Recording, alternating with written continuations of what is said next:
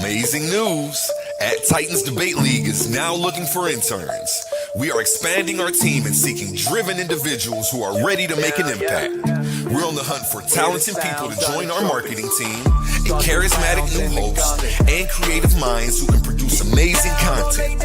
If you have a positive attitude and are used to winning, because that's what we do here, then we want to hear from you. Join us and contribute to a culture of excellence and success here at Titans Debate League. Email us today, titansdebateleague@gmail.com. Looking forward to hearing from you. Where Infinity Gauntlet is a mere toy compared to the intellectual prowess build and destroy the cipher. Intellectual sword to slice you, or whatever device you recommend. Surgical precise pen, hand get heated, the room will spin. If man get treated, them goals gon' spin. Level heads with feet, paradigm the box you in. Got a pair of red dimes in the box you in. Don't matter paradigms, your clock won't spin. Hear the sounds of the trumpets, start the rounds in the gauntlet. Get down or lay down when we're stopping. It's the clash of the tigers. Hear the sounds of the trumpets, start the rounds in the gauntlet. Get down or lay down when we storming. It's the clash of the titans.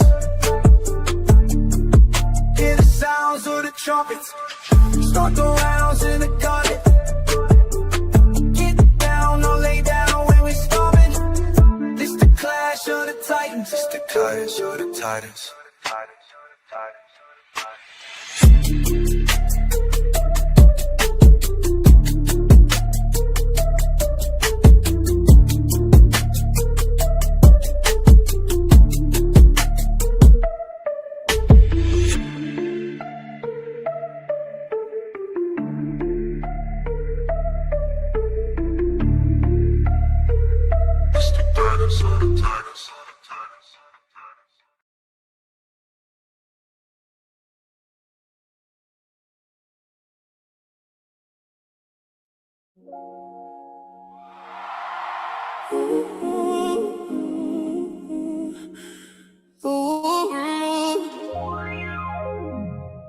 You wolves I see,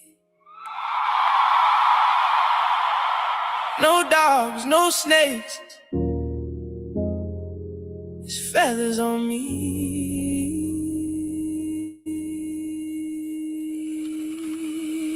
This time, let's start.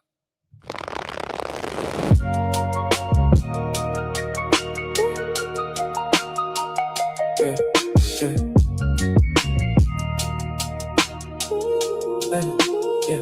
They try to open their third eye with both eyes closed. Can't see the consequences to the things that they chose. Put theyself in deeper sleep, claiming that they woke. While I'm watching time and nature moving through the smoke, I fell in love with wisdom. Sophia held my hand, told me comfort ain't real if it destroy another man. So I learned to love existence without controlling all the plans. Tried to hold on to forever, still it slipped right through my hands. Tried everything to get it, still slipped through my hands. And it's both of my kids. Only thing I truly love, my number one fan. And I still smile, even when life get cold. Cause most things grow in the sunlight, but grow the most at night. There's something people don't know. I'm on fuzzy, I'm on. I love time because nature gave me something to adore.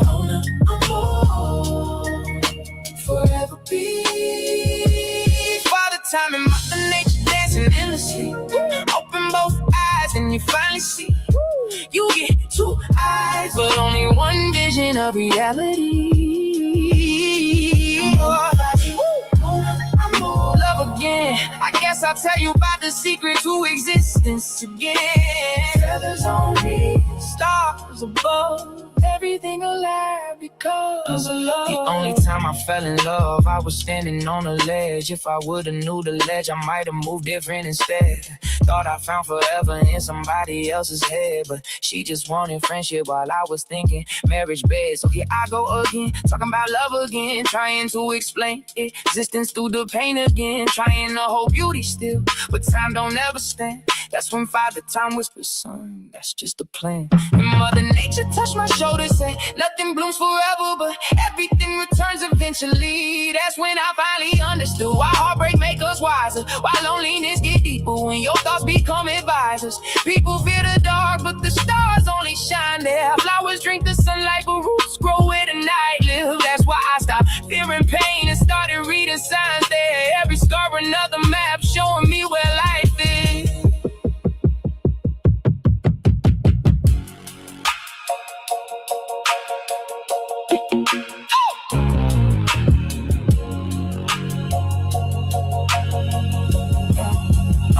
If time and nature had a face, I don't think they look old. Probably young forever with eternal souls. Little kids with galaxies inside their pupils glowing gold, running through the universe laughing while creation unfolds. Not guys on thrones, not witches casting spells, just the endless interaction that make existence itself. One gave sequence, one gave shape, and together they became every heartbeat, every ocean, every memory, every name. Beauty in the beast, light and dark, love and grief, that's the balance. People call it contradiction, but I call it understanding. Cause I love time, cause time gave me moments. And I love nature, cause nature let me hold them. That's why I cherish every second, even broken ones too. Cause without the hurt and healing, I will never become you. Mona, amor. Forever be Father Time and Mother Nature dancing endlessly. Open both eyes, then you finally see. You get two eyes, but only one vision of reality. Amor, Mona, amor. Love again. I guess I'll tell you about the topic of existence again. Feathers only, stars above, everything alive because of love.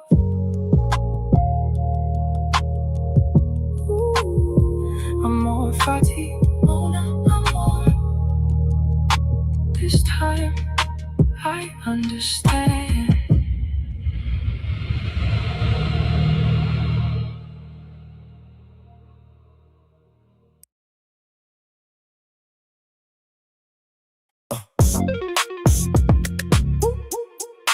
OWL, only world logic. OLEE. Only logical explanation of existence. Know the ledge. Philosophy.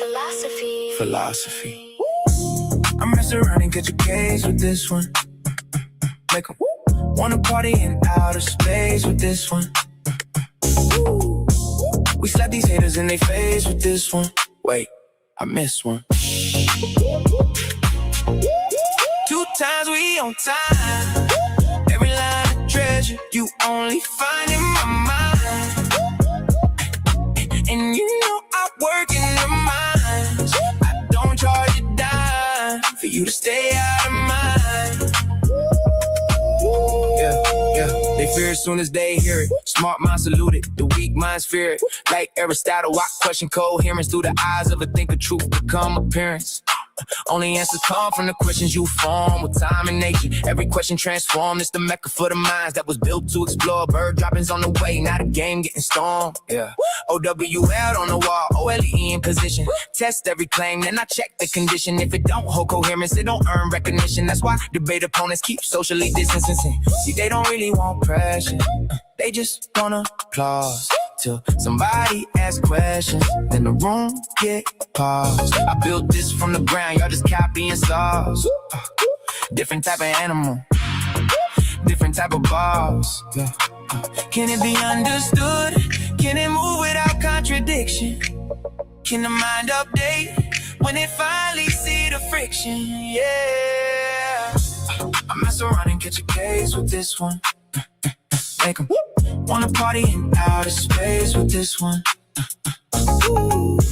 We slap these haters in their face with this one. Wait, I missed one. 2 times we on time. Every treasure you only find in my mind. And you know I work in the mines. I don't charge a dime for you to stay out of mine. Yeah, the wool removed, it's wolves I see. No fur, no scales, it's feathers on me. I'm more 5T, Fadi Mona, I'm more. Was Christian once, but I'm trapped no more. It's like trying to fly with an injured wing. That's exactly why the jailbird sing.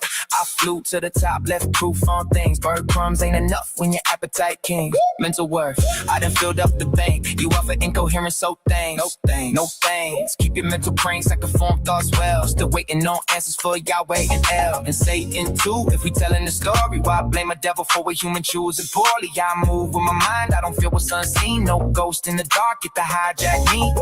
No copy, no paste, you can't get my style.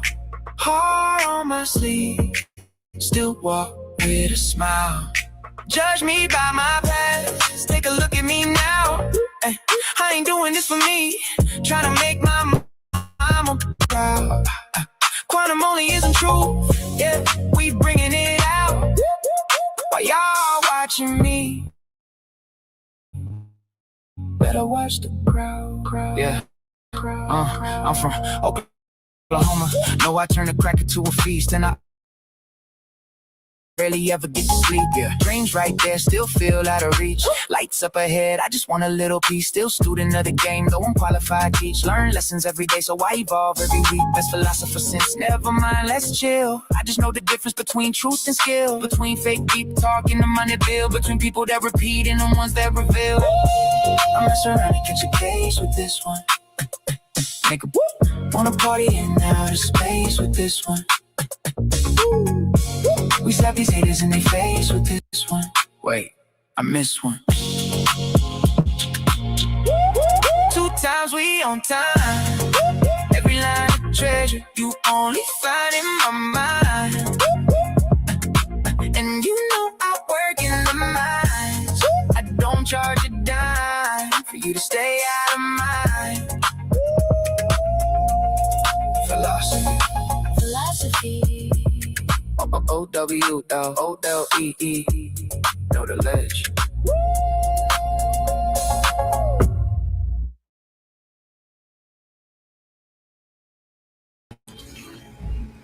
What up, though?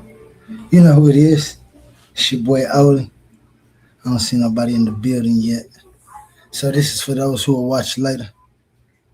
Good evening, and thank you for joining me.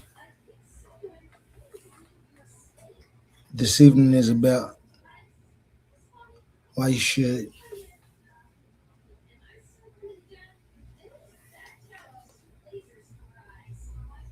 take a look at things before you make assumptions about it.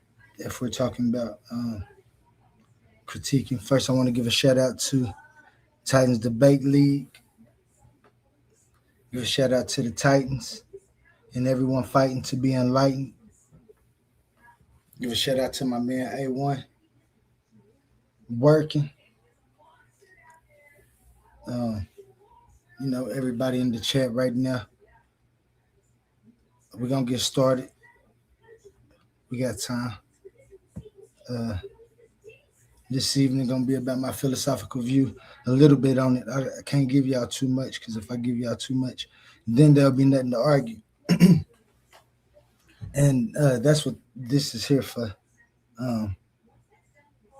First and foremost, for me, I'm not asking anybody to follow me, believe what I say, or anything. That's something totally different from what I'm pushing. This is the Titans Debate League. Coliseum arguments. And when I met A1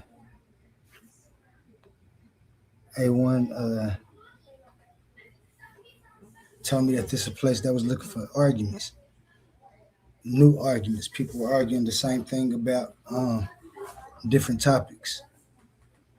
I asked him if they have debates about worldviews. He said, yeah.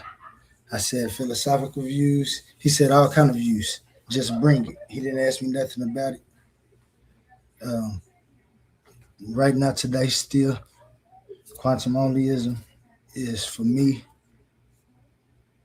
Jermaine Darnell Nugent, for me to argue in circles and see if it's a philosophical view that can push us to new horizons within existence. Once you get a total glimpse of um, my method, the origin of it, my 3-book system, we'll see if you can catch on to it. But yeah, right now I'm gonna wait for a minute because my man A1 gonna join me before I go on. And so, I just got a little bit more rocking to do.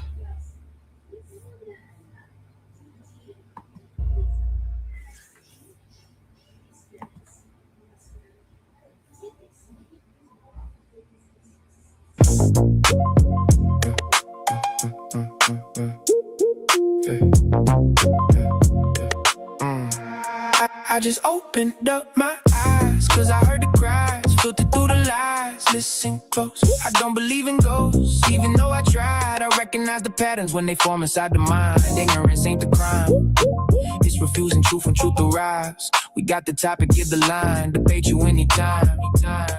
That's fine. You done crossed the line.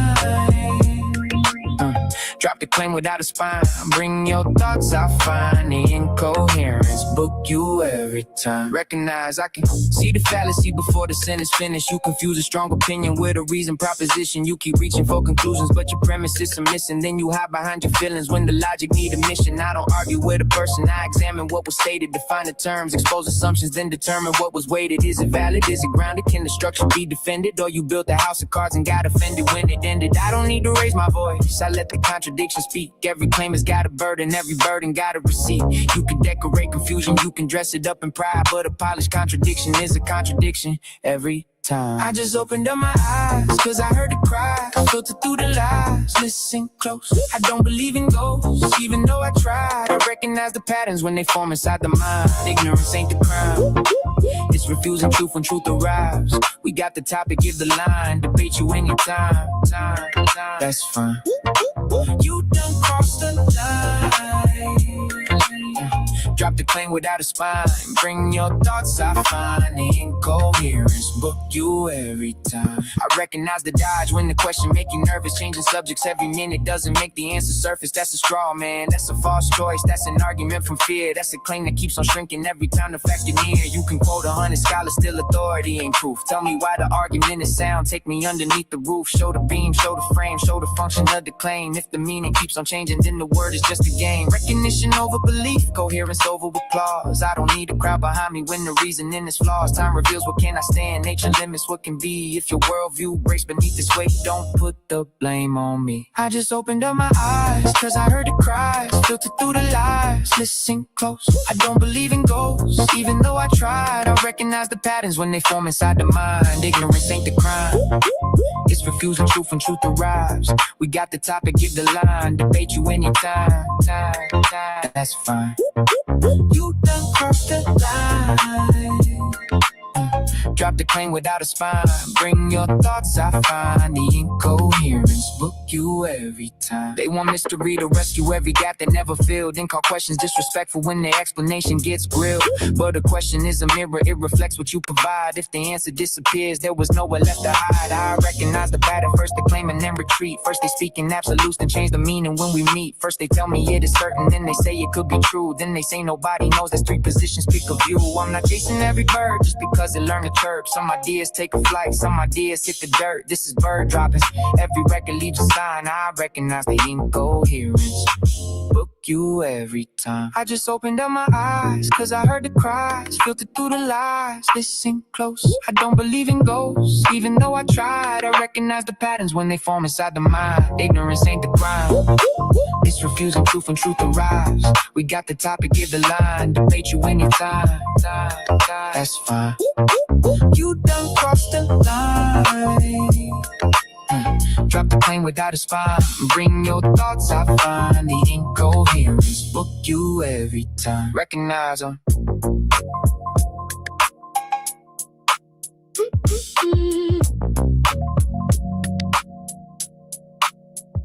recognize her.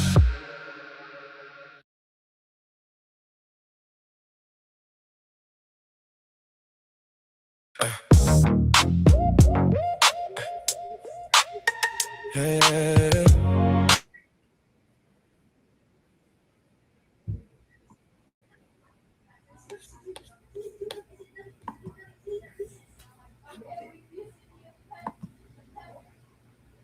Sorry about that. Yeah, we are at the Coliseum, and for any machine to run, you do gotta have financial backing and support. And for that support, I'd like to hit y'all with this advertisement. Let's pause the noise for a second, because if you're still here right now, you're already different. Not everyone gets this. Not everyone understands real debate, real scholarship, real intellectual smoke. But you do. This is Coliseum of Arguments. This is Titans Debate League. And what happens here doesn't survive on algorithms. It survives on the people who believe in it.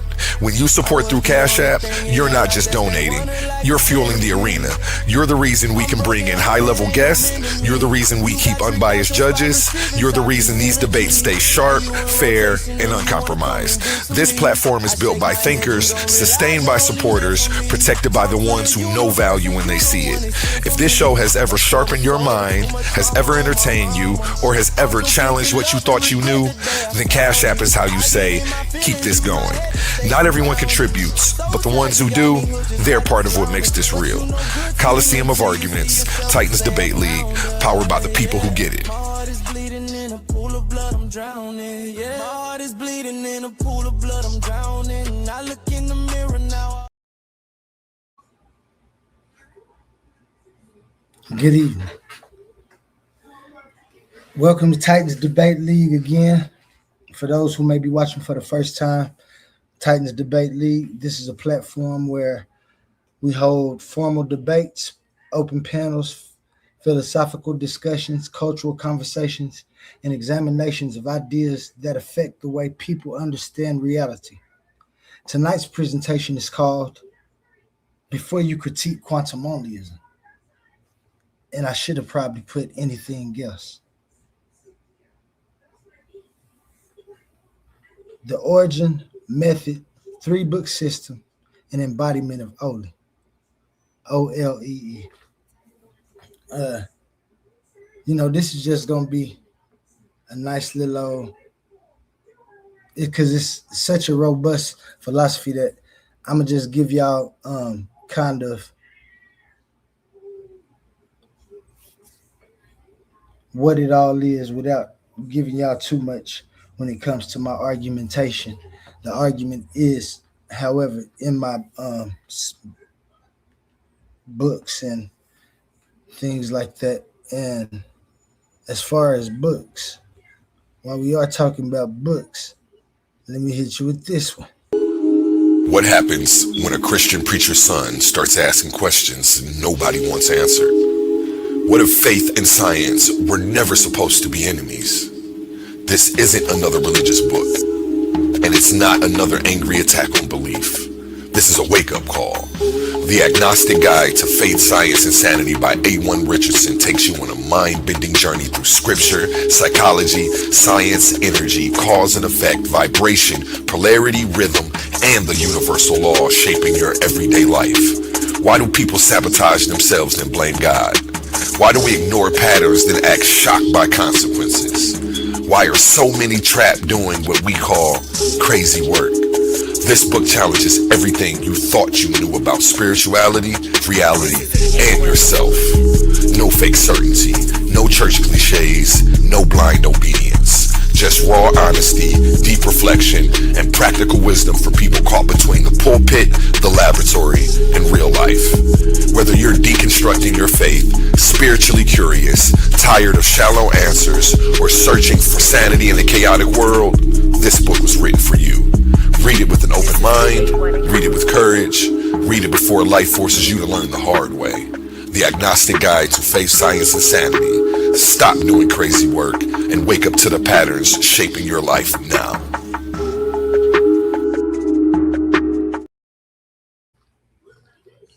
Hey, shout out my man's A1 for his publication and view going on. Everybody should have their own view of existence, and I feel everybody do. Uh, we get caught up sometimes thinking that we know everything and know more than other people. Um, I don't believe that. I believe that we all see a reality, and the condition of our immediate surroundings give us different perspectives on what's going on.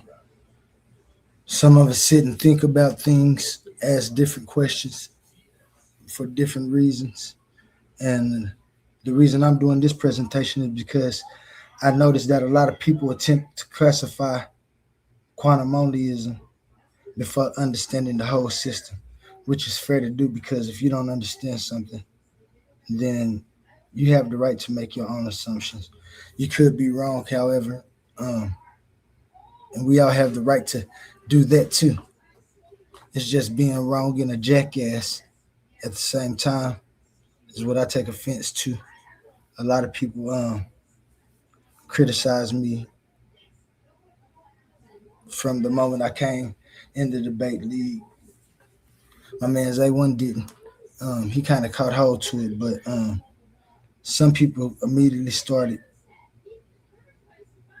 questioning it. I gave answers as coherent as I could give it. I would always imply back to the books and papers that I had written. Um, some people thought it was idealism. Some people say that it's materialism. Some people still right now today say that it's panpsychism or some form of panpsychism. Some say when they first hear it, they think that I'm atheist until they see the whole argument because it's a total, like I said, it's a robust idea of existence. Some people say that it's a religion. Some say it's pseudoscience, quantum mysticism, or some type of recycled collection of older philosophies, which that's what all philosophies are. They build off the philosophies of the past, right? I mean, if we're building on anything, that's what we build on. All of the people that I come across within this community talk of their different ways about existence and the things that they believe. I talk about the things that I recognize, um, which to me has a priority over belief. But yet and still, we all strive to persist as coherently as possible with intelligibility and a right to reason through our every waking and not waking moment within this thing that we call existence, right? Um, we've moved great leaps and bounds when it comes to technological advances within the human race. Um, the foreseeable future is a future of sheer genius and brilliance set about part by certain um, peoples and groups and communities of exploration of the rest of existence when we talk about going beyond the Earth's atmosphere. They're talking about terraforming other planets. I think we can start terraforming this planet also before we can even get to those planets to see how well we can terraform a planet before we even go there trying to terraform anything. Let's terraform this planet to the best of our ability. And I'll show you why that calls for accountability. when you talk about intelligibility and the answer of existence in intelligible form. But before you can properly classify any argument, you have to identify the argument. But before you refute something, you also must demonstrate that that thing that you're trying to refute is actually the position that's being presented. Because if you successfully defeat something and it's not the argument I ever made, it don't make any sense to me. Um, you say you don't want no debate. That's fine. You have the right to. And at the same moment that you say you don't have no debate, you shouldn't have any type of negative critique, except for to say I don't know anything about it, so I shouldn't say anything. I believe it might be some type of panpsychism or some type of idealism. I can't say exactly what it is though because I haven't read it. I don't take interest in it because it seems to be philosophy and I like science. That's cool. I agree with you. You don't got nothing to talk about for me. But you shouldn't say, I know. And speaking in absolutes, right? Shout out my man's uh, Sadiq, Michigan, natural living. If you step in the building. Shout out to everybody in the chat right now. I see we got 3 people. But yeah, you start trying to make an argument when I ain't there, say what it is. Had little minions saying what it is all over the place. And I must say that when I first introduced it, my 3-book system, I introduced the 3rd book first to people, which is A Possible World when it comes to a philosophical view. I didn't push it as a possible world at that time. I wanted to see if anybody would read it and actually read and see that it says it's a possible world. However, they didn't. But it was just enough for me to get in there with what actually my philosophical view was. I had a debate. Well, I had an argument alley. Shout out Titans Debate League format. They had this thing called Argument Alley where you can come up and Jay Snake say, "What up, Al Face? What up? What up, my guy? Jay Snake in the building, 65, man. I'm just about to, start the night hours out, man, and tell a little bit what quantum onlyism is tonight. Uh, show a few slides, you know what I'm saying, and just get it jumping, man. Talk a little bit. Probably won't have nobody up. I'll hit people from the chat and answer the questions. But I'm gonna try to, you know what I'm saying, take my time because we gonna work all of it in the night hours. Bet you who I'm doing it for, Jay Snake. I want you to know that I appreciate you from the moment you came in with your critiques to the moment you said, "Let me have a look at it, listen to you." I don't see nothing wrong with it. It's your view. If it's mine or not, I agree that you don't have no problem with it. I thank you for that. Still critiquing it whenever you do. That's what I'm here for. You know what I'm saying? Because in my view, it updates. We have a mechanism in there for updating because time and nature only updates, right? Everything that we see, my phone be updating. I make sure I update my phone. I think it's time for us to update our understanding of what these arguments have been about and what they've been for. And before you critique quantum onlyism,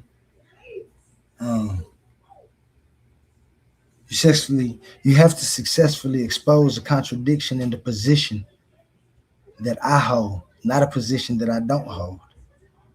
Because then you start asking me, how do I beat things like infinite regress? And that's part of my argument when you want to try to refute it. You know what I'm saying?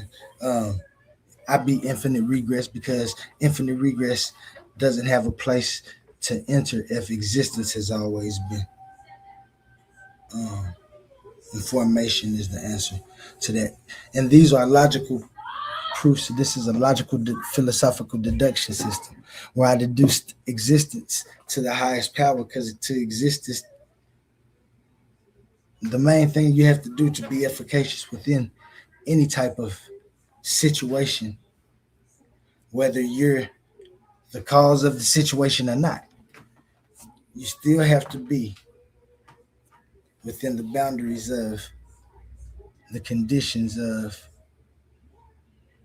ordered update, which is the before and after, the sequencing, the here to there events, the ongoing event of existence that you're able to know because there's nature, which is structure and individual things, not just the things within existence, but the way that things become their individual selves and the growth and the metamorphosis and the morphogenesis of existence. But we're gonna get into that later. Um, man.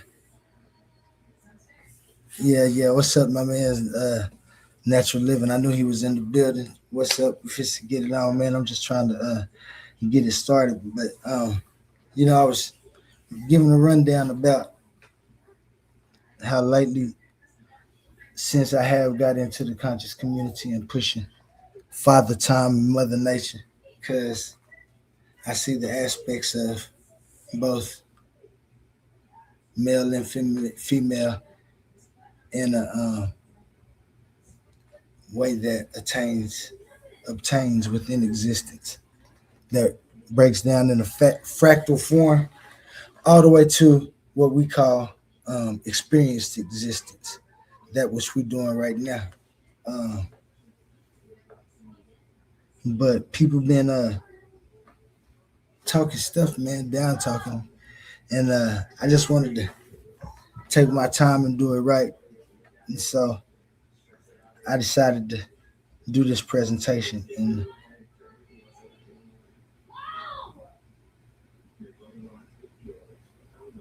doing what I think I should be able to do, and that's ask anybody who doesn't like quantum onlyism or who's a debater or anything, can you successfully expose a contradiction in the position that I hold? That don't refute quantum onlyism. It only refutes the substitute position that you try to place on it when you don't actually state the position that I hold. And then you can go about and you can tell people it's this and tell people it's that, have them rocking with you, as opposed to listening to it,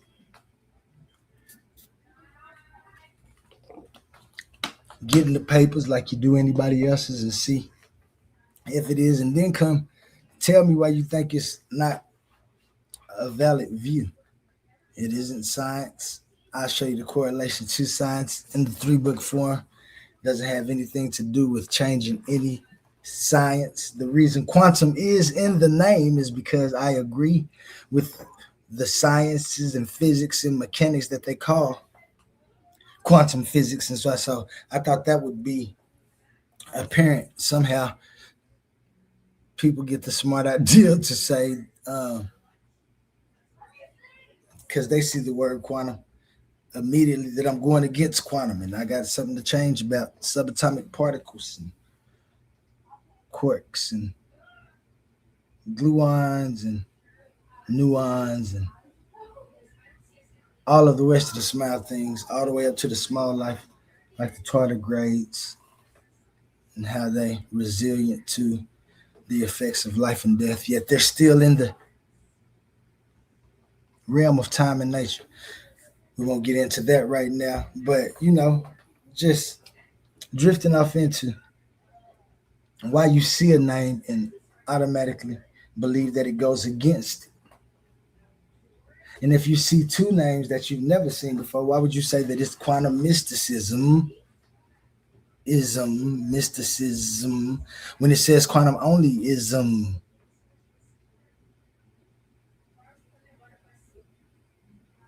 And then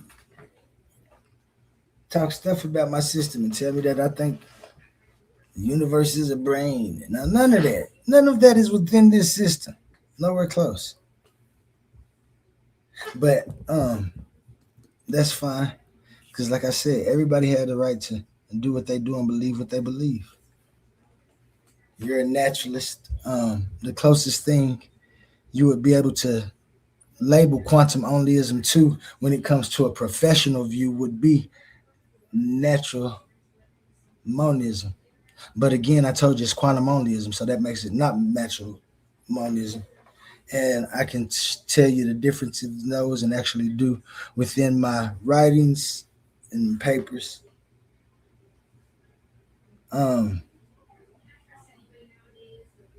This presentation is designed to make criticism more precise. I want critics to know exactly what they criticize. When you criticize this, don't tell me I got multiple personalities and all that. Don't tell me that. Even if I show you that I do, but I don't tell you if I don't. If I came to argue, let's argue. Argue my point.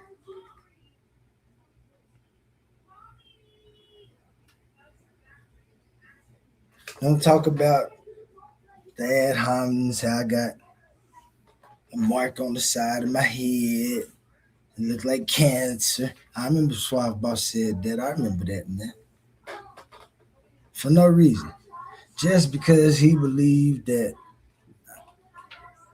shout out, he had the woman side of existence now, but he already knew about the male side of existence, the one that they pushed for so long that didn't work. So I give you Father Time and Mother Nature. And I'm going to show you how functionally and logically time and nature should be. This is a philosophical view of mine. Quantum onlyism means it might only be me. But when my kids grow up and come of sound mind and spirit, no matter what thing that they see, no matter what, my daughter goes to church Wednesdays and Sundays, I encourage her to. Only hatched in the church, in a Baptist church down in Oklahoma, in the rafters, listening to the sermons of a Southern Baptist preacher from Mangum, Oklahoma. He in Hobart, Oklahoma, preaching. Now, the first one was Reverend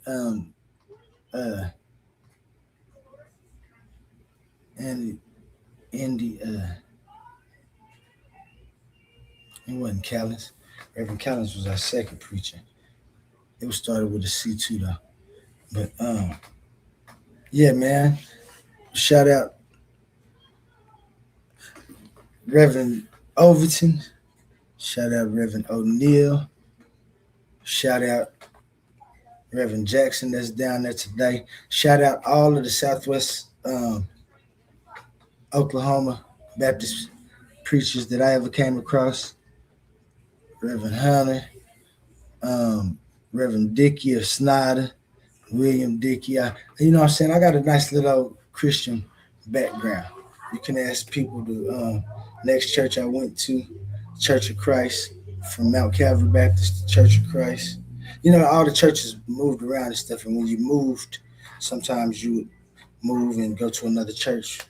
You know what I'm saying? So we went to the Church of Christ, the Black Church. You know what I'm saying? Shout out Reverend Vernon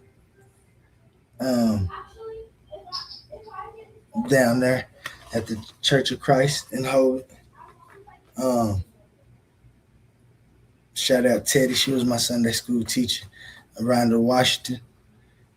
Shout out, you know what I'm saying? Ask him what I used to do on Sunday schools when he come to spokesperson for our Sunday school class. Very rarely would I not be the guy speaking for it. I kind of got a hold of um, the Christian religion early. I did sermons down at Church of Christ. A bunch of us did. Shout out TJ. I remember his sermon. I remember Anthony R.I.P.'s sermon. I remember his sermon. I remember Bugs' sermon down there at the Church of Christ. Oh, yeah, yeah.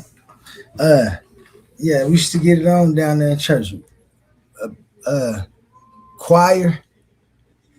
I used to have solos. I used to sing. Trouble in my way. I gotta cry sometimes. It's so much trouble. I have to cry sometimes. I lay awake at night. But that's all right. I heard him say Jesus will fix it. When? After a while. Hold on now. I'm still waiting for that after a while. He still ain't fixed it yet. I tried. So, I have my own view. I want some of the supporters to understand exactly what they support. And like I said, it ain't too many people that's just like, oh, I'm a quantum onlyist believer. I don't want none of that. They support it by saying, oh, you got a view. Fine. You got a view. There you go. Let me see what it is. Some of them done actually grab my books, started reading, seeing my views, asking questions. Shout out to those individuals. I appreciate that. Always been unbiased. Always been ready to present an argument or tell me a critique that they think I should fix or that, you know what I'm saying? And that's, I like that. Shout out Creator Game. Shout out even the pseudo killers, because, you know, they critique in a way that makes me want to put forth the way that you argue in a philosophical view. I didn't know that they was just like science buffs and didn't debate like that. I thought he was a debater. Really, it wasn't his fault. Like say it wasn't his fault. I ain't gonna even talk stuff about him. It wasn't his fault. It was Onk's fault. Onk the one set him up. Onk said, "Oh, I got said to debate you." Now said did say there's nothing to debate here. I don't want to debate. Fine. Then he said, because it's panpsychism. I said, it ain't no panpsychism. Yes, it has to be. Yeah, and then I had to leave. And then he started going over there and they started Googling. Check this out, how they start doing their research. What up, OTK in the building? I see you in the building, man. Shout out Titans Debate League. Say I'm a quantum onlyist. Bust down. You got the books and stuff. If you done made that decision, you know what I'm saying? It is what it is. You better be ready to debate it. If somebody come debate, you know what I'm saying? Because you got the materials to form the arguments and show them just how incoherent their view might be when it comes to logic of the thing. But I mean, OTK said, peace to the Titans. Me too, man. Peace to the Titans that's fighting to be enlightened. And like I said, I think before you critique quantum onlyism, man, you really should just give it a look. I don't say nothing at all except for what you said. And with that being said, Attention all debate fans. You've been watching, you've been arguing, you've been picking sides. But now it's time to level up. From this point forward, all debates on this platform are going members only. That means the hottest clashes, the wildest arguments, and your favorite personalities going head to head will only be available to subscribers. You want real scholarship, you want the smoke, you want the unfiltered action, then don't get left outside looking in. Sign up today for as low as $3.99 and get full access to every debate, every moment, every knockout argument. This is Titans Debate League, where legends are made and debates get real. Join now or miss out.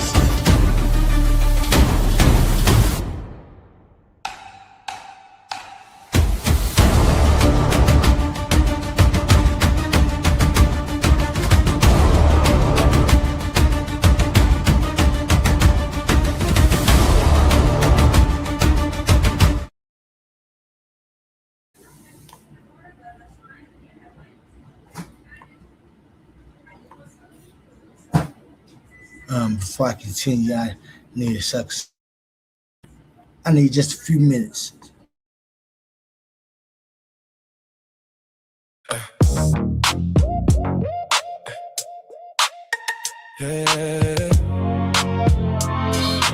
A few minutes to play this music, baby. Step up in the Coliseum looking like a boss. If you don't tip your hat, Titans gon' have to take it off. I let you cap for a minute, now I'm taking off. I want the crown, and when I get it, I won't take it off.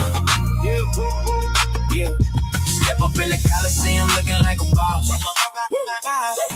If you don't tip your hat, Titans gon' have to take it off. I let you cap for a minute, now I'm taking off.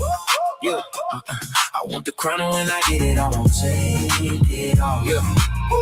That's right. That's right, I'm here now. Let's get it clear now. Go hard in the paint, I am so Bill and rare now. Built for the pressure, I am who they ain't. Real ones around me, that's why I'm still here. Stay through the struggle, never moved in fear. Going up in this game, don't get pumped when I post up. Too many glass made rappers. Somebody get them closer. Back in my lane and I'm back in control. Too hot for the cold, cause too focused to fold. Old school mentality, soldier to the core. Never needed validation, kick open the door. Time you want to smoke, then come and get your some. Talking like a giant till the giant really come. Heavyweight status, rap game ran through. They know who the one is, they can tell them they the man too. Shout out to the haters, y'all know who be killing me. What's up with your face? Y'all know who the realest is. Hey. Coliseum looking like a boss. If you don't take your hat, we gon' take it off. Yeah. I let you cap for a minute, now I'm taking off. I want the crown, when I get it, I won't take it off. We all need it, so get with it. Act different, loose position, that's the cost of business. Squad too deep, crew too weak. Silverback in the building, y'all too scared to compete. Full grown wolves and y'all sheep in disguise. Talk tough online, but get quiet out of eye. Tadpole talking water way too deep. Writing checks, your reputation cannot keep. I'm contagious, you blind, you can't see. On the grind all night while you getting beauty sleep. Aggressive with the hustle every day on a mission. Steady chasing paper, ain't no time for complaining. The way I run it down, you swear I was racing. Track star, focus every move, calculating. A shout out to the haters, y'all know who be killing it. What's up with your face? Y'all know who the realest is. Step up in the Coliseum looking like a boss. If you don't tip your hat, Titans gon' have to take it off. Oh, I let you cap for a minute, now I'm taking off. I want the crown, and when I get it, I won't take it off. Step up in the Coliseum looking like a boss. If you don't tip your hat, Titans gon' have to take it off. I let you cap for a minute, now I'm taking off. I want the crown, and when I get it, I won't take it off.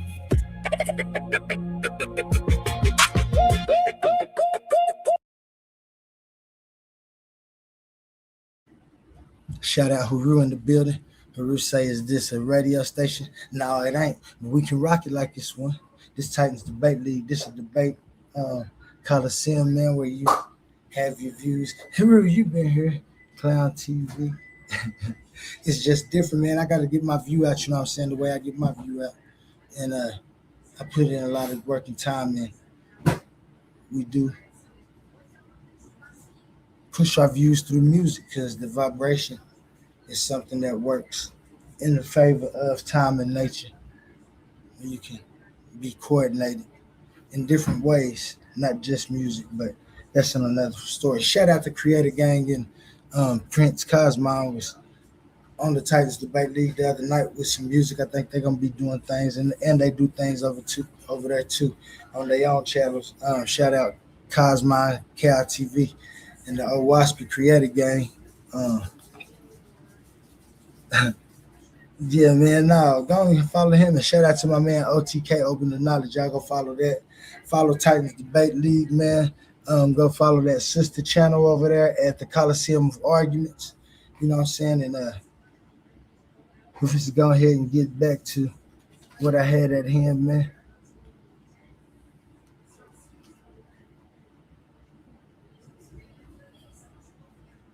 Oh, that up. Yeah, man. So, as I said, man, a lot of people been just categorizing things, getting things out of proportion, proposing arguments I'm not proposing. You got people looking at my view as if it's something that it's not. Quantum Onlyism is not one isolated sentence. It's not simply the statement nothing exists outside of existence. That's the only axiom, but it is not the entire philosophy. It is also not every claim contained in every book. See, it's a system. The complete system has 3 books, 3 intellectual lanes, a method of examination, a theory of recognition, and a visual embodiment of what I call the only logical explanation of existence. Y'all know it as Oli. And those parts don't all have the same burden of proof. The philosophical foundation must be criticized philosophically. The proposed scientific correlations must be criticized scientifically and methodologically. The proposed scientific correlations must be criticized scientifically and methodologically. I've never said nothing about it because I don't try to change any of the science. I do, however, propose experimentation and things that we might can find if we look for them in the right place. That's all that is.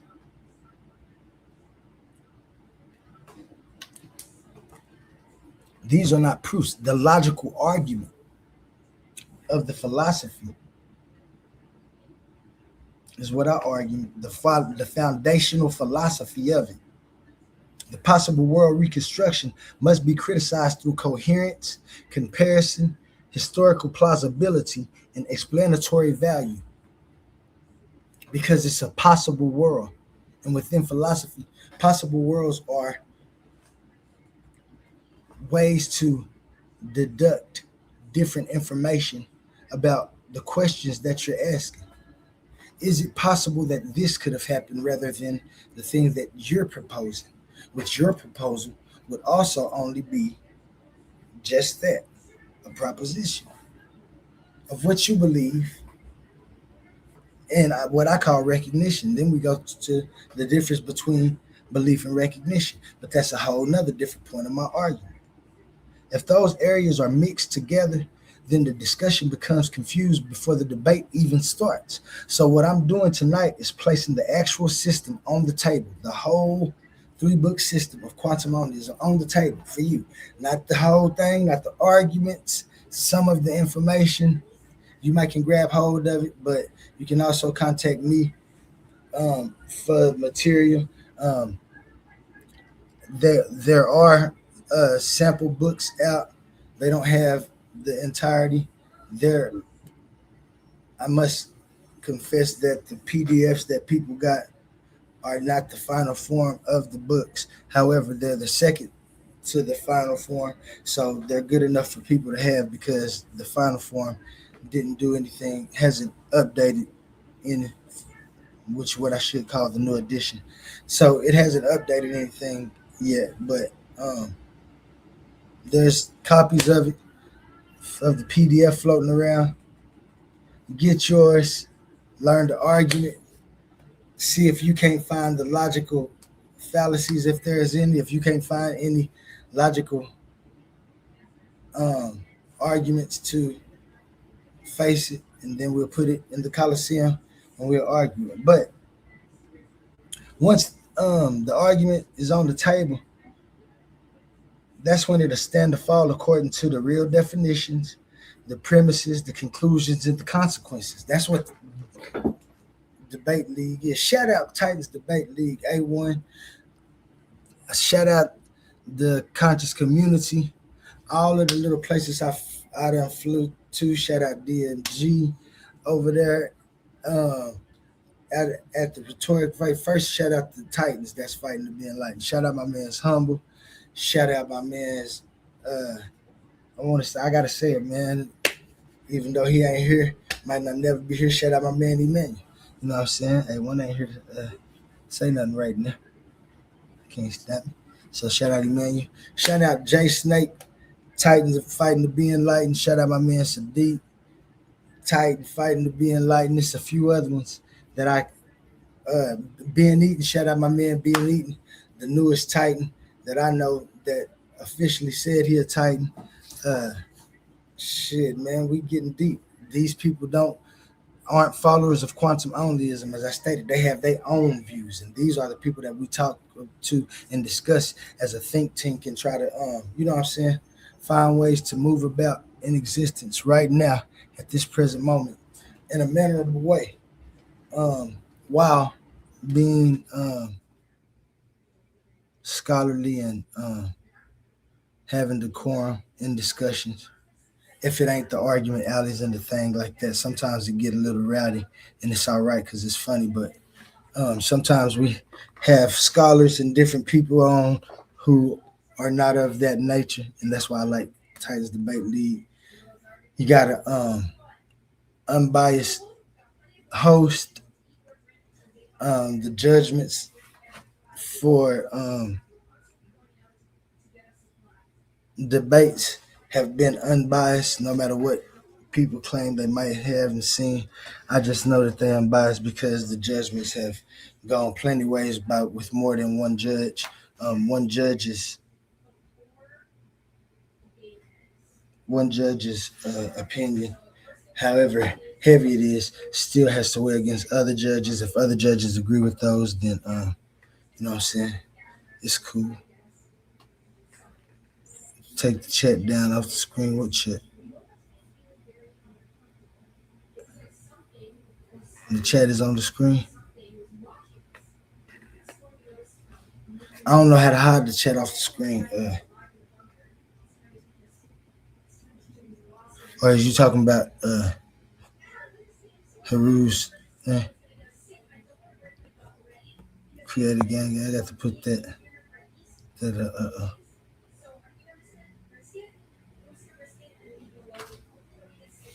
But shit, man.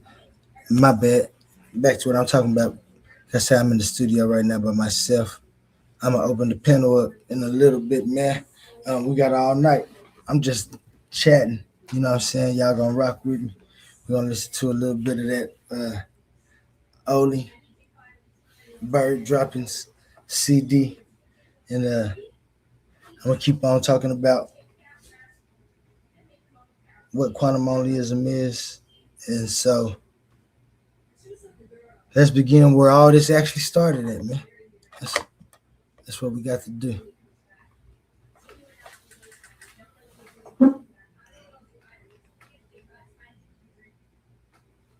The beginning of quantum onlyism was not quantum physics. It was not cosmology. It was not an attempt to invent a new religion at first.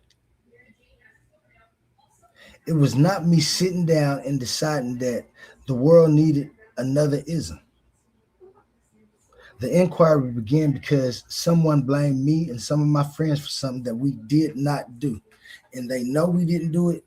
And however, we still had to go through this sleight of hand. And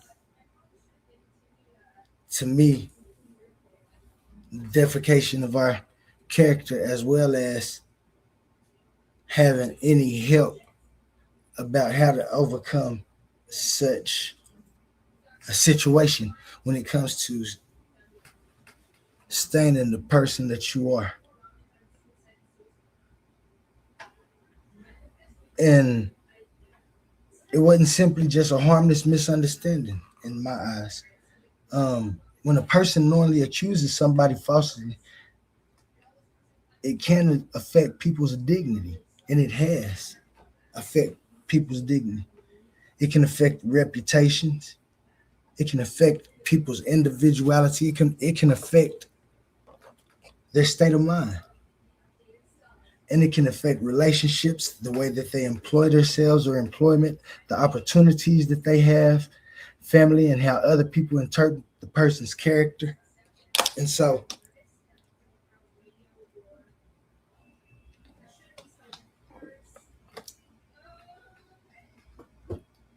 the experience forced me to confront a question that became the first major inquiry behind everything that followed.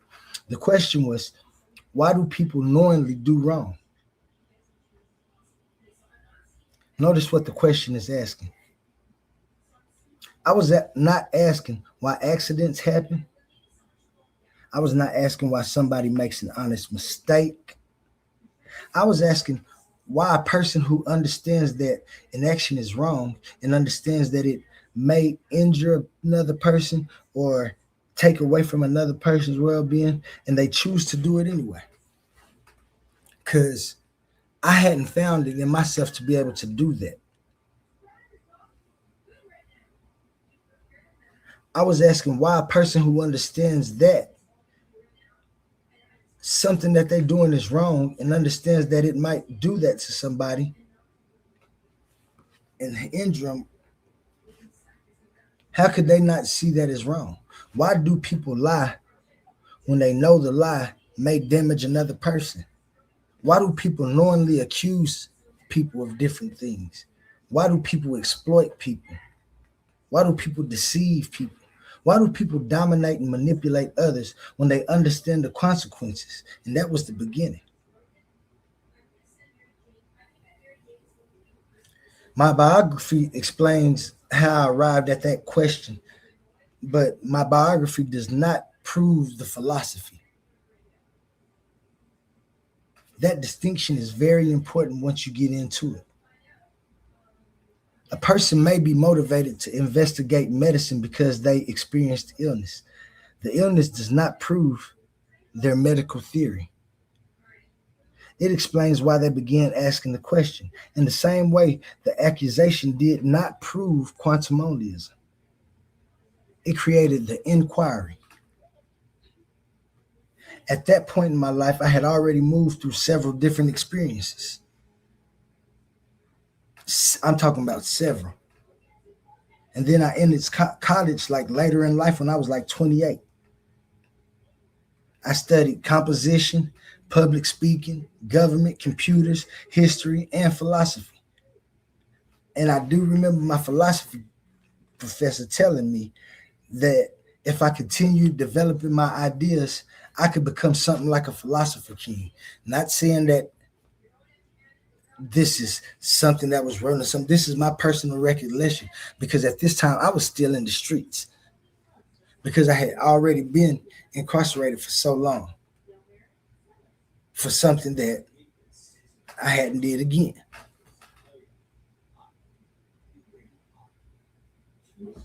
And then the way the system worked me over, I had to do time for a deferred sentence case that was finished that I never got to go to court to sign for. And they said, since I didn't come sign for a finished, that's beyond the point. But so I went to to college later on in life and started these things. It's not something that's printed on my transcript about the professor saying that I could be a philosophy king. Now, if I head to Southwestern Oklahoma State University and he's still a professor there, he might remember me and see what I said. I might go get my papers and stuff. However, on my transcript, it proves that I was there. My education and my personal path wasn't never perfect. I studied different subjects. I worked on campus. I made music. I trained. I fought mixed martial arts. I got married. I raised a family. I began projects. I abandoned some of them. I returned to other ones. I kept writing ideas down, just doing multiple things. What remained consistent was the question. So when the accusations occurred, I didn't simply become angry about being accused, because that was when I was young and I was still fighting the effects of this. I began trying to understand the mechanics of the accusation. What conditions existed inside that person that allowed them to knowingly cause harm? What did they believe they were preserving? What did they believe they were gaining? What was the intention? And that inquiry led me into the concept of evil, persistence, and responsibility. So this is where it gets deep. Because as I said, I wasn't trying to form no philosophy. I was trying to answer this question. What made people do things that they do? Is it some type of supernatural evil? Or are people just making these choices? Because to me, it seemed that people were just making the choices for their own benefits.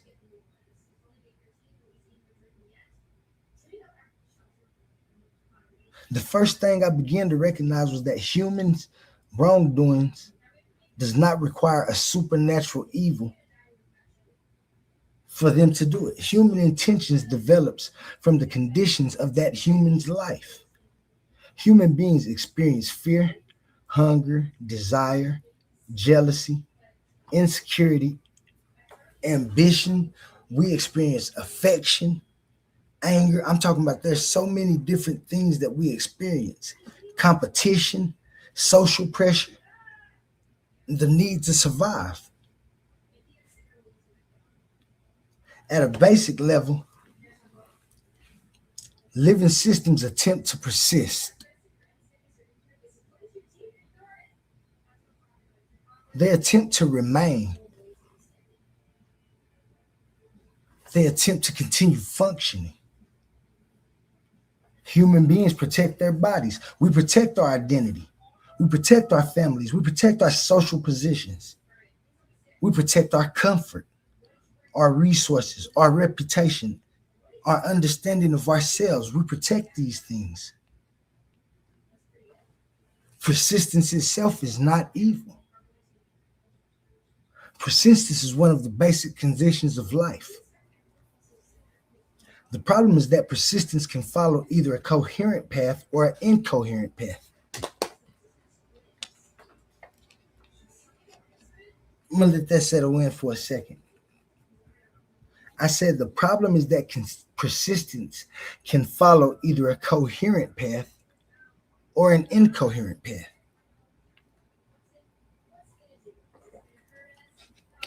And what do I mean by that? Okay, let's say a person may attempt to preserve their reputation by lying on somebody else.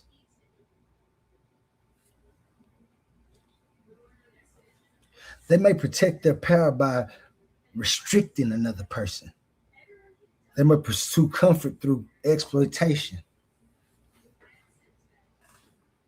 They may satisfy an immediate desire while damaging their own long-term ability to persist. They may preserve one small part of their life by destroying their large conditions that allow their life and other lives to remain stable.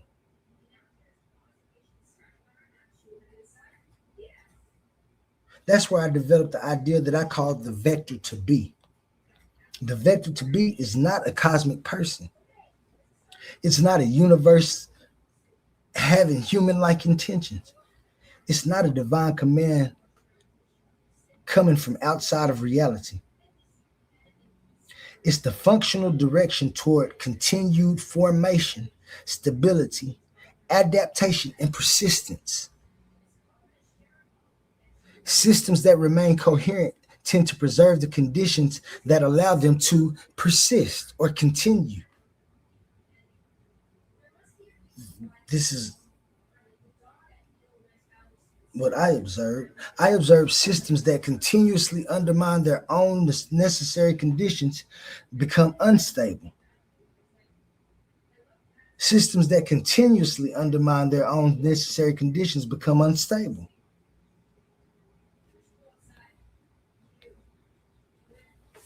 Human intention can align with persistence intelligently, or it can pursue persistence through a route that's self-destructive, socially destructive, or harmful to another person. This is why I say evil in human situations is connected to human intention.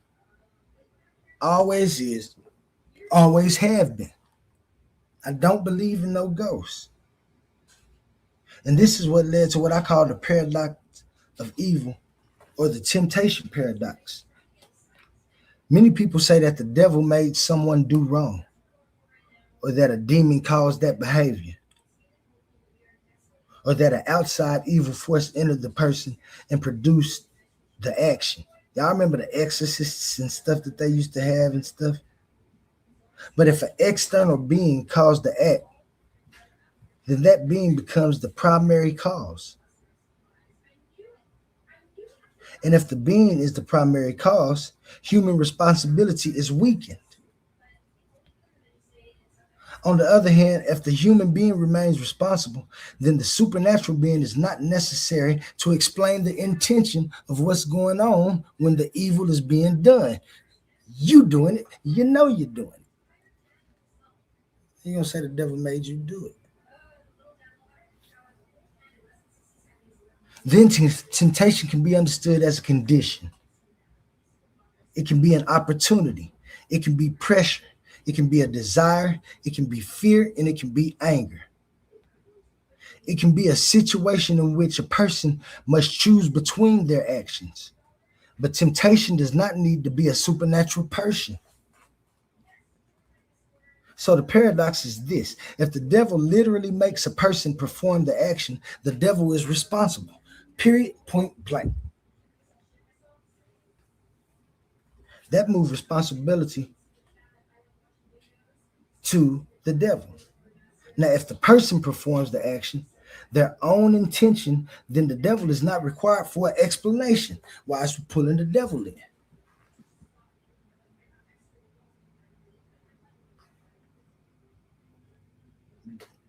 That's how you move responsibility back to the person who's doing it. From there, I developed a moral stress test that I called the innocent daughter paradox. Now, I was young when I had this. I hadn't had no daughter. I, in fact, hadn't had any kids yet. I got 2 kids, a son and a daughter.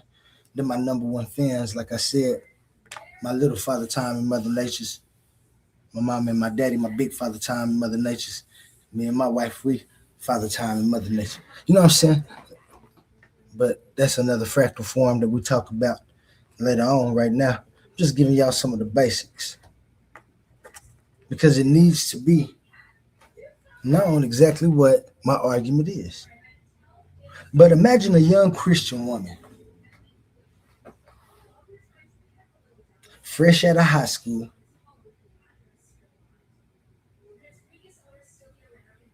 third semester of college. Let's say she the first year of school, but she in her, no, we're gonna say her second semester of college. And her friend go out, and they growing up in, they go to a store and they steal some shirts because they wanted matching shirts. One of them didn't have enough money. Both of them didn't have enough money. So they just took the shirts and stole. Them being Christians had already said to themselves, they're just going to make sure they go to church and they're going to pray and repent. Because that's what you have the option to do. That same night, they went to a college party. Older gentleman was there. Shouldn't even been at the party, but he was at the party. Somehow got with the ladies, took them somewhere, did the most horrible thing he could, and unalived them. They didn't get a chance to repent, right?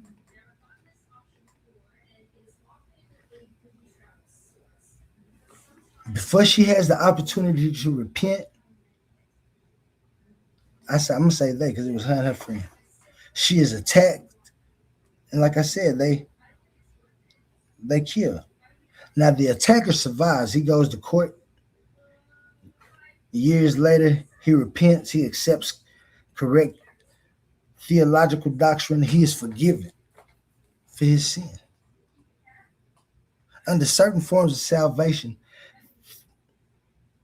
and theology, the attacker may be accepted into heaven while the victim may be condemned because she died before she was able to repent. And the scoundrel gets to go to heaven. And if you in heaven, he get to dance around with you and be happy. And your sister, your daughter,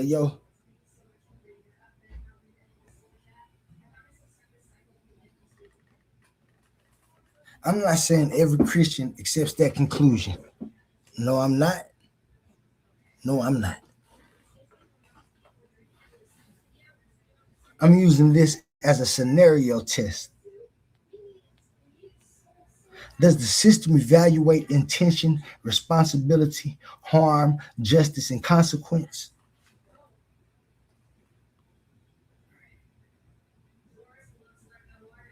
Or does doctrinal status override that moral reality, accountability, and take the chat. I see why you're saying take the chat down too, because it got information up there.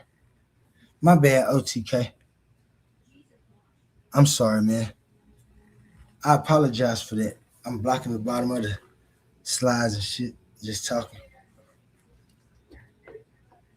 But I hope y'all heard what I said about that in temptation. But I'm asking myself, does that system evaluate intention, responsibility, harm, and justice, and the consequences? Or does that doctrinal status override that moral responsibility that we have? If the victim can be condemned while the offender is rewarded because of timing and doctrinal confection, then the system has produced an outcome that appears to reverse justice. Yes, OTK. I think that's a good point too. That conclusion forced me to look beyond the concept of evil. I started asking what people meant by God. Because if that concept of evil is out the way, then I have to find out what is supposed to be the reason that supposed to be created evil like that.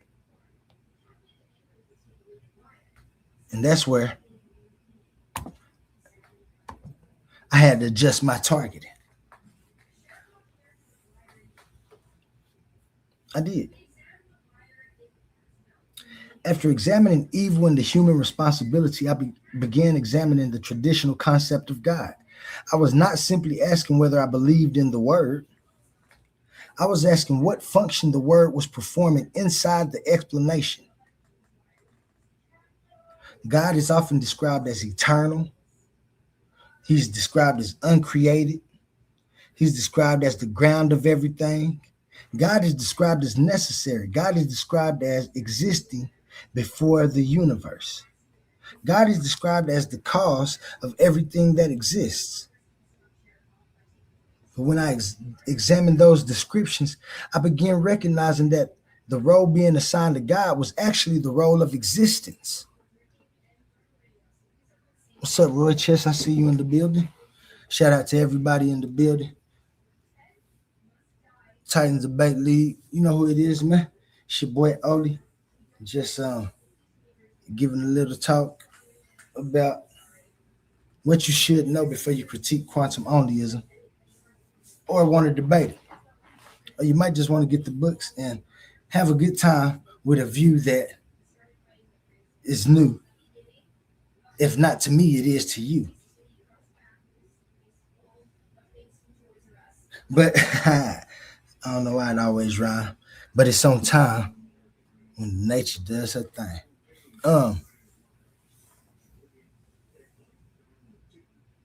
But when I examined those descriptions, I began recognizing that role is what existence does. Everything described as real must exist. Anything described as active must exist. Anything described as intelligent must exist. Anything described as powerful, creative, necessary, timeless, supernatural, or causal must exist in some sense. The traditional statement often says God has always existed and God created existence. But that creates a problem in my eyes in quantum onlyism. If God existed before creating existence, then God was already an existent. Now, existence is Existence. Existent, which is me, you, everything that's within existence, is Existent. Existent. I'm an existent within existence. You are an existent because you exist.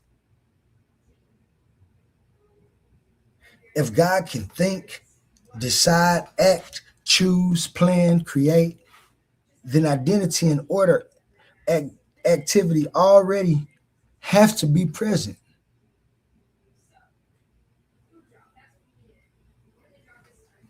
The explanation is using the condition of existence before supposedly creating existence. It places an existent outside of existence and then gives that existent the ability to create the totality it is already functioning within. I see why I need to remove that banner now, OTK. Whoops.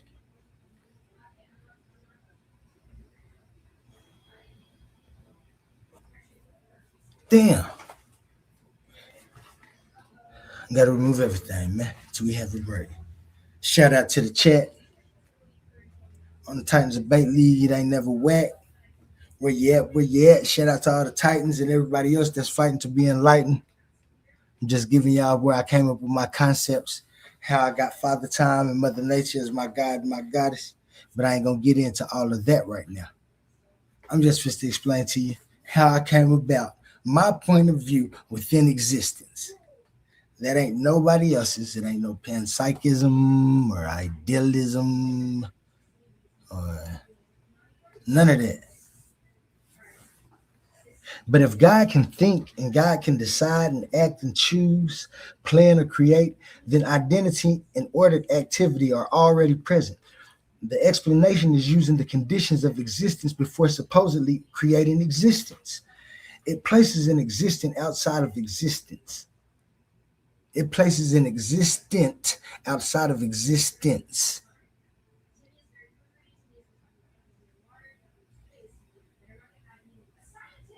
And then it gives that existent the ability to create the totality it is already functioning within. Now,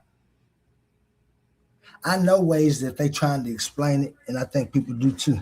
Sometimes people respond by saying they only mean God created our physical universe. And that's a different claim. Quantum onlyism, though, I don't define existence as merely an observable universe. Existence means the totality of anything that is. There may be dimensions that we don't know of. There may be universes we don't observe. There may even be fields and forms and structures beyond our present scientific ability. But if they're real, they belong within existence. There can be an outside to Earth. There can be an outside to a galaxy. There can be an outside to the observable universe. But there cannot be an outside of existence. What up, Brass? I see you in the building. The moment something is said to exist, it has already been included. So my argument is not that there's no highest reality. My argument is that the highest reality cannot coherently be an existent entity that's standing outside the totality of existence. Anything real enough to act, create, decide, or cause already exists. This is what I mean by correcting the target. I was no longer searching for a person who created existence from outside of existence. I was asking, what must be true for existence itself to be intelligible?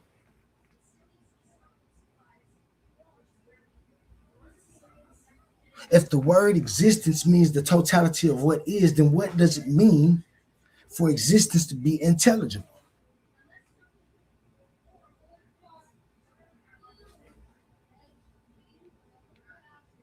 And that was also charged to another question. Instead of asking only who caused the first motion, I began asking, why is there motion anyway?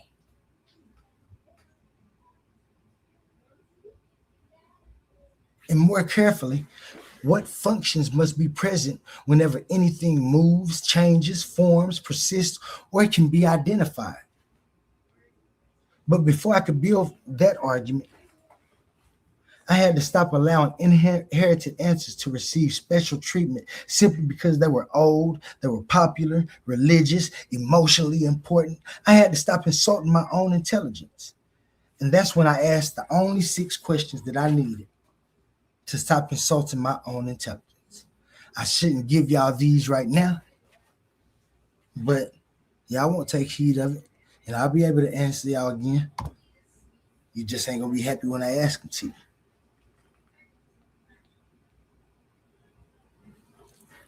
This is how I stopped insulting my own intelligence. We'll call it an intellectual reset or an intellectual update. I didn't reset, I updated. Like everybody should. Update. Update, update, update. The forward progress of existence. The morphogenesis of existence. Update. Transform. Update. Transform.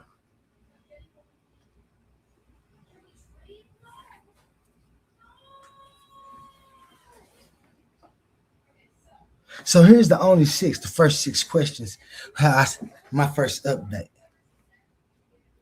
There were the first 6 questions I had to ask myself before I believed I had the right to form large questions about existence. These questions were not developed after the philosophy was complete. They came before the completed formation. What these questions forced me to determine whether I had actually identified necessary functions or whether I was merely creating another story. The first question is existence real? If anybody answers no, then there is no inquiry. I can't even talk to you about existence. There's no denial. There's no thought. There's no person answering that question. If you don't exist and you don't believe in existence, even the claim that existence is unreal would be an event occurring within whatever the real enough place is that you contain the claim. You know you exist. The second question is existence intelligible? What I mean by that is, can anything be distinguished? Can one state be identified as different from another? I'm proof of that. I know that I am different from anything else that is outside of what I know as me, what everybody else knows as me.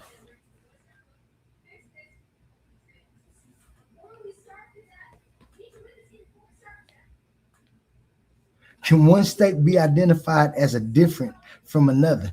Can a statement be compared with what it attempts to describe?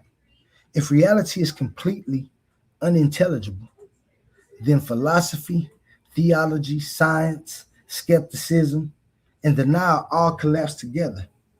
No claim could be more meaningful than any other claim. So this is how we know that existence is intelligible. So the third question I ask myself is, what must be true for intelligibility? What I mean when I ask that question is, what must already be present before something can be recognized as something?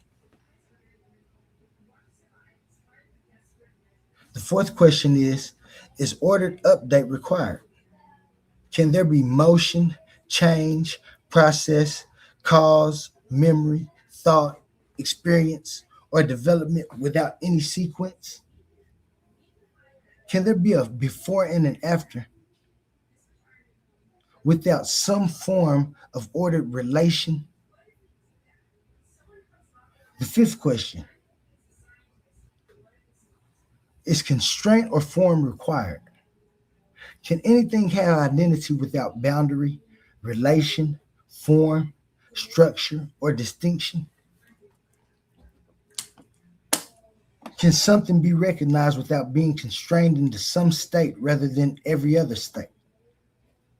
And then the sixth question is remove either one. Does existence still hold?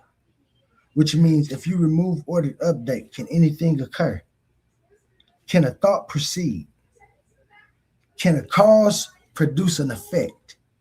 Can a state become another state? Can a universe unfold? Now remove form and constraint. Can anything be identified? Can one object differ from another object? Can anything possess properties? Can there be relation without distinguishable relator? The only six forced me to recognize that I might rename the functions, but I could never remove them. I could call time sequence. I could call it process. I could call it transition. I could call it temporal order. I could call nature structure. I could call nature boundary, form, identity, relation, or constraint. But changing the labels did not remove the functions of the things that they first were called, time and nature. That's why I developed the statement, you can rename the labels. You cannot delete the functions of ordered update and structured constraint. From nothing that you can suppose or propose.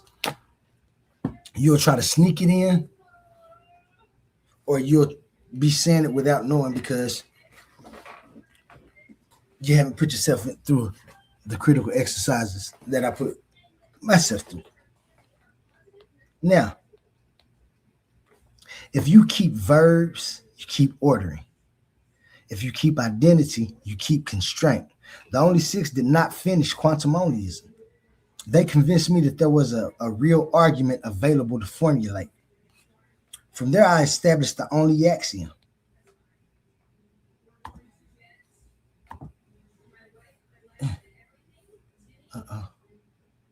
Hold on.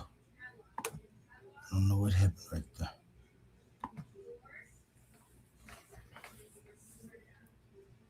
This is the only axiom. Nothing exists outside of existence. This is a closure axiom. It establishes the domain of the argument. It does not claim that human beings know everything that exists. It does not say modern science has discovered every form of reality. It does not say that we observe or what we observe is all that can possibly be. No, I'm not saying that. It says that whatever is real belongs in the totality of what is.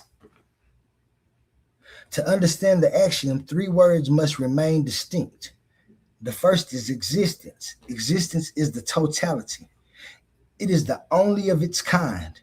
There cannot be two entirely separate totalities of everything that exists. If two domains exist, then both domains, their differences, and whatever separates or relates them belong to a more inclusive totality, which is existence. That's the priority that we've always had on that word. The second word is reality. Reality refers to actualized states, forms, events, relations, and conditions within existence. Reality is what is being described and explained. Reality is not automatically the explanation of itself. The third word is intelligibility. Intelligibility. Incoherent and intelligibility. Coherent, these are words that you'll hear a lot when you hear quantum onlyism being spoken. When we go back and watch my argument alleys and things, or you listen real close to any time I'm talking, I'm real big on intelligibility. Intelligibility is the possibility of coherent identification, distinction, comparison, and explanation, because we want explanations, right? Quantum onlyism does not claim that human understanding creates experience. No, friend, no. We do not claim that human understanding creates existence. We don't. Existence does not wait for a human mind before becoming real. Human beings recognize reality. We do not manufacture the totality by thinking about it.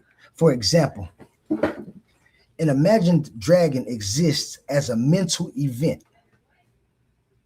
There may be an image, a thought, a symbol, a memory, or a pattern of neural activity. That mental event is real as an occurrence within existence, but the existence of the thought does not prove that the external biological dragon exists. The thought and the object of the thought are different claims.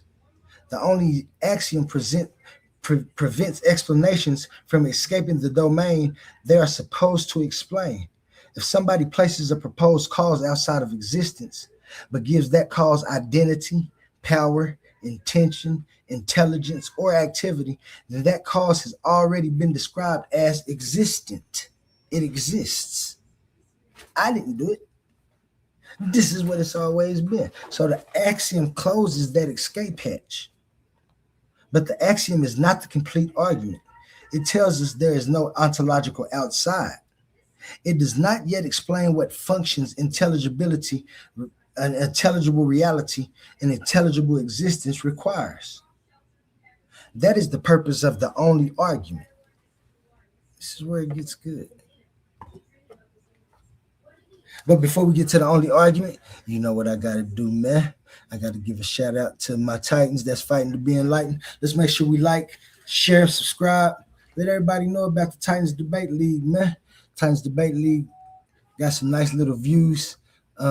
Also got the $100 tournament coming up, so don't forget about it, man. And get in contact with A1. I played that earlier, but remember this. Listen up, Titan family. The Coliseum of Arguments is officially opening the vaults, and this is your chance to win a piece of league history. We're running a massive high-stakes t-shirt raffle, and these are not your average tees. We're talking an ultra-exclusive, limited edition, premium custom apparel that you can't buy anywhere else. Once they're gone forever. We're keeping the stakes high and the odds completely in your favor. Here's how it goes down. Tickets are only $2. The limit, $40 or 20 tickets per person to keep the playing field fair. The odds, we're picking a brand new winner for every 20 tickets sold. Think about the math. If you max out your 20 tickets, you are essentially guaranteeing a crowd milestone and forcing a new drawing. The more tickets moving, the more winners we crown back to back. Are you a $3.99 channel member? Then we've already got your back. As a thank you for holding down the foundation, every single $3.99 member is automatically getting one free ticket entered into the raffle. But don't just rely on that one ticket. Secure your stack, maximize your odds, and ensure your name gets called. These custom designs, from the legendary Debate or Die print to the official Titans Debate League emblems, are strictly limited edition. You don't want to be sitting in the chat watching everyone else flaunt their exclusive gear while you missed out over a $2 ticket. How to enter? Open up your Cash App. Send your entry to $Titans Debate League. Put your name/handle in the note so we know exactly who to crown.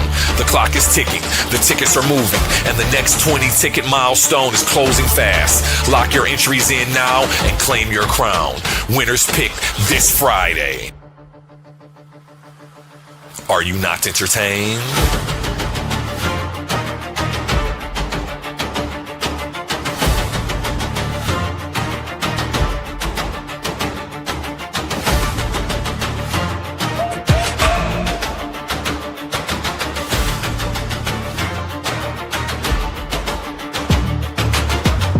bird droppers.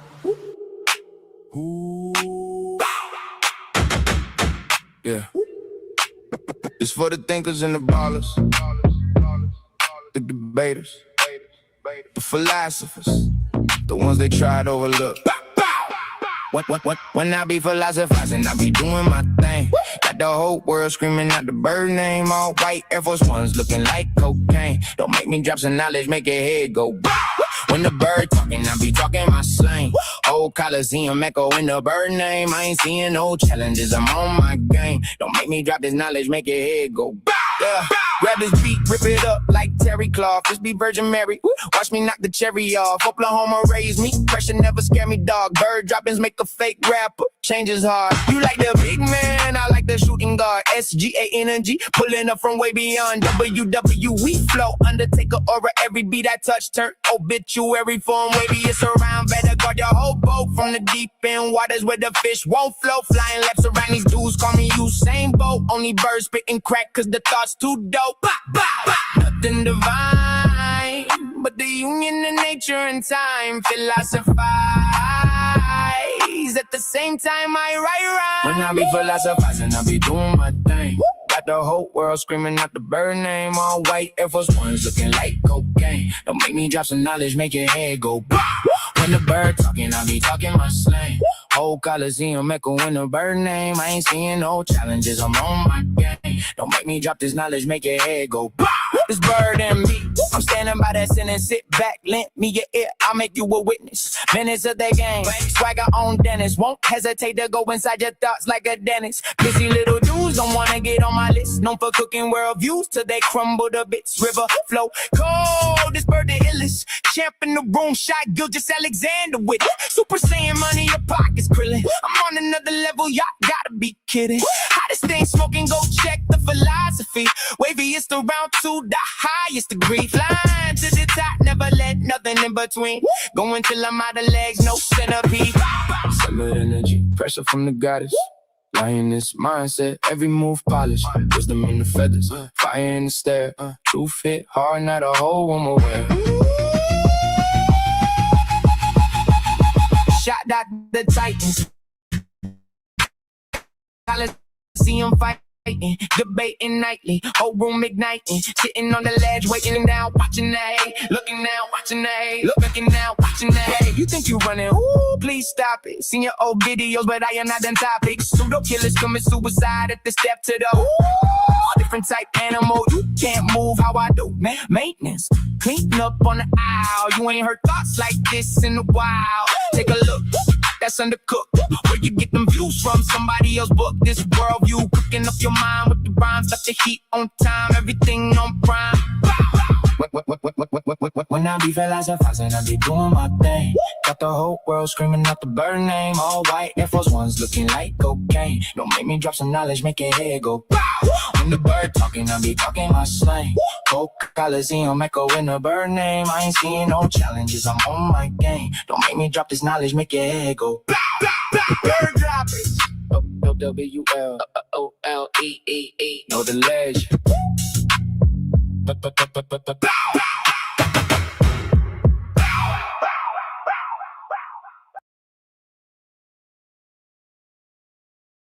Yeah, man, let's get back to it. That's some of that bird droppings, man. You know, remember we live on our sister channel also. If you want to go over there, like, share, and subscribe, because that's where most of the business gonna be being done for this next thing that we have coming up. Remember, we do have the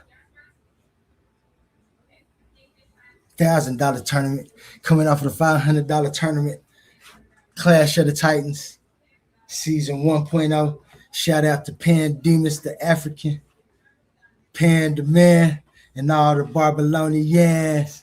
You feel me? Ain't that what he say? Shout out to Pan the champion, man. He called himself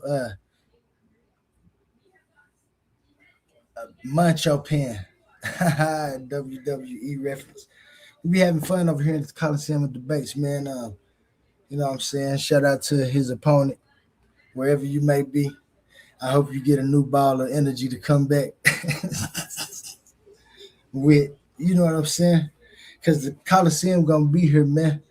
with new thoughts, new ideas, even when quantum onlyism gone and in colleges being taught and looked at with actual people who understand that it only calls for accountability.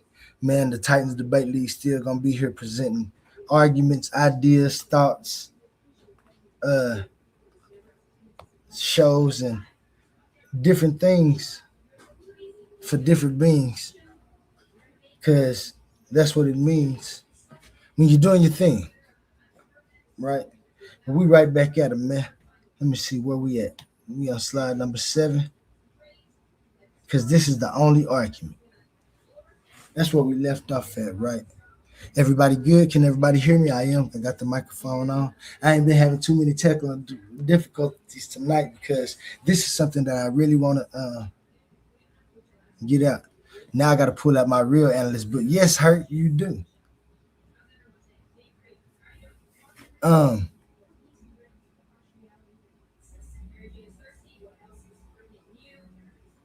It is. It's different. My. Listen to me.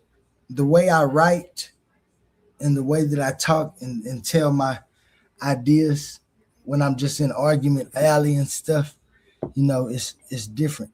It's always been good to write your ideas down and tell them when giving speeches and things like that. I learn real good verbally with pictures. When I used to learn and learn the M's, A's, B, C's and stuff. We had the regular ABC song, but they had different characters. I randomly remember one named Mr. M. He said, "I'm Mr. M, dun, dun, dun, with a munchy mouth. Dun, dun, dun. My mouth goes munch, munch, munch. My mouth goes munch." You know what I'm saying? And it just made you say words with M, and you get the M's. They did the same thing with ABCs. When I learned my multiplications, it was songs how I learned them. The main one I remember is my 4 is 4 times 1 is 4. 4 times 2 is 8. 4 times 3 is 12. And this is how I learned my stuff through music. That's growing up in the 80s and 90s.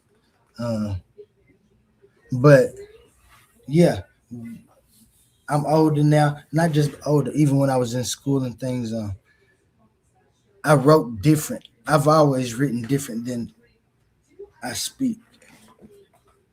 I don't have the orator skills right now that I should have had already. But like I said, I never knew that this was going to be a philosophical argument that I could have. However, again, like I said, we're on the only argument. Let's get to it. Like my man Humble say. Shout out Humble. I hope you're doing all right, man. My man's Humble in North Carolina. Be safe down there. Shout out to all the Titans and everybody that's fighting to be enlightened everywhere within existence. It's Titans Debate League, Coliseum.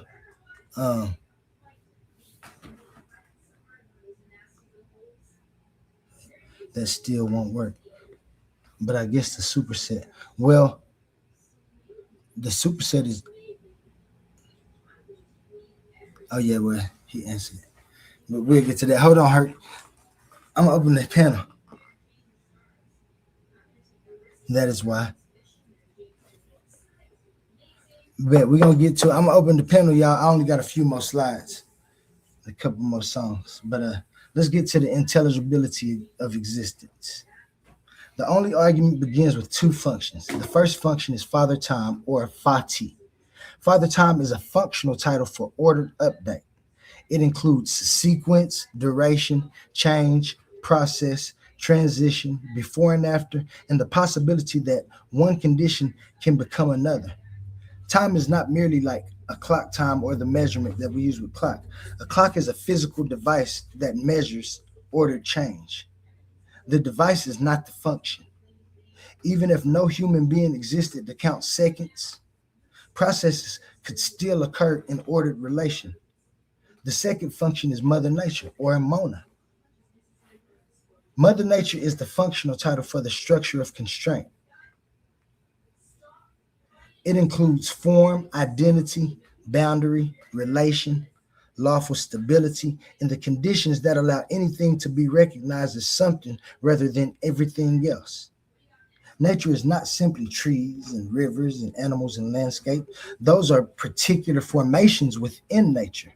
The deeper function is the constraint that allows forms to have identity. The core claim is this: intelligible existence requires ordered update and structural constraint. Anything that happens requires a when. That does not mean it requires a wish watch. It means the event occupies some relation of sequence or change. Anything that is identified requires a what. That does not mean every form is permanent or solid. Yes, a form can be temporary. It can be relational. It can be probabilistic. It can be a field or process, but it must possess enough constraint to be distinguishable.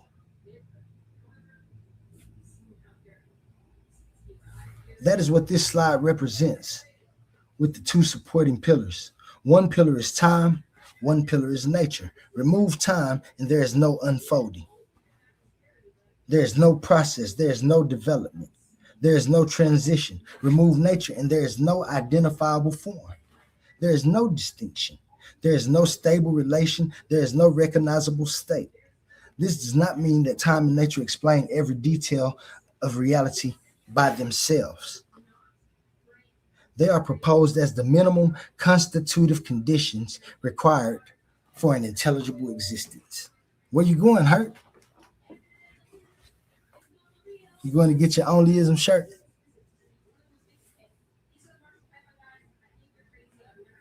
I also distinguish together from union.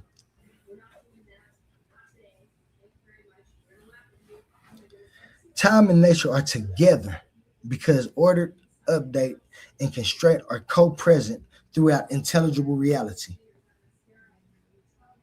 But union names a fully coupled, coherent, self-stabilizing phase state. Things can be present together without being integrated into the same degree. So existence is because time and nature are together. Union refers to their complete or coherent coupling. When I use the expression Fati multiplied by Mona equals 1, the number 1 is not meant as ordinary arithmetic. It represents the unity or the completion. Existence is the one inclusive totality, while individual formations are partially expressions of it, within it. Quantum onlyism therefore replaces creation with formation. Creation usually imagines absolute nothingness becoming something through an intentional creator. But formation begins with existence. Check it. States form through ordered update under constraint. This is what we experience and see. We see patterns stabilize, we see structures persist, they transform, they dissolve, and reform. Time and nature are not two physical objects floating somewhere before the universe. They are the functions that are present whenever any intelligible state exists. Once I reached that argument, I needed to explain how the understanding itself develops. And that's where I came in with recognition.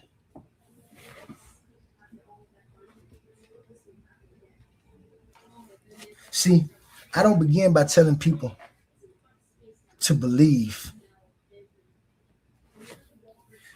I begin by telling people what I recognize.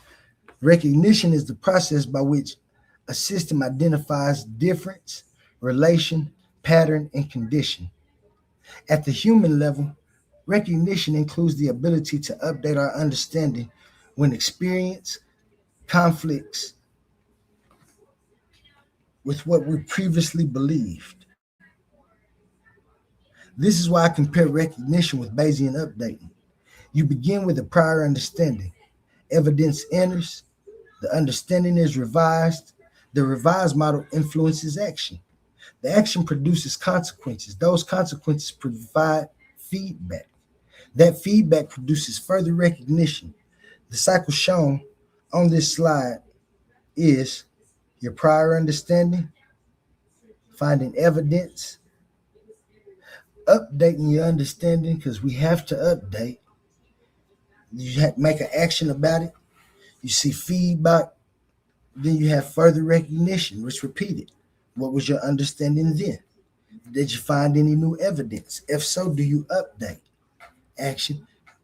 Around in a circle. This is recognition at its finest. No, this does not mean Bayes' theorem mathematically proves quantum onlyism. No, this is not what I'm saying.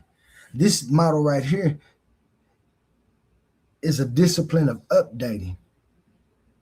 It shows how confidence change when information changes. Check it. Hold on. I gotta go get me a bottle of water. Excuse me. Real quick. I'll be right back. So y'all go ahead and listen to this.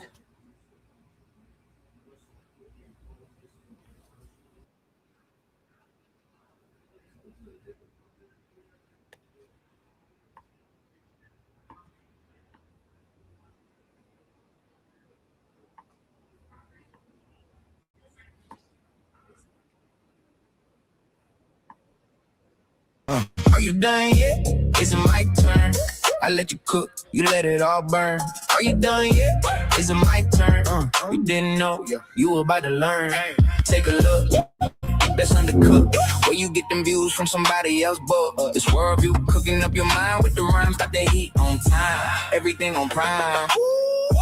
This for the ones that like they don't know me. Shout out the homies, shout out the Titans. Coliseum fighting, debating night, sitting on the ledge waiting, watching, racing, looking down, watching the hate. Looking down, watching the hate. Assalamu alaikum, you still eating bacon. Views on life, fantasies waiting, kicking while debating. No daddy over here, but you about to take it. Catch me backstage, twisting fingers like Crip Mac. Whole room free soon as the hour and let the whip land. Pseudo killers commit suicide if they step to the wall. Please don't debate me. Got residency at Titans too.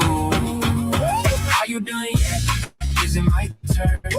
I let you cook, you let it all burn. Are you done yet? Is it my turn? You didn't know, you were about to learn. Take a look, that's undercooked. Where you get them views from somebody else's book. This world view cooking up your mind with the rhymes. Stop the heat on time, everything on rhyme. Equivocation, switch definitions for the benefit. Whole world view collapse and still somehow defending it. Strong man real weak, I break it in a second reduction. You'll observe them, reproducing reckless. Motors honing, permits got confirmed. Motors told watch the falsehood burn. Maintenance clean up on the aisle. You ain't heard thoughts like this in a while. You think you're running?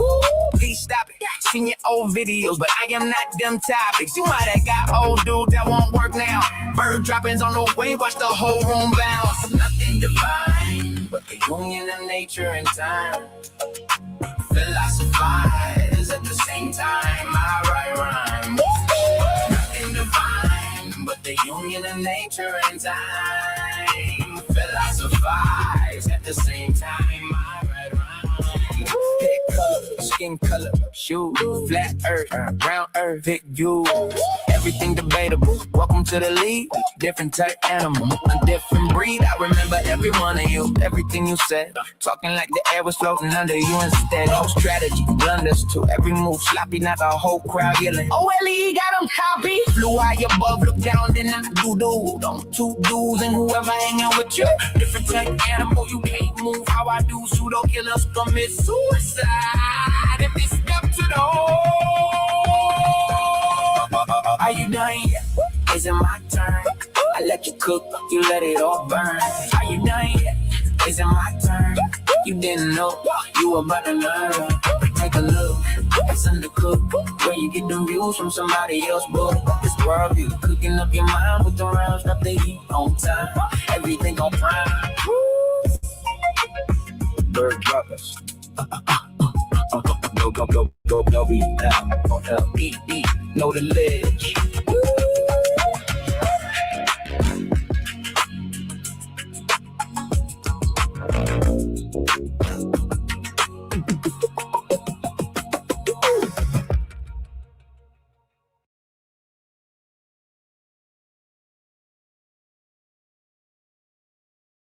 Yeah, man.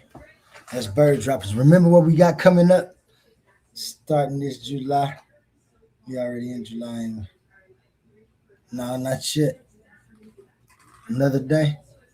We got this tournament starting. I ain't gonna act like it's starting on July 1st. You know, we still got 4th of July and people doing things. Remember to be safe as you travel during your days and gathering with your family.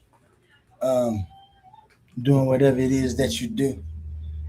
Um, and keeping it coherent and intelligible the whole while.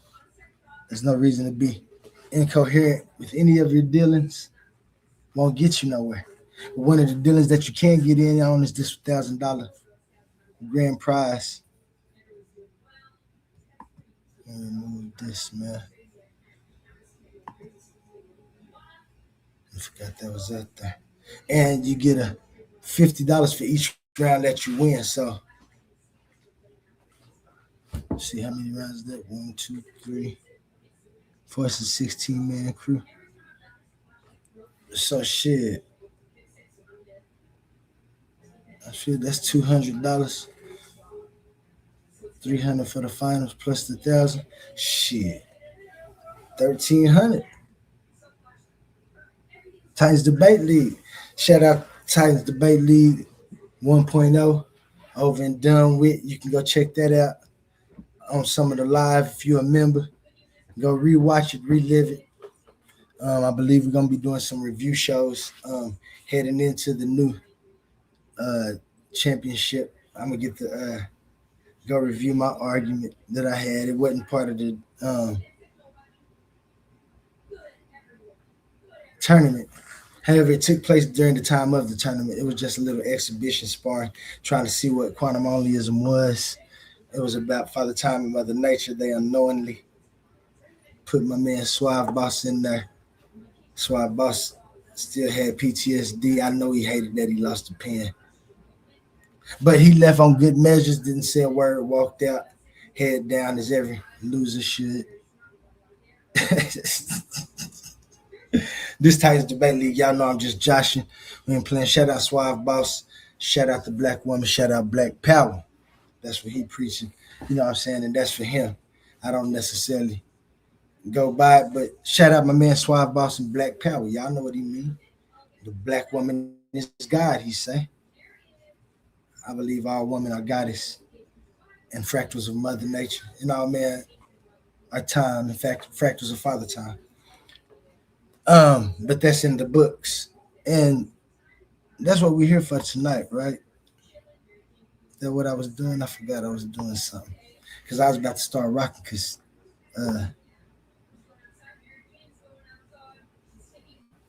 some of that music that Oli got, man, just be out of this world.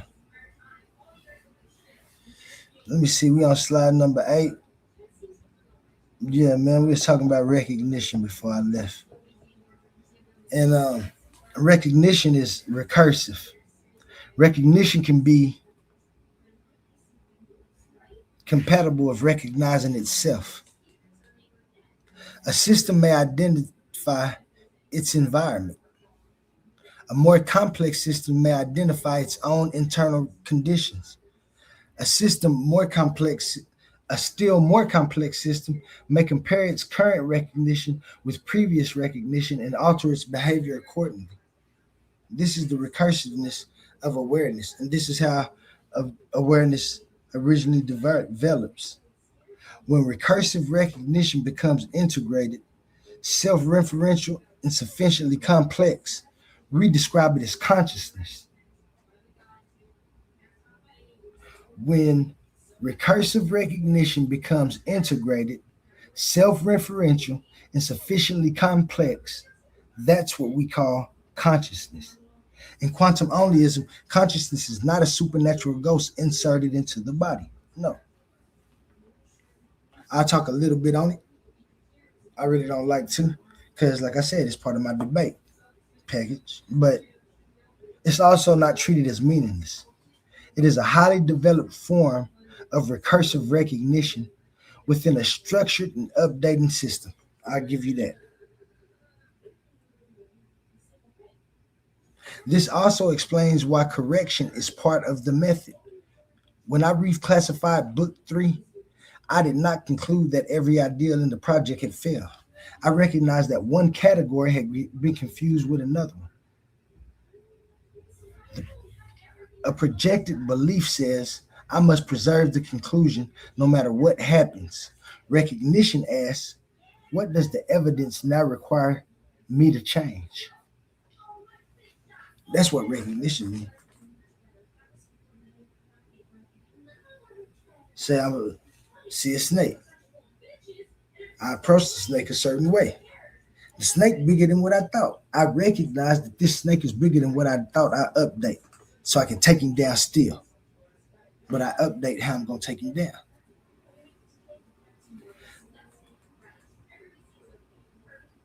Recognition asks, what does the evidence now require for me to change? This is why the history of quantum onlyism includes my mistakes. I begin with a personal inquiry. I formed explanation. I recognized contradictions. I corrected the target. I asked the only 6. I formulated an argument. And then I needed a repeatable method for auditing claims, including my own. That method became Know the Ledge in OWL. And y'all know the Ledge. Nice little show that I got. Busting down, telling the history. I created Know the Ledge so we could audit the arguments, look at all of the major positions and arguments of the past, see what philosophers of the old as well as modern philosophers and what we think of. And then I always put my little quantum ledge in it to show you how far I walked. But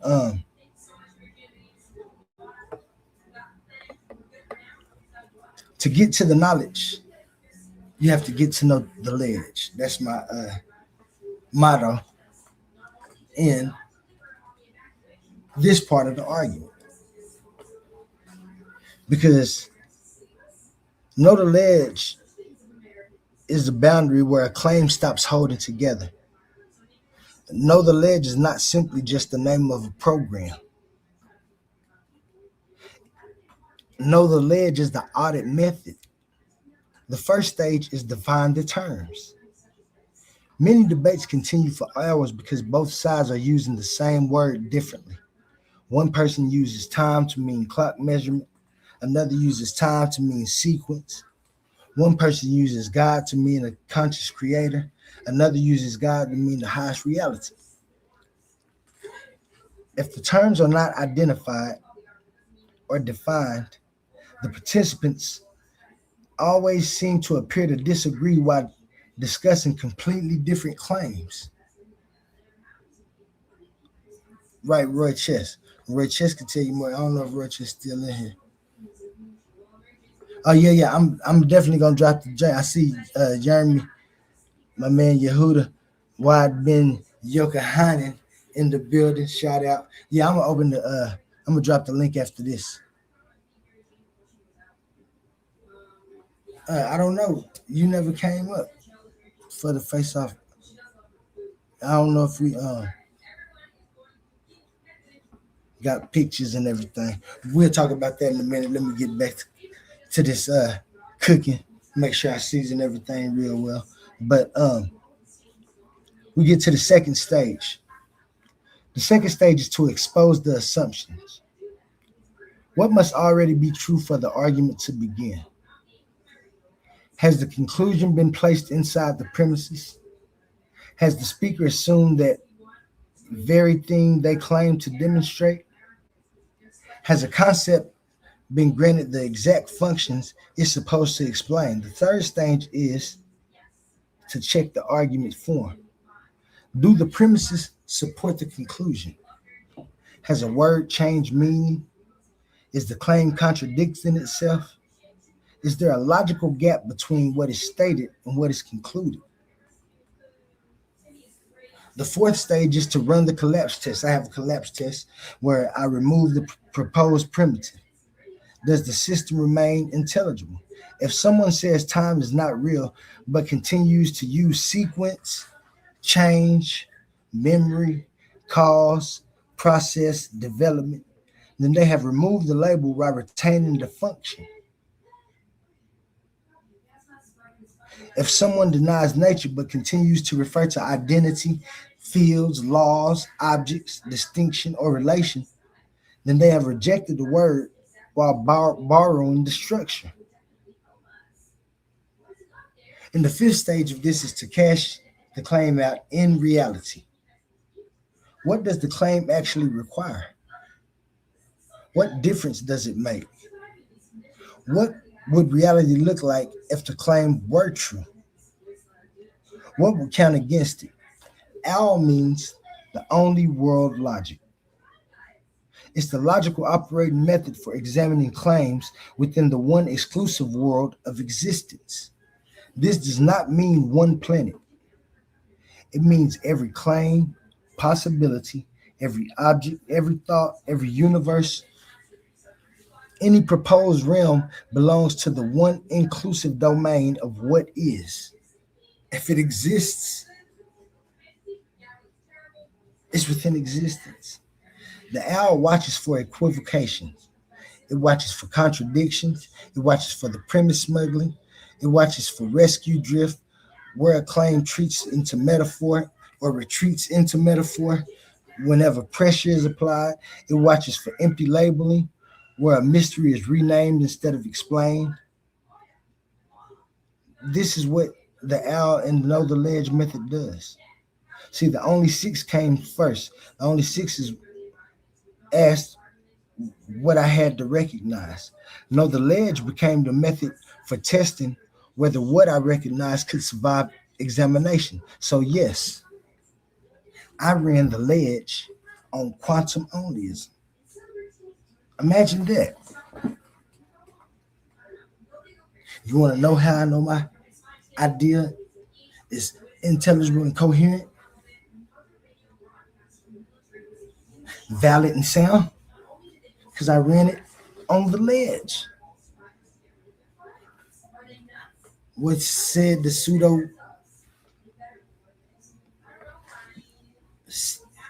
bacon?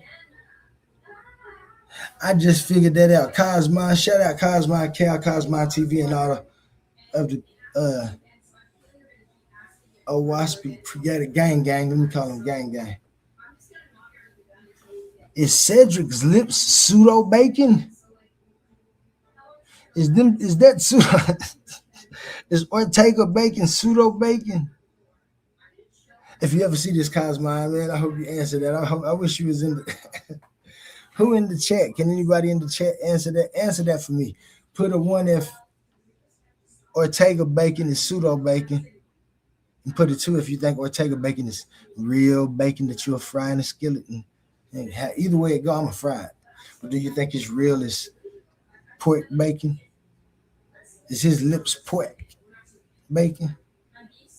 Or is it pseudo bacon? Talking about all of the everything over there he took off somebody else. What is TED Talks? Is TED Talk a knockoff? A TED Talk? Man, I ain't gonna even get into that because we got something special for you. We're gonna run it through the methodological rubric and show you that you did right by not saying you didn't want to debate it, but you did wrong when you said what it was. And like I said, tonight I'm just giving you a little bit of what it is, what it's not. But I was talking about know the ledge, and that's the method that I use to recognize exactly what it is that I'm arguing. What it is I'm arguing when I'm debating people. I want to know the ledge of their argument too. I try to strongman every argument. If you go back and look at me and Suave's debate, you'll see I strongman his argument. This is one of the methods I use when y'all come to quantum onlyism and you want to just start using it for arguments and things. I teach you the actual ins and outs of the argument and why it's undefeated thus far. I am going back to school right now. I'm finishing up my nonprofit classes because I do have only Divinity Institute where my proposed scientific research and experimentation will take place. We can move on into the age of Aquarius. Well, we already moving into it, but that's a whole nother subject. Right now, we talking about the owl, and to get to knowledge, you got to get to know the ledge. And when I applied that method on my own work, um, I had to correct the first book I completed. And the first book I completed was actually book 3.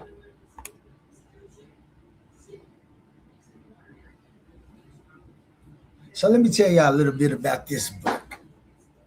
Okay. This is the Possible World book.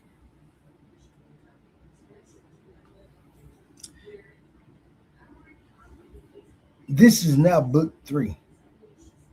Now, once you get into book 3, you'll see that the philosophy is already developed inside this book. The basis, the concept of Father Time and Mother Nature existed is already within this book. The question of evil had already begun the inquiry. The only 6 had already forced me toward the functions of time and nature. But I did not initially present the argument as clean and as independently as the argument that I have today. I presented it in a large reconstruction of religious narratives. So I asked whether the stories involving gods, prophets, angels, heavens, miracles, revelation, and ancient events could be reinterpreted through natural mechanisms, right? I considered technology, I considered artificial intelligence, I considered biology and astronomy. I considered misunderstood history and social control, social constructs for social control. That produced a possible world. The problem was, while I was trying to remove supernatural explanations from religious stories, I attempted to connect myself to those stories through a type of privileged access. I was slipping. I considered whether I was connected to this thing called the water bearer. I considered the man with the pitcher of water. I considered reincarnation and saying that I was reincarnated through a certain lineage and prophecy, and that I possessed knowledge through a special identity. And then I saw how dumb that was, because I actually got to see what a lot of people did that was wrong when they came up with wonderful ideas to push humankind forward. And it pushed humankind forward still, but in a way that it still allowed atrocities to be in. I was criticizing supernatural authority while creating an explanation for myself. I was trying to explain how I knew by placing myself inside the answer. Oh, I talked to Father Time and Mother Nature. Oh, yes, I don't know. I had to recognize that this was the same mistake many intelligent people had made throughout history. They formed an insight. Instead of allowing the insight to survive through public reasoning, they attached it to revelation or prophecy or destiny or supernatural selection. The idea then became protected by the special identity of the person presenting it. I had to admit that I had reduced my own philosophical framework into absurdity. I did. I created an abductio absurdum with time and nature to prove how absurd supernaturalism is. Time and nature are universal enough to construct any possible event. That's how good time and nature is. But compatibility does not establish actuality, I must admit. The fact that a story can be explained through time and nature does not prove that the story happened. So just because I give you a better idea of how things might have happened, still doesn't mean that they happened. That still is not something that I say I believe. What I recognize is that every possible event would require time and nature still. That does not mean every possible event is real history. Once I completed the book, I understood that the book was better classified as a constrained possible world reconstruction. And if you don't know what a possible world is, it asks if some religious reports had natural rather than supernatural causes, what coherent account might follow? What if some of the things in the Bible wasn't supernatural and people were seeing things that's real? I was listening to DJ Genesis. I know I didn't talk to her before, but she was proposing an idea about different things. And this is what I mean when I say possible world. It does not establish that this is proven history. I possess supernatural access to it. I did not destroy or abandon the work. What I did was corrected the category. I stopped trying to become a part of the answer. I returned to understanding the answer that I had already found. And that's what returned me to produce book one.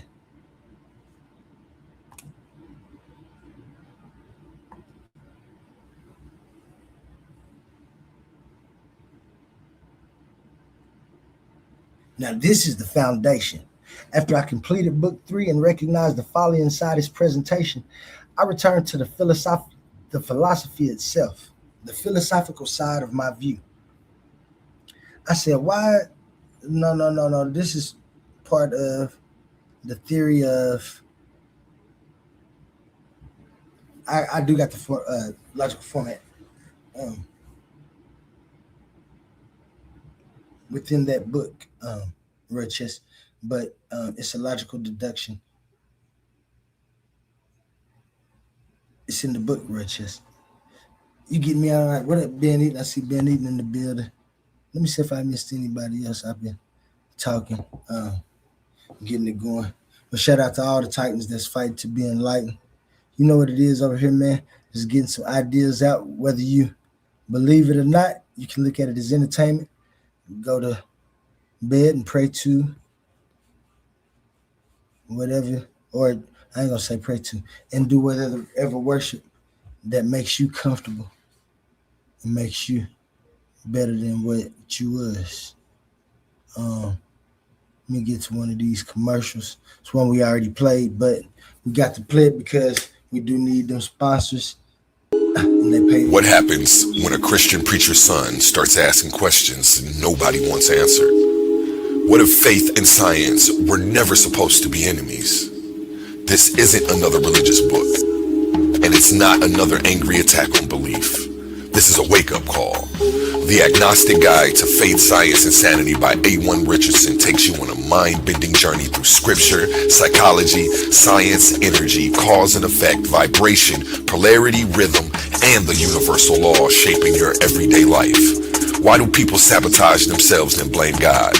Why do we ignore patterns then act shocked by consequences? Why are so many trapped doing what we call crazy work? This book challenges everything you thought you knew about spirituality, reality, and yourself. No fake certainty, no church cliches, no blind obedience. Just raw honesty, deep reflection, and practical wisdom for people caught between the pulpit, the laboratory, and real life. Whether you're deconstructing your faith, spiritually curious, tired of shallow answers, or searching for sanity in a chaotic world, this book was written for you. Read it with an open mind, read it with courage, read it before life forces you to learn the hard way. The Agnostic Guide to Faith, Science, and Sanity. Stop doing crazy work and wake up to the patterns shaping your life now.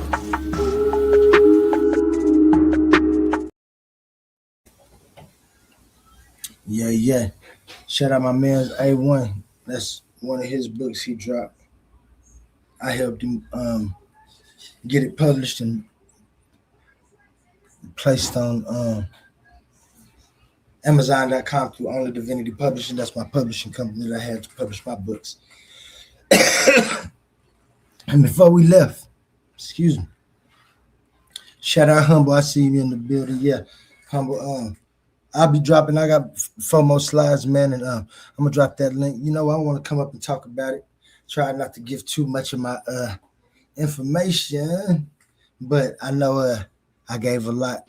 If people ask questions, or I don't know, I think this is just a lot of stuff that people are gonna agree with. I try to get the stuff that I feel that most people agree with in some way. Um, but book one, as I stated, um, I removed the claim from being a personal prophet. I understood that's where people went wrong. I removed the need for reincarnation. I removed the claim for supernatural access. I removed the requirement that any religious narrative be historically true. I asked, what remains if all the material is removed? What remained was existence, reality, intelligibility, the only axiom, the only six, Father Time, Mother Nature, recognition, formation, the collapse tests, the vector, the B, together in union, and the only argument. And that became the history of philosophy of quantum onlyism to quantum onlyism. And this book one. It was completed second, but it is logically first because book one is the actual philosophy that was inside of book three that I had to extract and figure out my exact argument. It stands independently. It's book one because it doesn't need book two or book three to be real or true. And I'll explain book two in just a second, but in fact, I know that book three isn't true. It's a possible world. Book two, however, proposes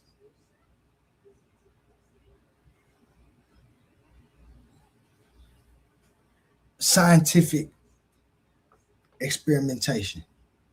But even if you don't accept book three, book one's still there. You don't have to accept book two. You don't have to accept my biography book. The philosophical argument must survive through the public reasoning. Book one places quantum onlyism within a wider history of philosophy. See, because in my view, philosophers, they have proposed matter, mind, spirit, substance, form, process. They've proposed ideas, information, language, and relations as fundamental. But see, in quantum onlyism, what do I do different? A lot of people ask me, what do you do different? One of the key things that I do different and that I thought everybody would see is that I ask what functional conditions each intelligible candidate already requires. See, matter must possess structure and participate in ordered change. Mind must possess distinguishable states and sequence. A substance must have identity and persistence. A process must have ordered update and constrained relation. The names may change, the function remain. Book one should therefore be criticized philosophically. A critic can show that a premise is false. A critic can show that an inference is invalid. A critic can produce a coherent counterexample. A critic can demonstrate equivocation. A critic can reduce time and nature into deeper primitives. A critic can argue that I have improperly moved from intelligibility to ontology. Those would be direct challenges. Book one cannot be refuted by pointing to one speculative narrative inside book three. That would confuse the foundation with an application. Once I completed book one, I began presenting and debating the philosophy. Then intelligent people asked me a serious question. If book one is correct, what should we expect to observe? Oh, when somebody asked me that question right there, it threw me. What would you expect to see if time and nature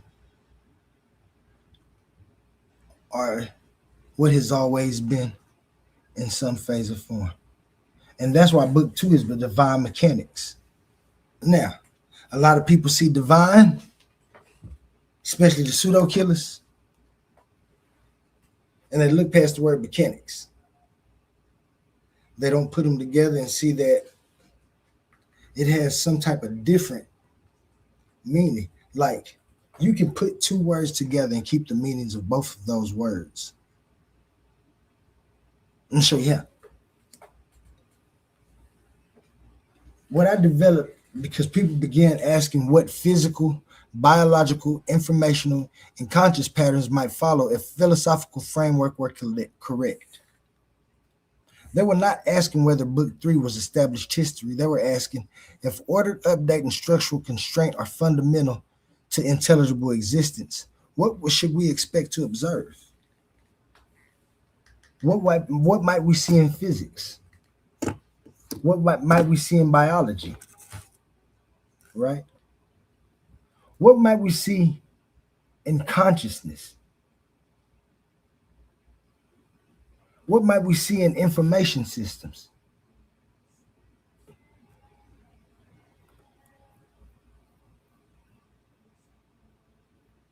What might we see in artificial intelligence? What experiments or observations might strengthen, weaken, revise, or challenge the proposals? Divine mechanics is the bridge between the philosophical side and the proposed research. It does not replace physics. It does not claim that philosophy has already discovered every particle, field, every constant, or mathematical law. It does not use the word quantum as premises to make every mysterious claim imaginable. No, then that would be quantum mysticism, like they was trying to say. Quantum physics already describes reality through state transitions. It describes it through fields and probability, interactions, measurement and relations, and constraint. Quantum onlyism does not reject any of those findings of quantum physics. No. It asks whether the philosophical functions of ordered update and structural constraint appear consistently across fundamental scales. Book two, therefore, contains proposals. It asks where to look. It proposes correlation. It attempts to generate expectation. It attempts to turn philosophical functions into researchable questions. If recognition develops through recursive updating, what patterns should appear in conscious systems? If persistence requires stable relations between update and constraint, what patterns might appear across physical and biological systems? If identity is relational rather than absolutely isolated, what should we expect in complex systems and information exchange? Those questions require scientific work. Using scientific vocabulary does not make an idea scientifically verified. That is why book two does not claim completed scientific confirmation. It is a research program.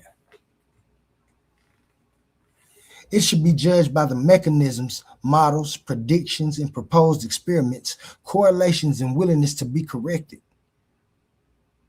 That is also why I developed the ideal of an institute. The institute exists because I believe some of the philosophical questions can eventually become organized research questions. It does not mean that those investigations are already completed. No.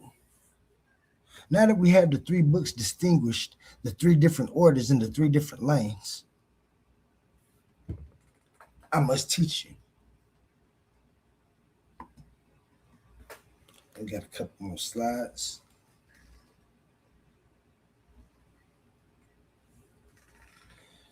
This is important because there are three different orders that can easily be confused.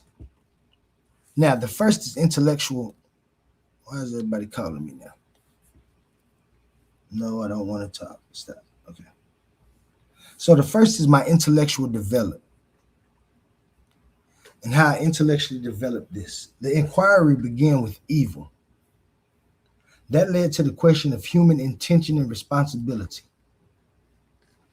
Then I imagined the concept of God. That led me to the existence as the proper highest target. Then came the only six. The only six led to the necessary functions of time and nature. From there, I formulated quantum onlyism. So the intellectual order is evil, God question, existence, only six, time, nature, quantum onlyism. The second order is the writing order. The books were completed in this order: Book 3, Book 1, Book 2. The quantum truth of the only divinity was completed first. The history of philosophy to quantum onlyism was completed second. Divine mechanics was completed third. However, the philosophy began developing inside Book 3 before Book 1 was completed. I had a co-writer in in Book 3. His name is L. Ron Thuggett. I'm going to get him to come introduce himself later on. But anyway, I think I moved the slide without trying to. I did. Divine mechanics was completed third. However, the philosophy began developing inside Book 3 before Book 1 was completed. The third order is the logical teaching order. That order is Book 1, Book 2, Book 3. Book 1 comes first because it establishes the philosophical framework. Stands alone.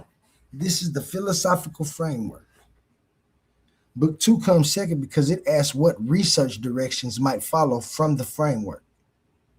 Book 3 comes third because it applies the framework to a possible reconstruction of religious narratives. And I use this as a tool when I'm debating.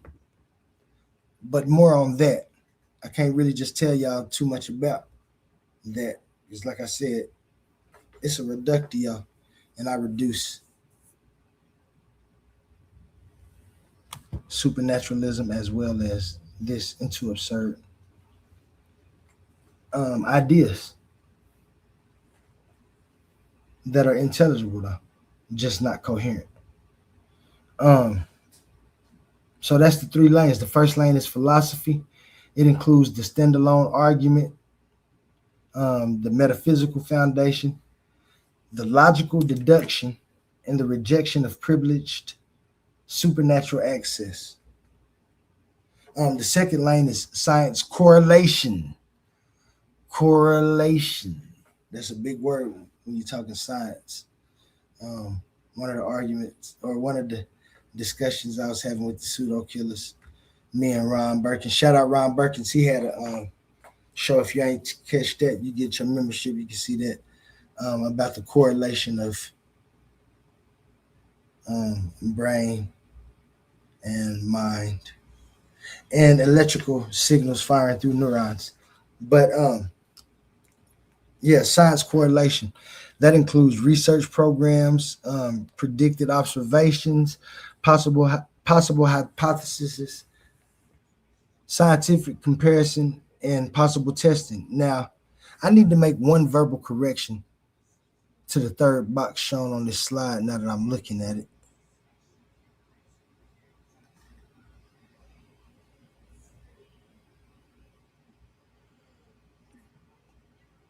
The right lower box lists practical applications, ethical framework, community building, and existential meaning. Those may be related applications of my larger system, but that is not the precise definition of the third lane in this presentation. There should be a possible world and religious rebuilding. Yeah, because that lane constrains the constrained reconstruction of religious narratives through proposed natural mechanisms. It asks whether a story traditionally explained through miracles or supernatural actions can be reconstructed through technology, biology, artificial intelligence, astronomy, and all things within existence to a more coherent um, occurrence.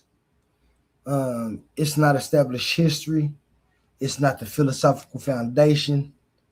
It's a possible world application. And like I said, you got to look up possible world.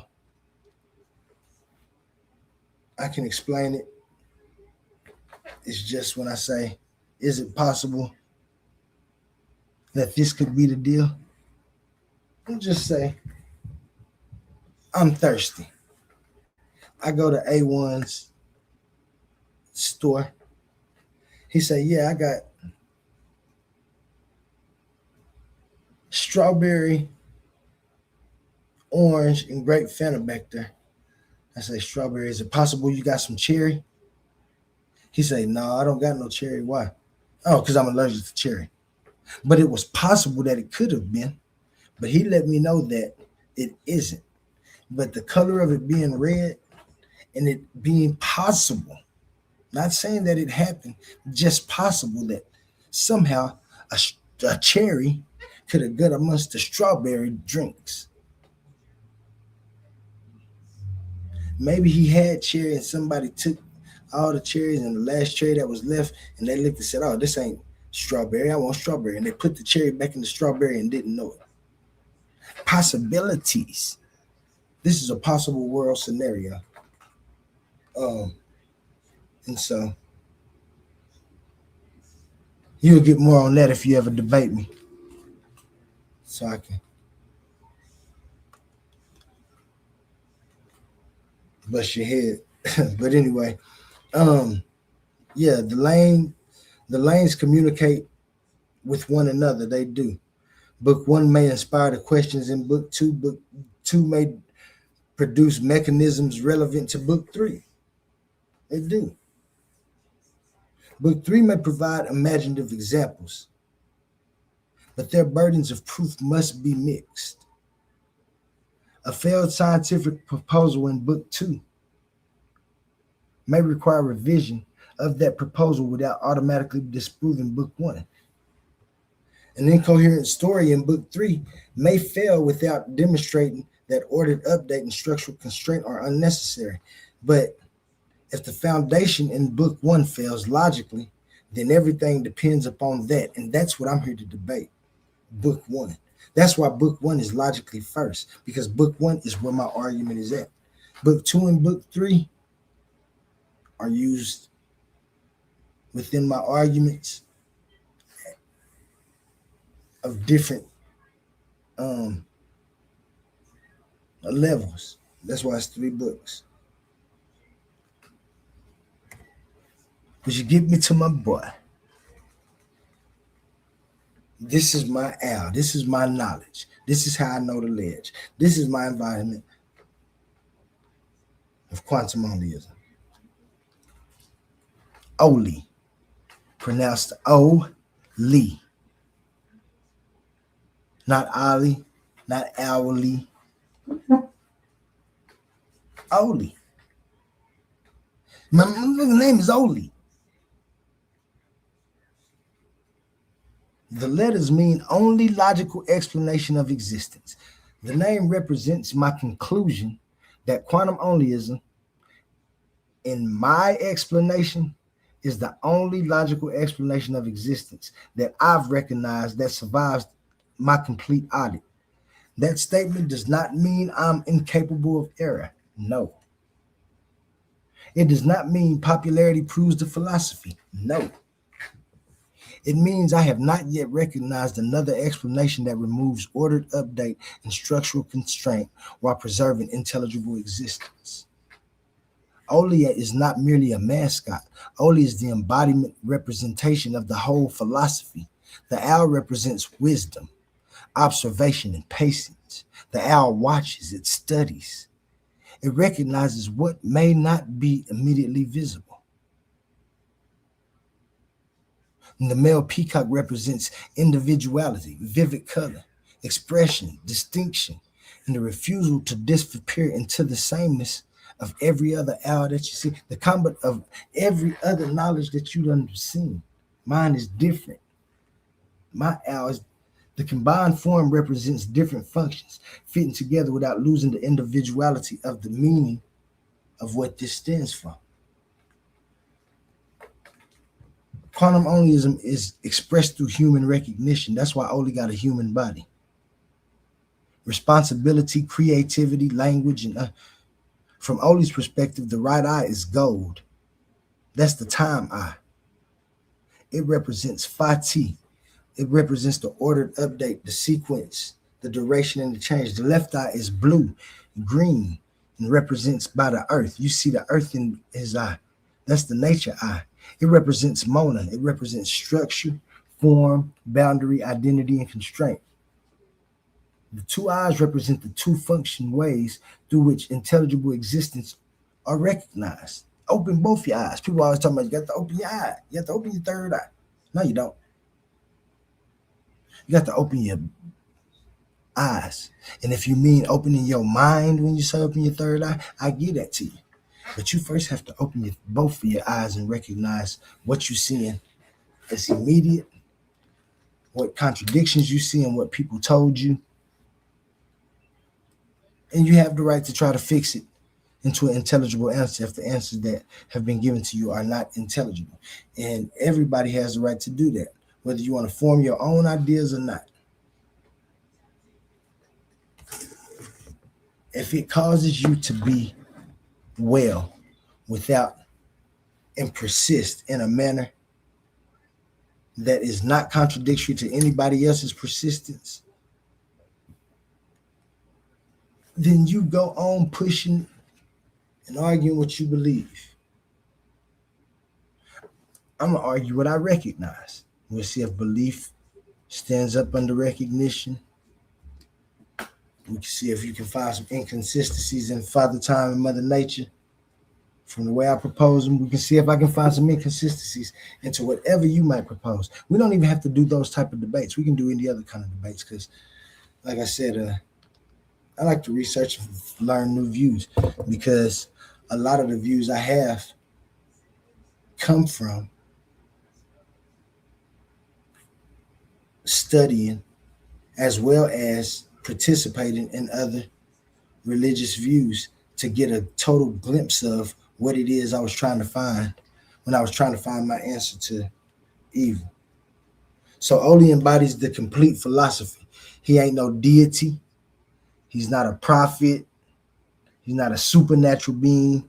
He's not an object of worship. He's a character. Okay? That I use for my branding.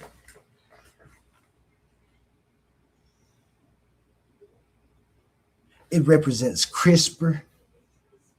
It represents an owl, a harpy eagle, a peacock with a human body. When you get into my philosophy, you get to seeing CRISPR. I'm not saying that this is a CRISPR experiment that happened. I'm just saying if he became like this, it was due to CRISPR experimentation between a harpy eagle. But of course, again, like I said, this is just my philosophy. And this is the branding that I'm going to use to brand my philosophy. Just as Aristotle and everybody else branded theirs.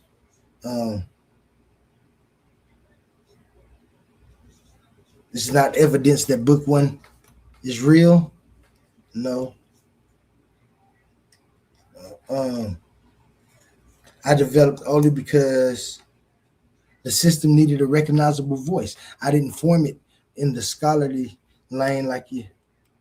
I didn't have a chance to. I was doing other things, like I said, but I will take it there.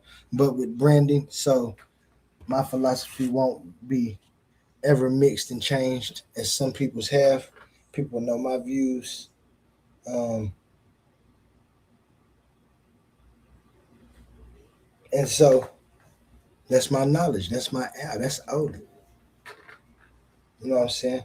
People misunderstood what I was attempting to explain Um, People reacted to fragments of what they heard. Um, but really, I just wanted my children and future readers to be able to see the questions, the mistakes, the revisions, and the reasoning for themselves.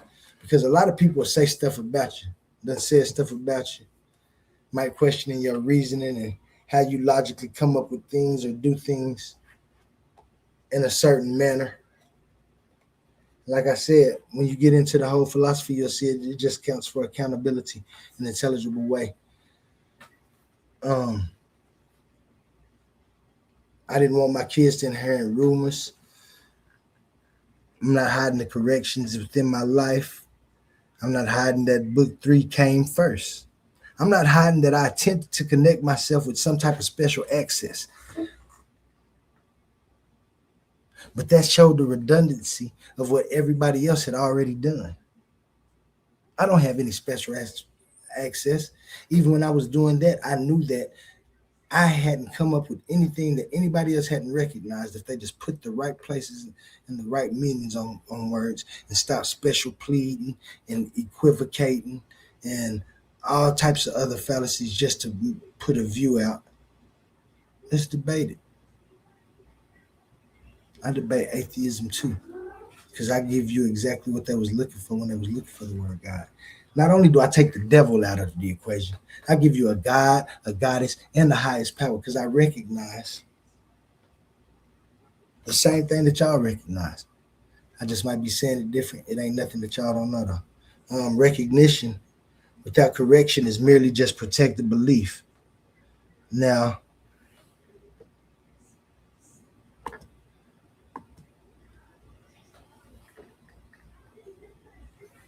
before we get to the final claim and the standard critique, quantum onlyism, I'm gonna open the stage.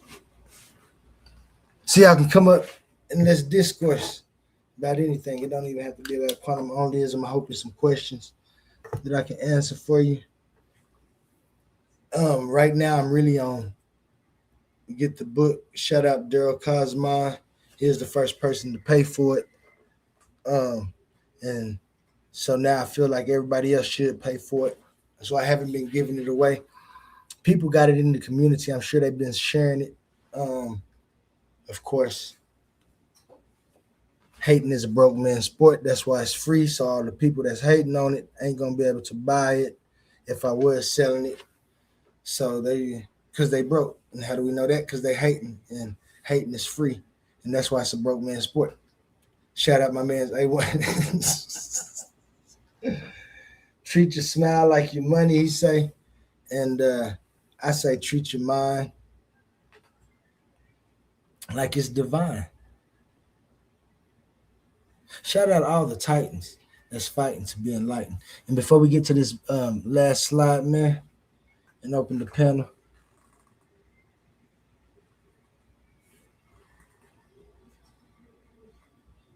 want to make sure that everybody know about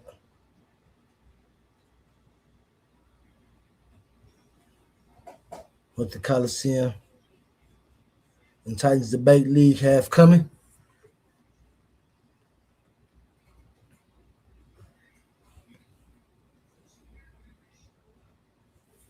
Uh-oh. Something ain't working.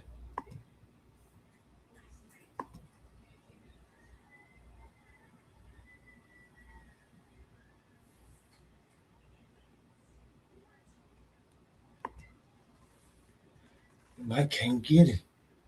Uh-oh. Yeah, man. We're getting to the end because look like I ain't supposed to have all of the controls. Of course, there's always technical difficulties when the man with the plan is in the building. But I think we got it over here.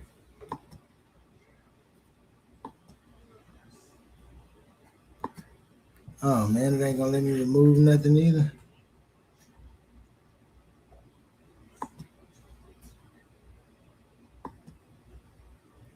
Oh man, that's cold, y'all.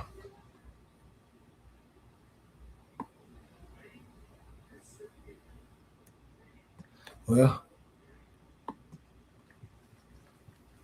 that's cold. I can't change the I might can't even play no. Let me see if I can't play a commercial real quick, man. It ain't let me change nothing. I'm almost at the end. Let me go on and finish this last slide there, man. So, quantum onlyism proposed that existence is the inclusive highest reality, as you see there on my slide.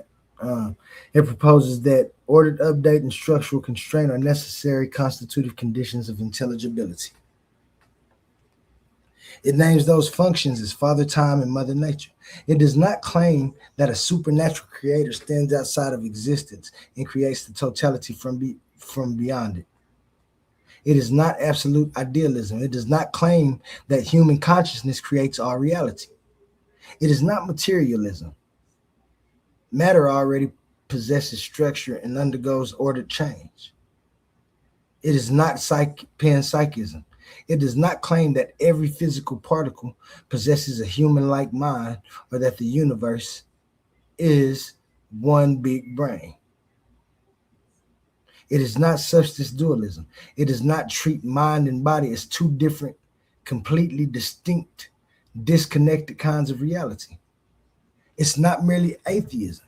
Atheism denies or lacks beliefs in gods. Quantum onlyism attempts to provide a positive account of the conditions required for intelligible existence. The philosophy is the open criticism, but future criticism must attack the actual system. A critic should define existence, define reality, define intelligibility, define time, define nature, then show which premise fails. If ordered update is unnecessary and not present as an intelligible reality without sequence, change, transition, process, and causation, prove it.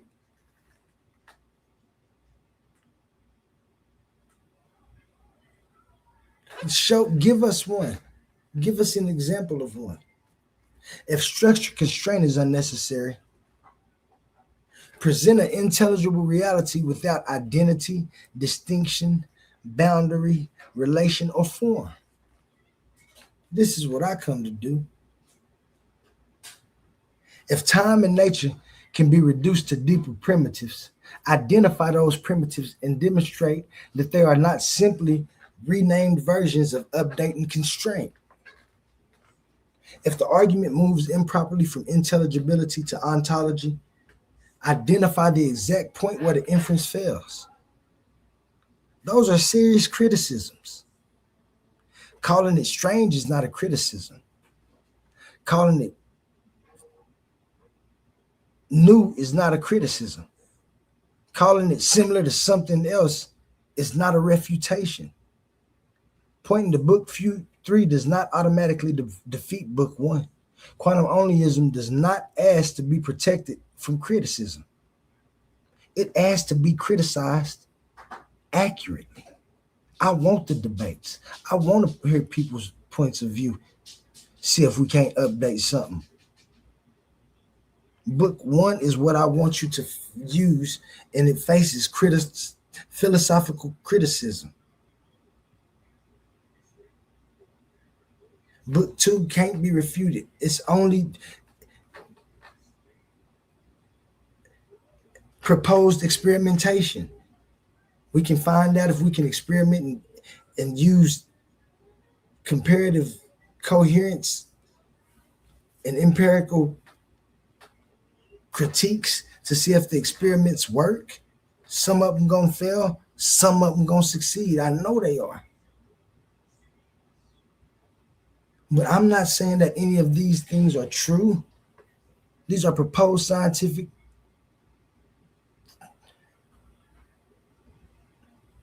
hypotheses and observations.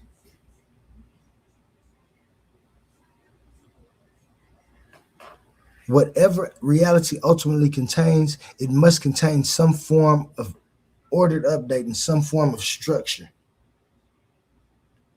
For anything to happen to be identified with that thing, it has to have a nature and be within existence. You may go around and rename Father Time.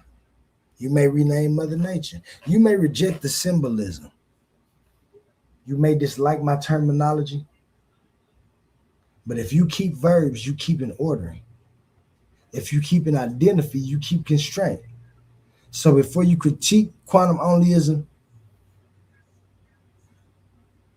find out my defined terms, try to expose your assumptions, and let's check my argument against your argument. We can run collapse tests on mine and yours. I have plenty other methods that point to why I'm rocking with quantum onlyism, even if I'm the only one. It's because I cash out the claims in reality. I know the ledge. And so let's let the debates begin, man. I want to thank everybody who listened to the full presentation. Whether you agree with quantum onlyism or reject it, the purpose of tonight was to establish the correct target. Now, I got a couple other shows coming up with my man A1 where we're going to put my entire catalog into AI and see what it says to us.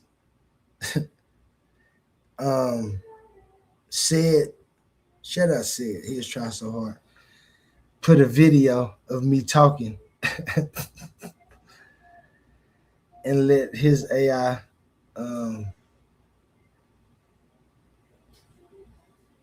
what do you say, dissect and go over my view. One video. I don't know how long the video was, but I got something put together real good to barbecue. I asked y'all earlier, is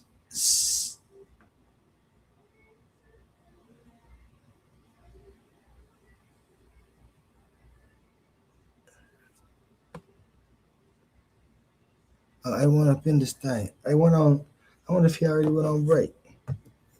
But I see him in the chat. Shout out A1 in the business. We're about to open this panel. Like I said, man, thank y'all for joining tonight. Whether you agree with quantum onlyism or reject it, the purpose tonight was just to establish the correct target. I explained where the inquiry began, how I came up with it. I explained the problem of evil in my eyes and how I wanted to be accountable and take responsibility because I never saw any evil or felt any evil doing anything to make me do it. Anytime I've done anything, I made the rational choice to do it and face the consequences, because the consequences that were to bear weren't harsh enough that I would have to worry about something. I explained the correction from the traditional creator concept to existence as the inclusive highest reality. I explained the only six. I explained the only axiom. I explained my argument with as little detail as I could because I want people to read the book. Ask some questions to me once you get the book. Like I said, I got a few intelligent people who are reading it. They take their time, they read it. They don't ask the questions sent there. I think they just compile questions and then they'll send me a reply with some questions. And I like to answer those questions in a nice, timely fashion. It hasn't gotten to be too many yet. It's only been about 7 people. They start asking questions at first, and then once they start reading it, they get entwined because I think the book and my papers and all my information, once you start reading it, you actually get a grip or get a hold of what I'm trying to say. And so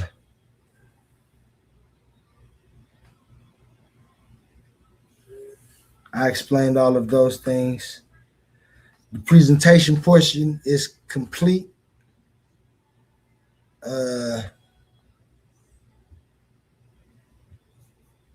Before I go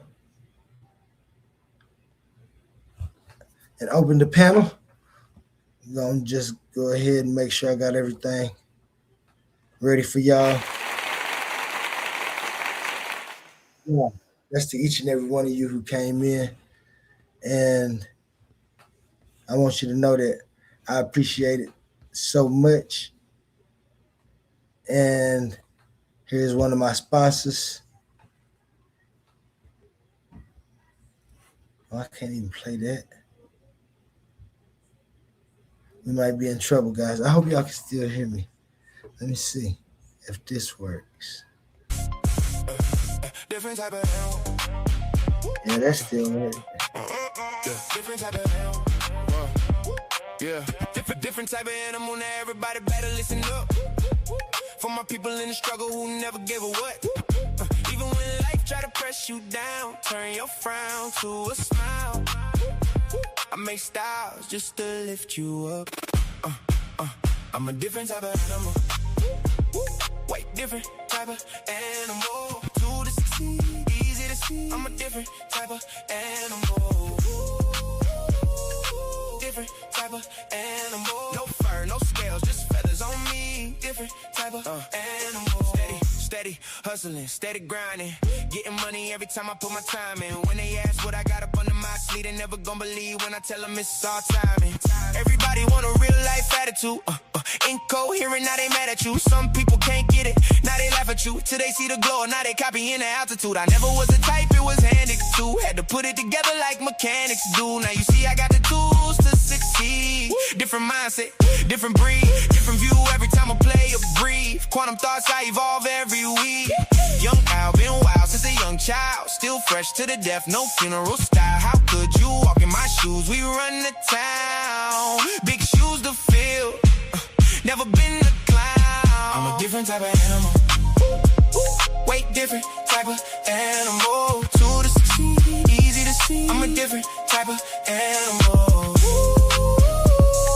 Different type of animal. No fur, no scales, just feathers on me. Different type of animal. Talking about the block, I've been around, fighting through the hard times till it spin around. Game tight, move smooth, never hear a sound. Big pressure every time we hit the town. Couldn't touch me with a yardstick. Running through the paper on that backyard business. Chasing dreams, chasing cream to the team. Rich 5'8", but I'm standing on that stand tall mindset. See these monkeys trying to pull me from the tree. Yeah, they put me down before that just turned me to a beast. So I hopped into the streets, showed the hungry how to eat. Oklahoma on my back, now I'm bringing pressure to the beat. Cold hard world, colder in the streets. Money on my mind, barely get to sleep. Dreams feel close, still feel out of reach. Lights up ahead, I just want a little peace. Still a student of the game, don't qualify to teach. Learn lessons every day, so I evolve every week. I'm not an animal, life just got wild. So I did what I had to do, the other routes was foul. No copy, no paste, you can't get my style. Heart on my sleeve, still walk with a smile. Judge me by my past, take a look at me now. I ain't doing this for me, I just wanna make my mama proud. Quantum Onlyism truth, yo, we bringing it out. Why y'all watching me? Better watch the crowd. I'm a different type of animal. Way different type of animal. To the succeed, easy to see. I'm a different type of animal. Different type of animal. No fur, no scales, just feathers on me. And my man's Humble Mystic in the building. Peace and blessings, peace and blessings. You already know what's up. What's up, Quantum? What's going down, man? You know me, man. Just shit, doing my thing. How you doing? You all right? Yes, sir. Yes, sir. You know, I had to come up. I seen you know with your presentation, bomb presentation, by the way, Brody. Bomb presentation, by the way.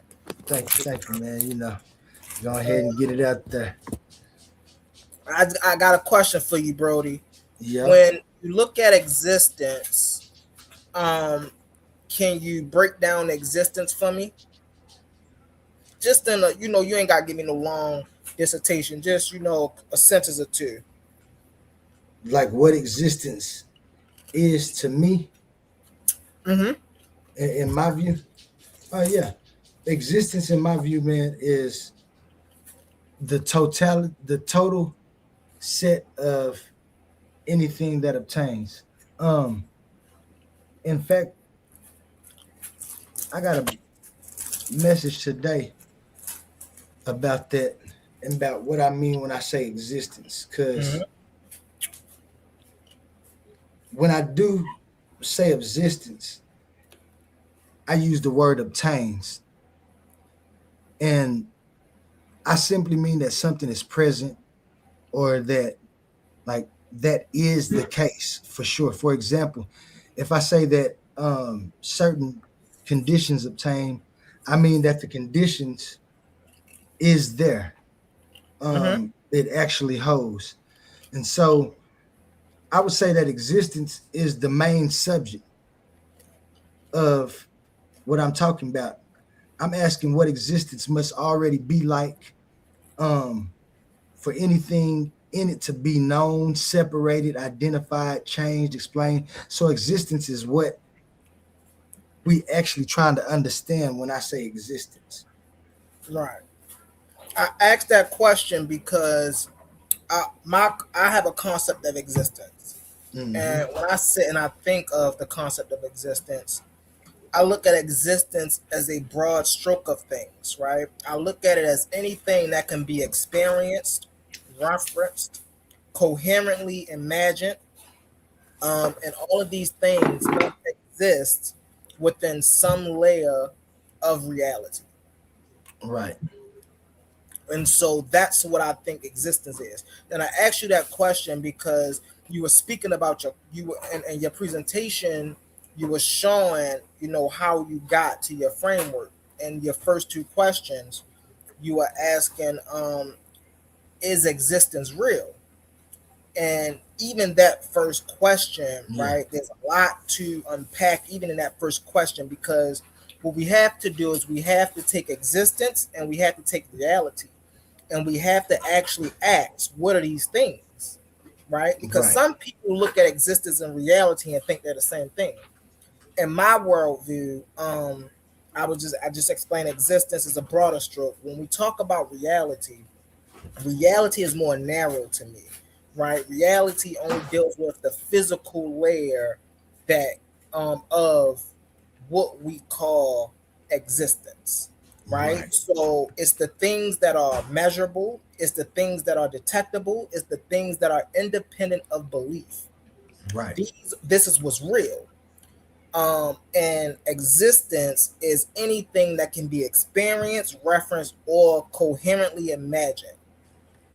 Now, the thing about this is many things exist, but not everything is real.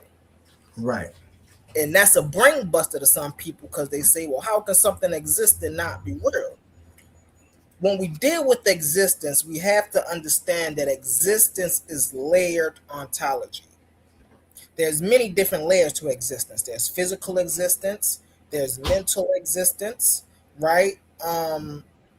Uh, there's conceptual existence. So these are just some of the layers that we have within existence. But when we're dealing with reality within existence, we're really only dealing with the physical layer of existence. And so when we're asking, what does it mean for something to exist? I don't think a lot of people really grasp and connect with that question and come up with the proper answers. This is why it's still one of the hardest questions, in philosophy and physics. And to people like me and you, Brody, because we do our own research, who I would consider average people in this field among the PhDs and stuff like that, these type of things seem so simple to us. But I personally feel like it's because not only is our thinking um, open, but we don't have we don't have the pressure to follow the academic crowd to the T. You see what I'm saying? A lot of people, they say what they say because they got an academic backing. But when you don't have that academic backing, then now you're allowed what they did with Terrence Howard.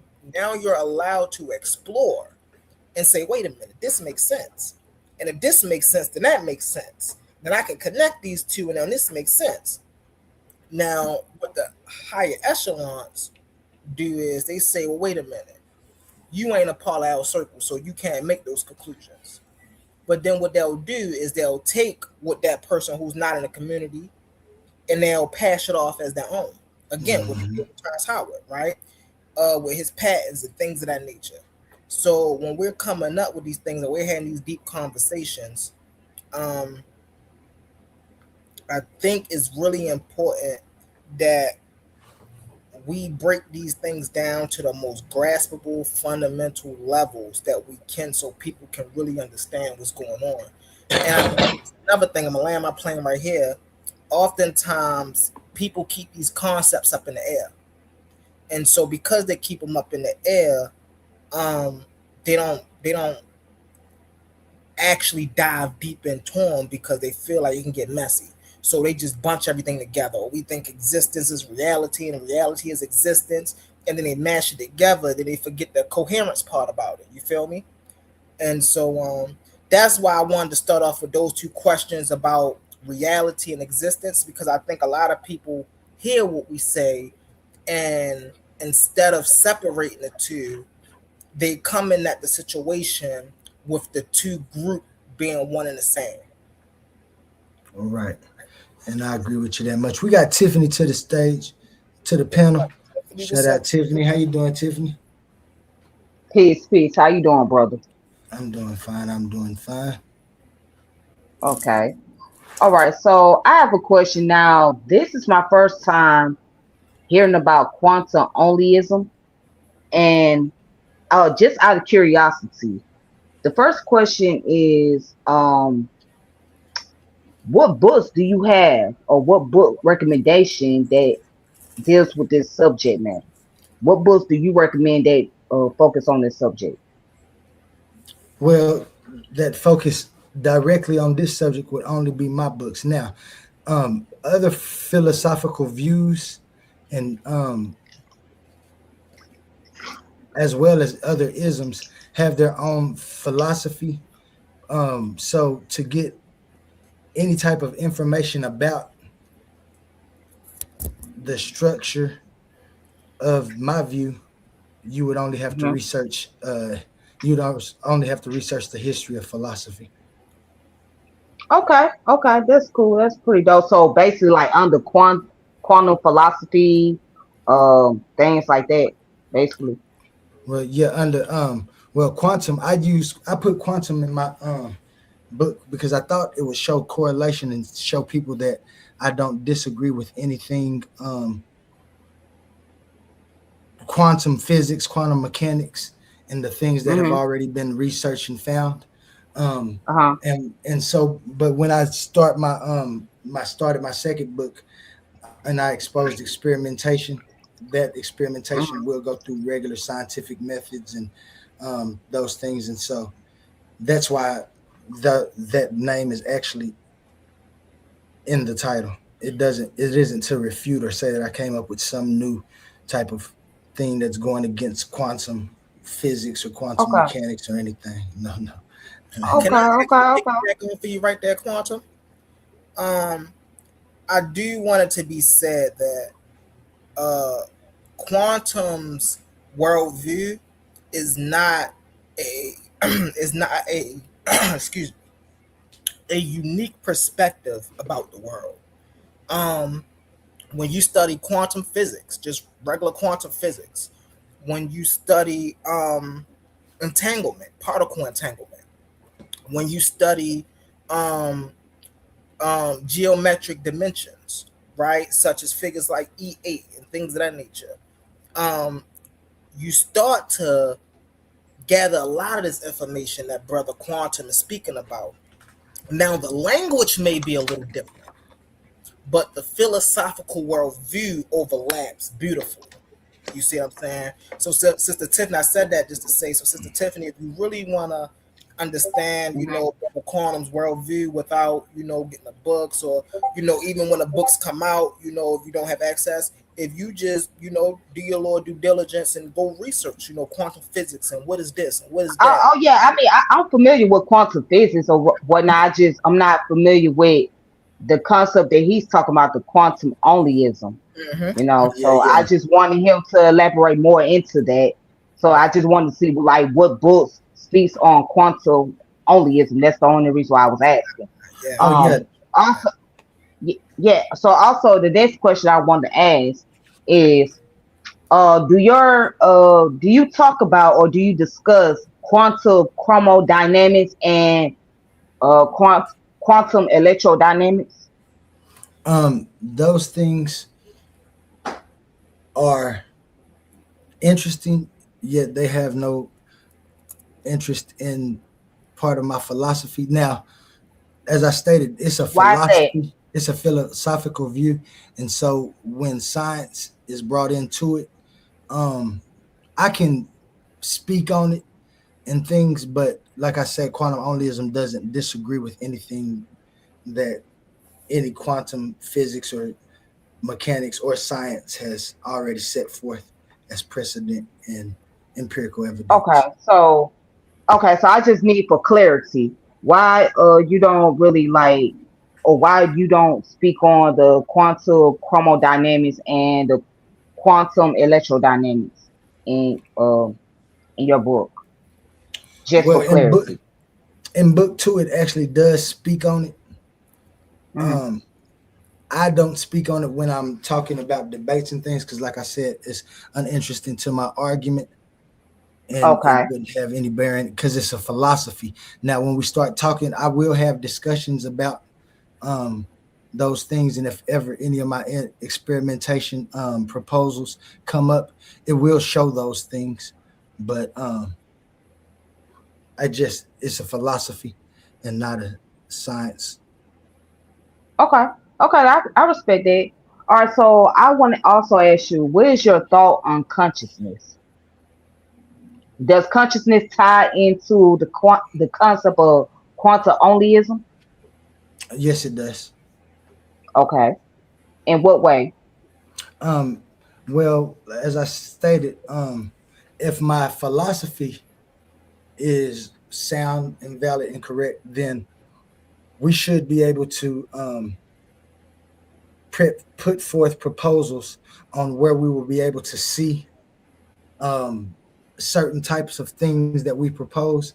And so, what I've done with Divine Mechanics, my second book, is like I said, I have an institute called the Only Divinity Institute, and what I do is I've used uh, the scientific method just to be able to propose scientific experimentation for different things that we're looking for, like the soul. What exactly would the soul be? If it's physical, like me and Humble was talking about, things that we propose should be physical. They might be in a different state, phase, or form. And so I put forth experimentation on where to look for different frequencies, if those frequencies are correct about the individuality and things of that nature. Okay, okay. And what inspired you to get into what you call quantum onlyism? What inspired you to do it? What was the inspiration behind Trying to see if people made their own choices or if a devil actually jumped in people and made them do it. And I went through a logical deduction process to find the incoherence in that. If that was incoherent, then the target of the word God must be incoherent. And so I went through a logical deduction of why that's incoherent. And then, like I said, I did research looking at different worldviews, philosophies, as well as the philosophy of theology, the philosophy of mind, um, and then just started asking different questions from the old questions that had already been asked because the old questions seem to keep being debated. And I think for an intelligible answer, we must set forth intelligible an intelligible design on how to get to these answers because the old questions seem to be at the wrong target and not able to answer intelligibly and coherently. Sometimes you get intelligibility, but it ends up being incoherent when you break it down. That's where my method know the Okay. ledge come in. All right. So can you tell me what is the old question that you're speaking of? The question of evil. Okay, the question of evil. Okay. Yeah, that's the one I So what do started you with. okay, so where do you stand on that as That far as every your position? that evil is only in the intentions of man, and we'll only find it in the intention of man. There is nothing, no type of supernatural evil that gets in people. People are in a condition, in conditions in their life. They have the opportunity to make choices. They make those choices based on well-being as well as uh, consequences, and if they can bear consequences or if they'll even get caught. So if the condition is right, um, people have an innate way of doing what they feel is going to make them feel good or better their um, environment. Some of those things seem to be incoherent when they start impeding on the comfortability or the well-being of somebody else when it doesn't have to. For me to get water, I don't have to take Humble's pail and say that it's my pail. I can go get a pail, and it ain't no evil that jumped in me that made me take Humble's pail. I just felt like I could take his pail without nobody seeing it and then claim it as my own. And that's in the intention of man, and so that's what I see evil as incoherent reaction to a condition. Okay. Okay. So just to have a better understanding. So basically your framework comes from a philosophical approach, not a scientific approach, correct? Correct. So you'll be Correct. more so into the metaphysics, Correct. correct? Okay, okay, got you. Uh, that's all I had. I thought the presentation was interesting. I didn't get a chance to listen to all of it. I listened to part of it, but I thought it was very interesting. I'm looking forward to hearing more Thank in you the near so much, future. Tiffany. I appreciate you so much for your interest in taking your time in your Monday to listen to it. What you did listen to, we do have it um, on the Bait League if you get a membership, or we just like you to like, share, and subscribe if you can. And I like to see you in them comments and up on the panels because your questions were honest, wasn't anything. You was just trying to understand it, and that's what proper discourse is. Because, like I say, to get to the knowledge, you got to know the ledge, right? And so, Oh yeah, yeah. We all got to start.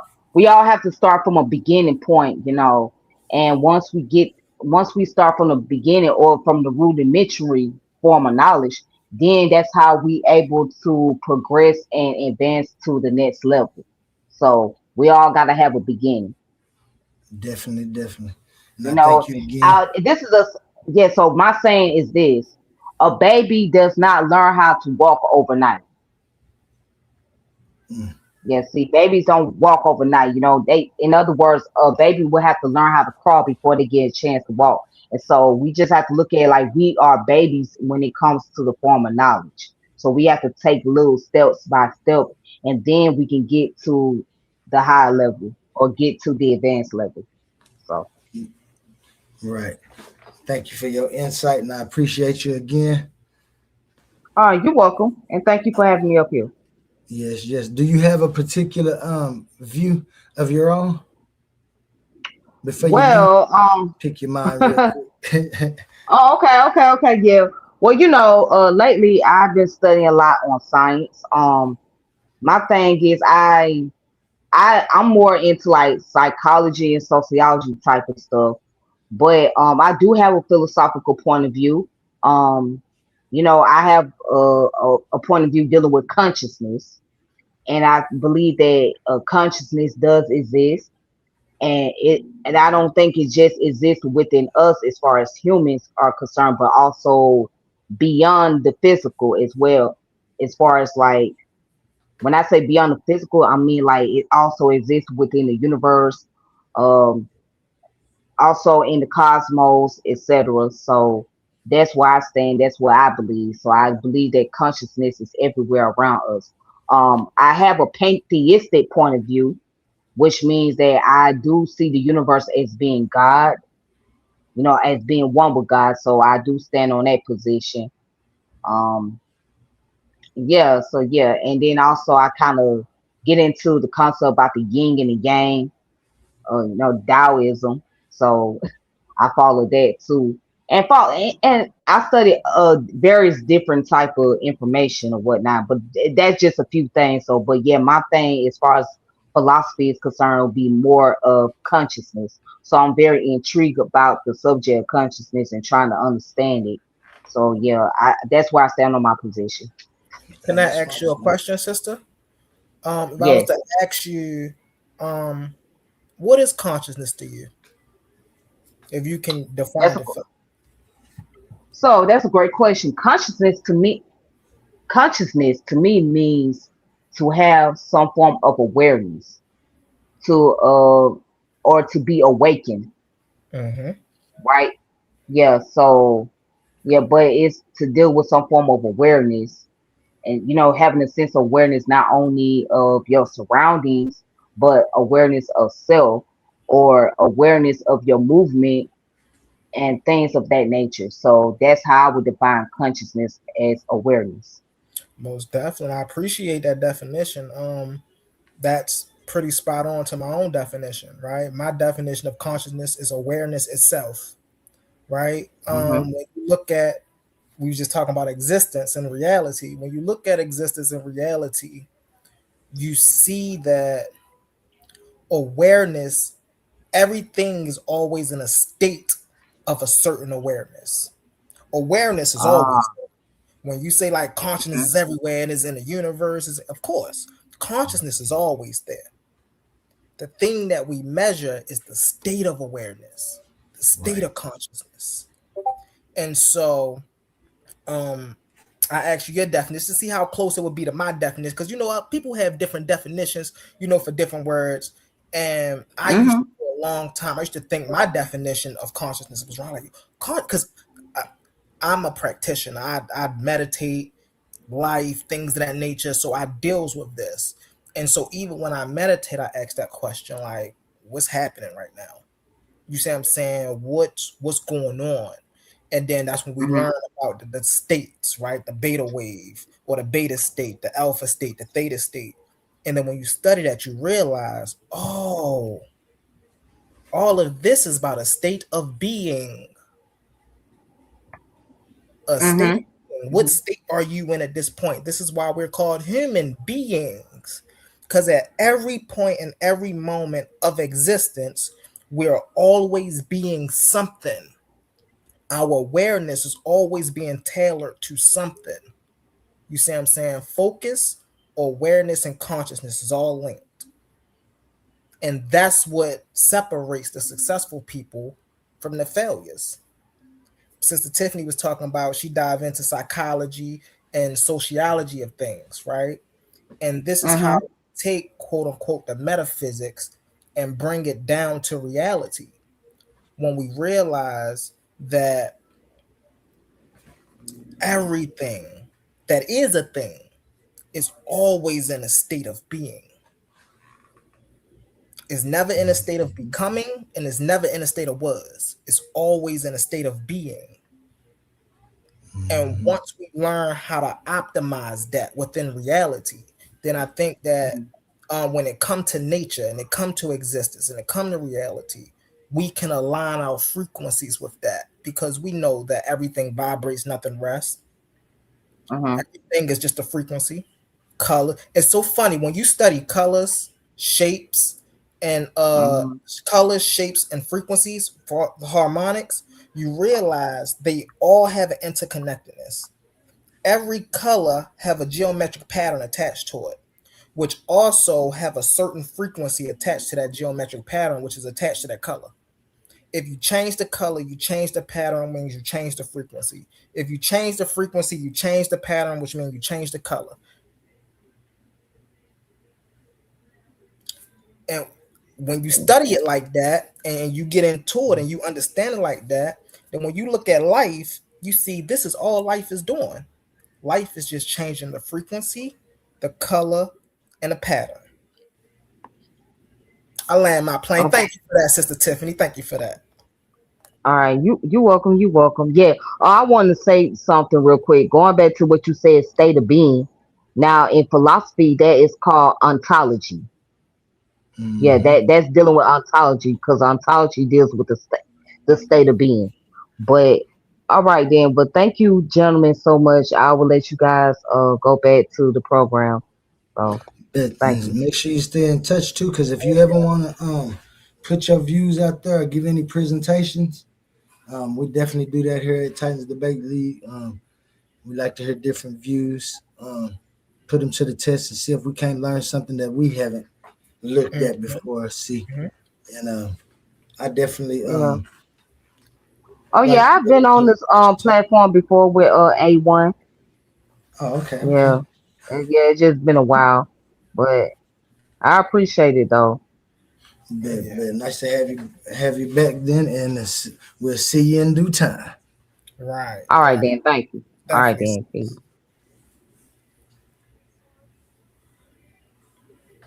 I love the fact that Sister Tiffany brought up the quantum electric, field, electromagnetic dynamics, electrodynamics, um, because when we deal with these things, then we was dealing with earlier, brother, quantum existence and reality, and we start to see how actual physicists start to measure things like photons, the electromagnetic field, things of that nature, right? And what we find when we see this is that photons and an electromagnetic field are scattering events, energy transfer, radiation, and atomic transition.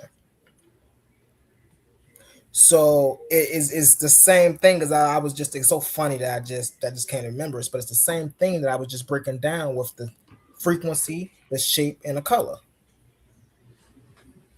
And these things are measured. You see what I'm saying? And so this is what allows us to determine what is real and what is not real within the ramifications of existence. You feel me?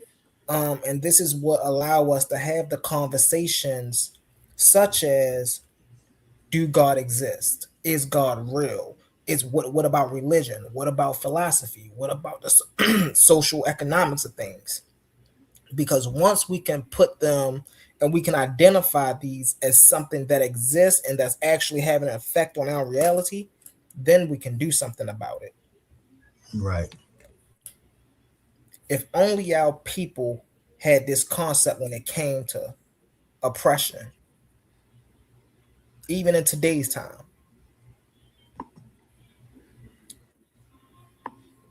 If we can acknowledge that this is a thing that have happened and will continue to happen, then we can do something about it. But until then, it's just going to keep happening. Yeah. You see what I'm saying? So, And that's what it. That's what we. Where I think we stuck with, been stuck, need to get up out of there, because we know it's a way to get up out of there. It's just gonna take some critical thinking and us mm-hmm. to take accountability, total accountability, in what's going on Yeah, and stuff. And of right. course, like I said, it's nothing like hoping and wishing to give yourself a little bit of confidence. But I just Mm, feel like you better know that anything happen, you're gonna have to be a main um, agent within what's going on in your life. mm-hmm. Um, Even when people pray for things, you still got to wake up and go fill out that application, that tire flat. Right. You pray to God for that, so you still got to go get that tire. And you can give the thanks to whatever you must if it keeps you Mm-hmm. pushing. And for those of us who needed a more coherent answer, because that system just wasn't coherent. and it wasn't good enough for me for several reasons. Two of them tonight I mentioned. My paradox is the paradox of evil and the daughter paradox. Um, I can find folly in those morality systems, and so I don't want to be a part of them. The main thing that I find that I don't want to be a part of that morality system is the devil and being able to blame Mhm. things on something like that. And So so, let me ask you a question, Quantum. Do you still hold the concepts of things like God and the devil and angels and things of that nature? well, yeah, within my argument, deep down there, you'll see where I argue for if time and nature are the necessary and constitutive conditions of existence, and their union is the ultimate state of being, which is self sustaining, and that's what sustains our existence, then time and nature should logically be, is logically what people were looking for when they were looking for a God and a goddess. And existence is that highest power that God or goddess was supposed to have. So they just placed the targets, like I said, in the wrong place. I have a God and a goddess. I don't have the devil. I have Mm, Mother Nature and Father Time. okay. And then, like I said, and within my argument, I have a logical argument for why they should be known as such. And then, that's where you take it to the debate arena and see if it's logically uh, plausible. I think that's where, like, because in my viewpoint or my worldview, uh, as you know, I totally disregard those agencies. And the Right. reason I disregard those agencies is because life makes sense without them. If it ain't broke, don't fix it. Hmm. You see what I'm saying? So if life worked perfectly well without a god or a devil or an angel or any of these other things, then why try to add one? Right. Why And just that's not understand what's there? Why put, but see, this is what humans do. Humans look at something they don't understand and they put their own filter on it instead of understanding the thing that they're looking at, and which that's they exact do with life. Go ahead, brother. and that's exactly why I kept that filter, because the function never disappears. Now, when we look at those things, and like I said, you look at recent history and really just the historical outlook of religion. Mm-hmm. Well, yeah, we had our goddesses and stuff, but it ultimately turned into just the Father. And I remember one of my first philosophical questions was kind of joking in Sunday school when the Sunday school teacher was talking about the Father, and I said, "Well, where's the mother?"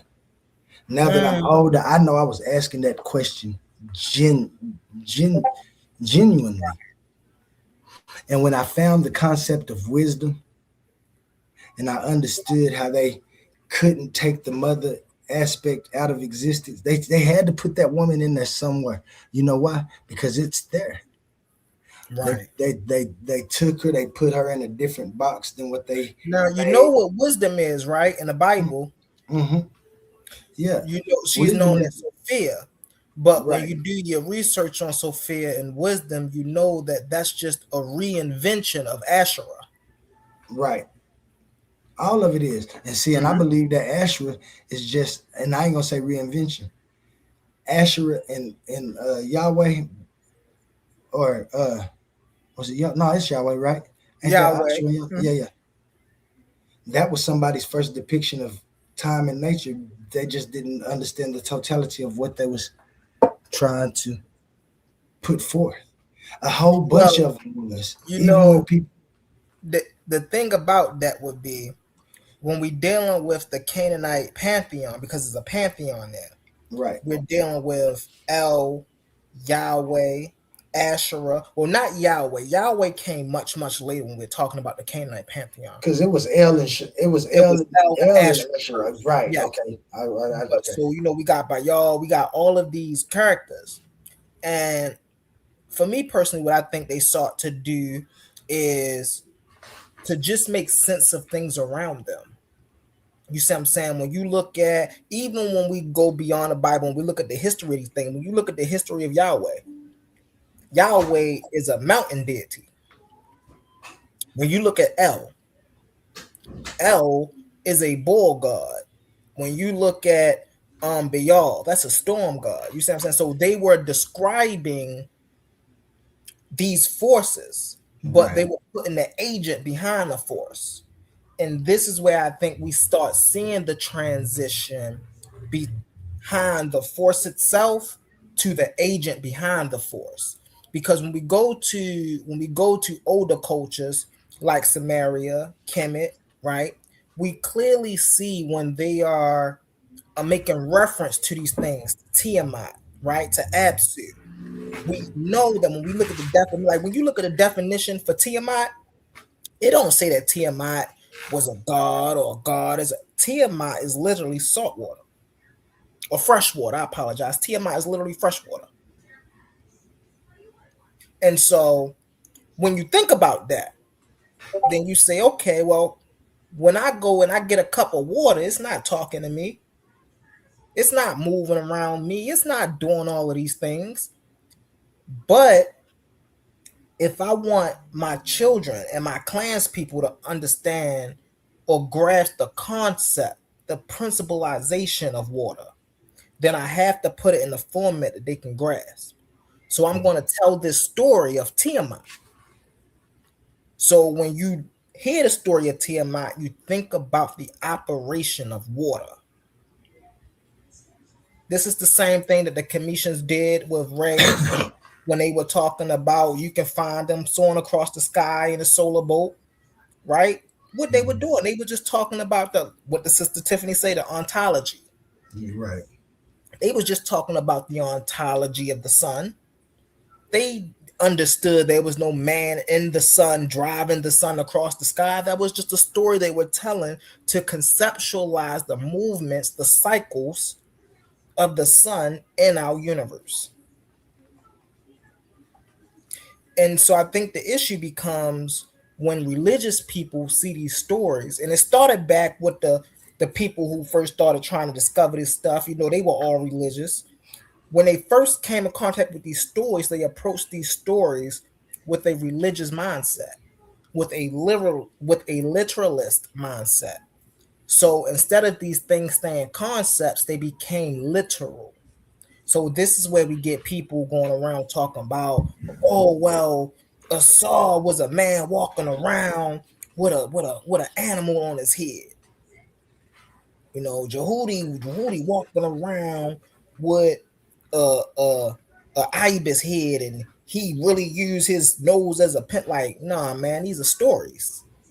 You see what I'm saying? But these are stories to talk to us about life itself. The same thing we up here doing now when we're talking about quantum mechanics, quantum physics. We're just using different language. You see what I'm saying? But I'm sure that if people from all generations of the history of the planet came together, we have most definitely touched on a lot of the same. We'll come to a lot of the same conclusions. You see what I'm saying? Because the objectivity of life overpowers the subjectivity of life when we're talking about practicality and realism. You see what I'm saying? See, physicists don't care about the illusion. They don't care about what it looked like, what it seemed like, what it appeared like. They care about what it is. And so this is how we tackle these situations, these problems. We don't care about the fluff that it gives off. We want to know what it is. The existence. What is it? Life. What is it? You see what I'm saying? Um, um, love, thoughts, vibration. These things, when we try to, and that's the hard problem too, because when you try to, the more you try to fully understand what something is, you said this earlier, Quantum, when you were saying when you first came up to your philosophy, you know, you had it, but then the more you dived into it, the more you expanded it, and you was getting away from the core point of your philosophy. You see what I'm saying? And so this is what these people do. They see it, but then they put their filters on it, and they put their filters on it, and the more filters they put on it, the further away they get away from the realism of the thing itself. I land my plane with that, brother Quantum. I land my plane with that. Yeah, yeah. I'm with you a lot on that, especially when it comes to the deities. I also did dug a little deeper, and I saw that it could be the case that we see so many different gods and goddesses because once somebody had control of one god or said that they was in, and that's why I had to cam up. I'm like you when I say things that Right. I seen a repeated thing that if I got a god and I propose my god to humble, humble say yeah I'm rocking with you, and then I start getting um real intimate with what this god want and that and humble say that's cool, but I think I can do the same thing with, like you say, with the thunder god, with the sun thunder god. Now I ain't gonna fight you at first. I'm gonna just say go, and then you gonna create your thunder god. Now you got your own priest, your own structures and everything over there, and you benefiting over there off that god. I'm over here benefiting off my god. Somebody else make another god, and that started getting too incoherent with him. And that's Mm-hmm. why when you see this start warring against each other, and that's what I see as well as what you mentioned when you was talking about um, the first the first to me would have been what you was talking about. They was getting to know things and they was seeing it. So yeah, they was putting the names on it as a way to be able to um, deliver information and have it in an oral style because it was oral traditions a lot. You know what I'm saying before it was written down and stuff. And so that's how it was. And then the personifications did their job. Yeah. But now Yeah. we know what they was talking about. But as well as seeing that, I also saw, like I said, people just wanting to benefit off of being in contact with some type of deity. Right. That's why we have the different gods, the different people representing those gods. You have the different priests arguing amongst each other about which god is, and it's all for the benefit and the personal benefit of said people. In Right. my view, guys, remember this is my view. Not Right. not saying that this And is you what it ain't far is. off. You ain't far off. When you do so, here's the thing: a lot of people do, and this shows the brilliance of us, though. A lot of us hit the point, and we don't even do no research into the field that we hitting the point on. You see what I'm saying? The same thing you said, the same thing I said. I said what I said because I actually read the text. Like I know what the text say. You see what I'm saying of these older cultures. So I'm just saying what the text say. Well, I'm saying what the text describe.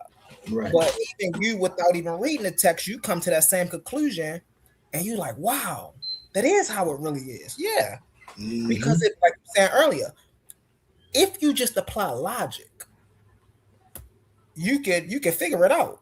You can figure out a math problem if you just apply logic. You could put the pieces of the puzzle together if you just apply logic. So it's the same thing with the ontology of, or rather, I say, um, um, I had this word earlier. It's too many ology words, man. We be dealing with What the too many. epistemology? How you Nah, know what you know?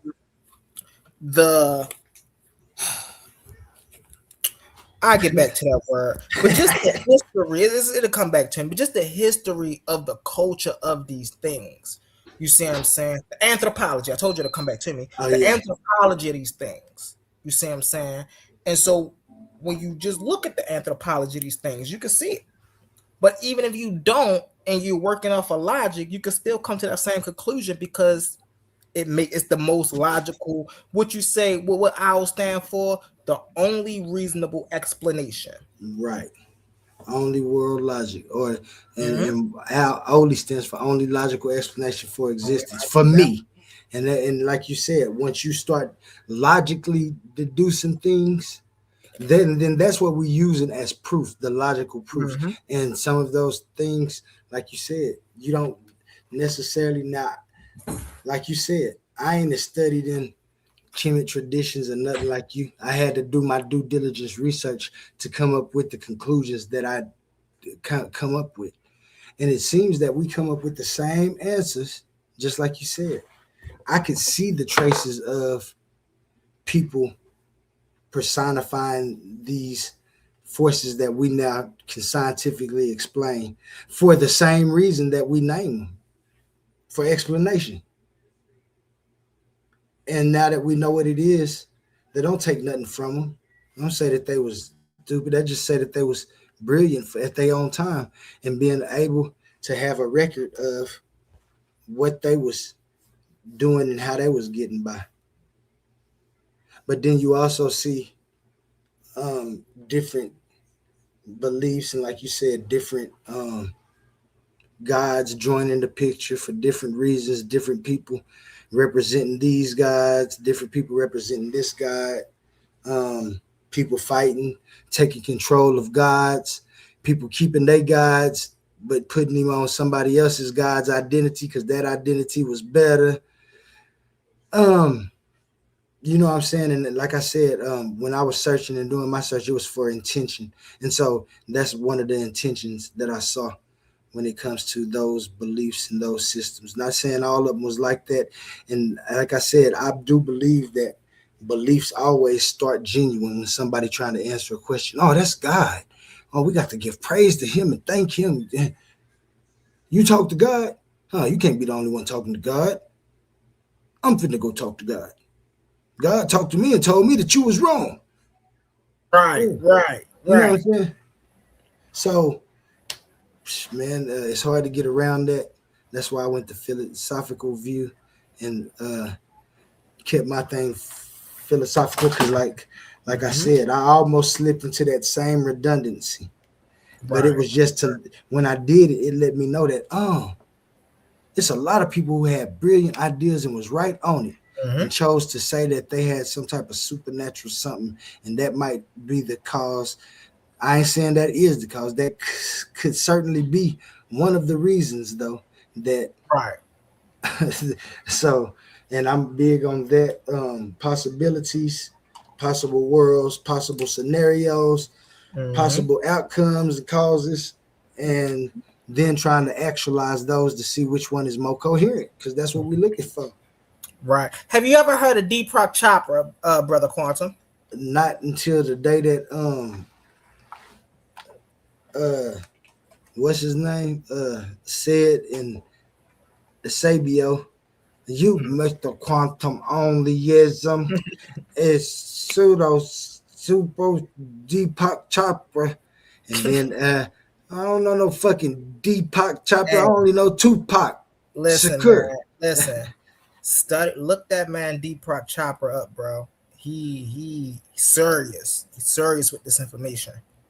Now, okay, And he what you worked saying that close then? with a guy.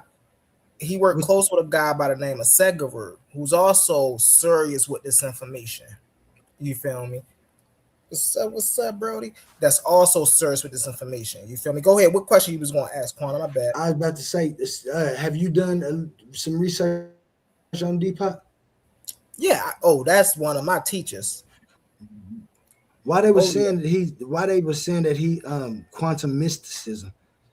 Because he's his origin is Indian, and so when he came, so he When you say come Indian, do you from, mean, my bad? I don't mean to interrupt. When go you ahead. say Indian, American Indian or Indian like No, India? Indian, the India, Okay, India. okay, okay.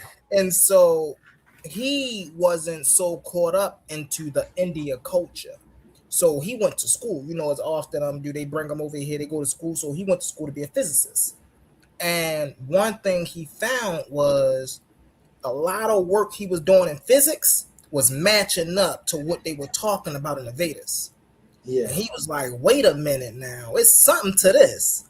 And when he got into his tradition deeper, he realized that my people aren't wacky, packy, religious people. These people are scientists. These are scientists of life. yeah, Whenever you, and this is something that the Western world, United States, and you know, they put the concept out there that all of these things were religion. But when you actually study the yogic tradition, you realize that that's literally a science of the body. mm, course, it can get misleading when people talk about chakras and things of that nature. But when you dive into what a nodal point is in your body and you understand, oh, a nodal point is just a pocket, a point of intersecting, things that control. These are pockets of energy. And you realize, wait a minute, we got significantly of these pockets that touch a major organ or gland. Then you realize, well, wait a minute, there's 7 chakra systems, 7, 13, 33. Their chakra system don't seem far off when we study our own human body. We know even if a person like to learn about fighting, right? One of the things you learn about martial arts is everybody got a pressure point in their body that if you touch it, you can shut down a certain part of the body. What y'all think that is? You see what I'm saying? And so this is what Deepak Chopra, when they say he's pseudo quantum, this is what he bridged together. He bridged the philosophical framework from the Indian worldview with modern day physics, and he showed how they're not only similar, but they just like I say, me and your worldviews overlap beautifully. He realized that the Indian tradition and modern physics, their worldviews overlap beautifully. And this is what he just teach to the people. You see what I'm saying? Which is amazing because it validates not only India, but it validates what other ancient cultures were saying as well, such as Kemet, such as the Yoruba. You see what I'm saying? So when people look at Deepak and say he's pseudo, I gotta disagree 100%. 100%. Even Sagaru, people get on me because I study on a Sagaru as well. And they say the same thing about him. Oh, he's pseudo, he a yogi, he want people to follow him, he a cult leader. But I'm like, listen to this man. Pick up his teachings. Apply what he literally listen to him, and you'll realize, oh, wait a minute, he not pseudo. He just telling us the stuff that we should be knowing that our parents didn't have access to teach us, so we don't know this. See, that's when we start looking at the traditions. People in India, they teach their children about states of mind at a very early age. Yeah. So by the time they hit their teens and stuff like that, they got thinking down pat. They got references, frame of references, thinking, all types of things down pat. Over here, we don't learn about that stuff until we're much older. So when we do come into that information, we think it's some type of hard puzzle to solve because we wasn't taught this as children. This is why I teach my children to meditate now. So when they get older, they'll understand the beneficial process of what that is. Unlike when I was growing up, I ain't had nobody to teach me that. I had to learn that on my own. You see what I'm saying? So this is the importance of a Deepak Chopra or a Sadhguru, a Alan Watts, a J. Krishnamurti. These people, man, yes. These people talk so, and they bring it from a perspective of life. They make it relatable. That's what I love about the information. It's graspable and it's practical. I can put this into application. You see what I'm saying?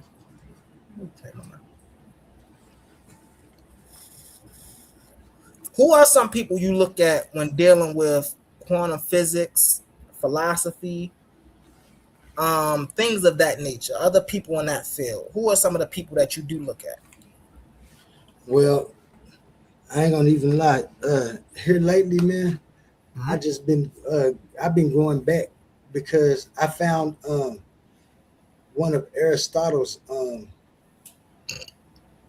papers that I didn't know that he had made, and I'm you know what I'm saying. And that's why I have to go back to school to do this. When I was going through all my research and things, I was doing a lot of history of philosophy and going through those things. and trying to just find the correlations and where they missed. I wasn't too much taking the information in to actually see what they were saying totally. Mm-hmm. When you in a rush to answer your questions, and then I'm matching them up against other people's, I wasn't really going to see exactly what he was meaning when he was saying substance.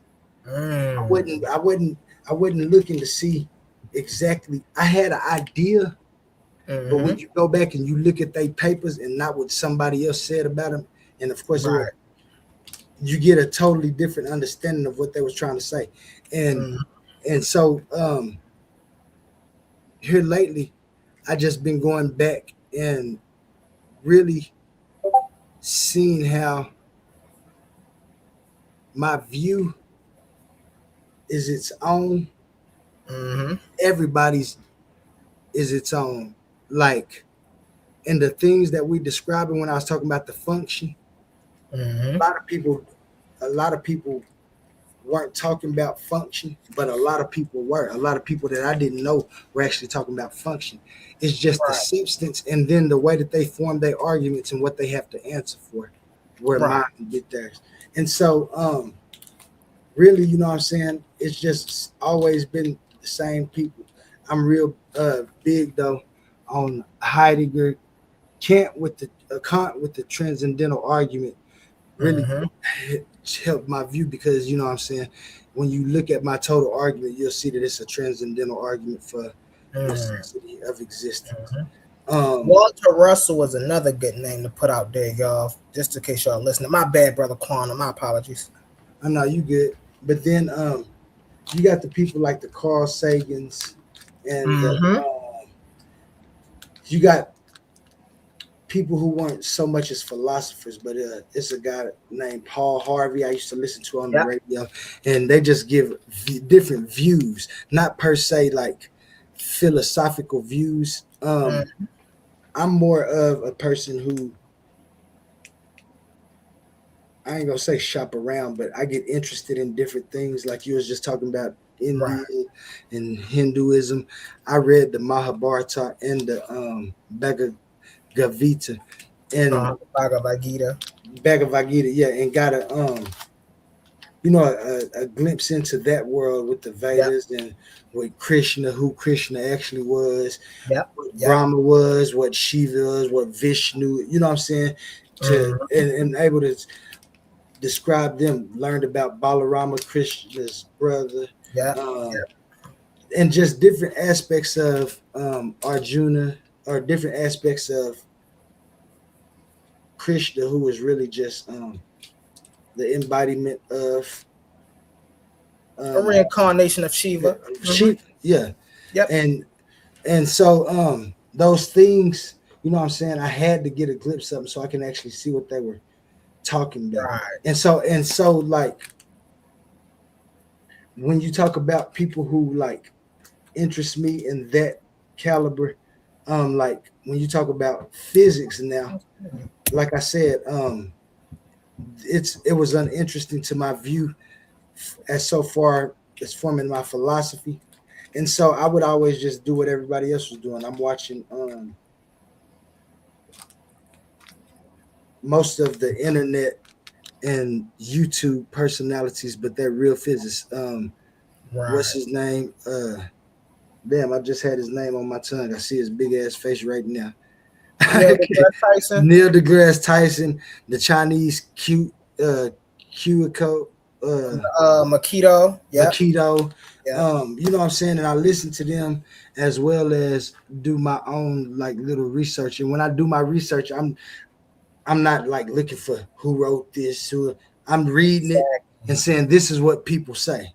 You know what I'm Yep. saying? Until I'm actually forming an argument and stuff. And so my way of study and my way of gaining information is rather old school. I know I have the things. I still go look at Encyclopedia Britannicas because Oh that's yes, what I as you used to do when I should. was Uh-huh. that's what I used to do when I was young. That's where I found out Right.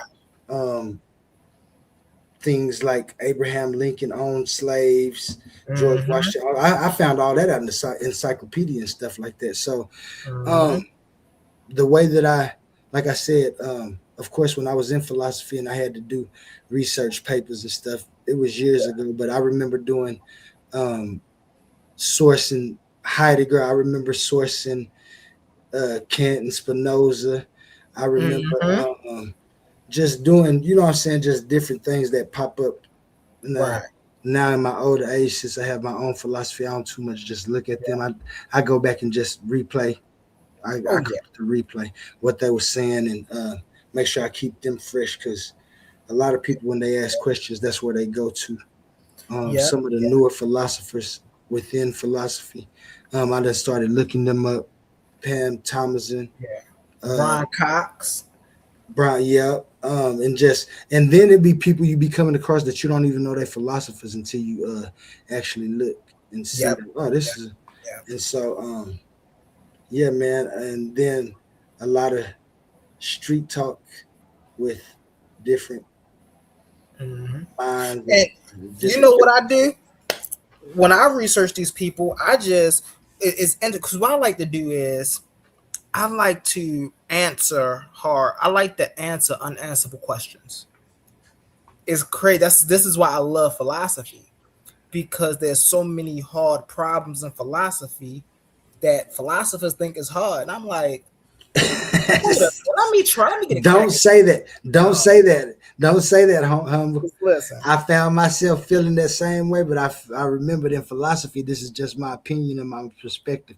And what's wonderful about it is the questions that you form when Hmm. what they call a hard question, you say, no, that question ain't hard. You just formed it wrong. You're gonna Yeah, get a hard. yeah. You formed it so it That's could what be I hard. did. I think I just talked. I'm not sure, but so I was watching this. I was watching this quantum physicist the other day. I can't remember his name, and he was talking. He was being interviewed, and he was talking about some of the hard problems in quantum physics. And one of the things, the first thing he said is, one of the hard problems in physics is what is a measurement? Like, how do we determine what even a measurement is? And I'm like, that's a hard problem in physics. Like, that's a hard problem in quantum physics. We know what a measurement is. But then he went further down and broke it down. It was like, well, on a quantum level, what we know about measurement on on our physical level differs from what it is on a quantum level. And I was like, okay. And I was listening to him. Then I started coming up with my own stuff. And I was like, wait a minute. Let me type this down on my little paper. Then let me cross references and see what they say. And it came out. It was like, oh, wow, you making a brilliant, you know what I'm saying? Like, Assessment. you put stuff together brilliantly. And I'm like, I can't be the only one to think this is why I love to branch out and say, okay, well, who else think like this? Or when was this the first time this was proposed to the public and things of that nature? Right. Because one thing that you talk about a lot, and I think a lot of people overlook, is logic. Logic. Mm-hmm. Because logic makes sense. And I know that sound like just a simple sentence. Logic makes sense. No, logic makes sense. Mm-hmm. So if I come to a conclusion logically and you come to a conclusion logically, it don't matter how we got to the conclusion. We both got to the same We got to conclusion the same conclusion. Right. because we both have to adhere to this thing called coherent logic. If it don't make sense, we got to throw it out the wall. We got to throw it out. Mm-hmm. If it makes sense, okay, well, how can we add this? How can we, okay, well, if this is this, then, and I think this is what people do when they compartmentalize things. So they'll look at existence and say, okay, this is what we say about existence. Then they'll look at evolution and say, okay, but this is what evolution say. And it's like, well, wait a minute. If existence is the substrate of what we call reality, and evolution is just a process of reality, then evolution can't be saying something different than what this is saying. They gotta align in one way or another. This is why when Sister Tiffany came up here and she was asking about the quantum electromagnetic dynamics, she was talking about these things. I was like, because when we study quantum electromagnetic dynamics, then we start to see how a simple thing like a particle, right? It exists, but on the physical level, the structure change. Now, scientists say we don't know how that happened. But then they're separate. The reason they don't know how that happened is because they're separating it from geometry. They separate it from mathematics. This is why when we look at these fields as a whole, we see they often interject. It's so funny. I'm looking at your background right now, and I see Metatron's cube. I see the stars in the background. And this is what's needed to really understand this stuff. You can't compartmentalize it. You got to understand how they all work together in a cohesive, coherent system. Because that's what this is. This is a cohesive, coherent system. This is a closed system, by the way. And this is the issue that I have with the outside and the inside. You was talking about this earlier, Brother Quantum. The outside and the inside of existence. The beautiful thing about Earth being a closed system, or not Earth, I apologize, this reality being a closed system, is the fact that everything that ever was or ever will be is always here. Everything. And when people go out, and we was talking earlier about God, when people step out of that ramification and say, okay, well, what about God? We say, well, that's why I said earlier, there's no room for God. Because on all levels, from the mental level to the physical level to the experiential level, we can explain at some basis of fundamentals of life. Because we see it around us every day. You see what I'm saying? We see cars go up and down the street. We see birds flying from tree to tree. We see worms that come out during the rain, snails and slugs and stuff come out during the rain. And when it's sunny outside, what they do? They go right back in the hole. We see trees growing. We see rivers flowing. All of this is expressions of life. You see what I'm saying? And the issue becomes when people step away from nature and they go into these laboratories, they try to separate what's being done in nature to what's being done in the laboratories. And you can't do that. Mm-hmm. You see what I'm saying? Yeah, no doubt. I definitely see. Max Leisure say he want to come up. Come on up, Max. Logic makes sense. Yeah, he said, how does logic make sense? Logic makes sense for this reason. And Humble, this is why I hate giving my secrets away, but it is what it is. This is why I argue from intelligibility. This is why I argue from a point of intelligibility for existence. That means that everything is going to be intelligible and we should have answers. When you don't have answers, you're just asking the wrong question. And we are to update. Here he is, none other than what up? The most Yo, weighted what up, foe. Humble? What up, Most Oli? graded foe. Let me get a cheer for Max Leisure.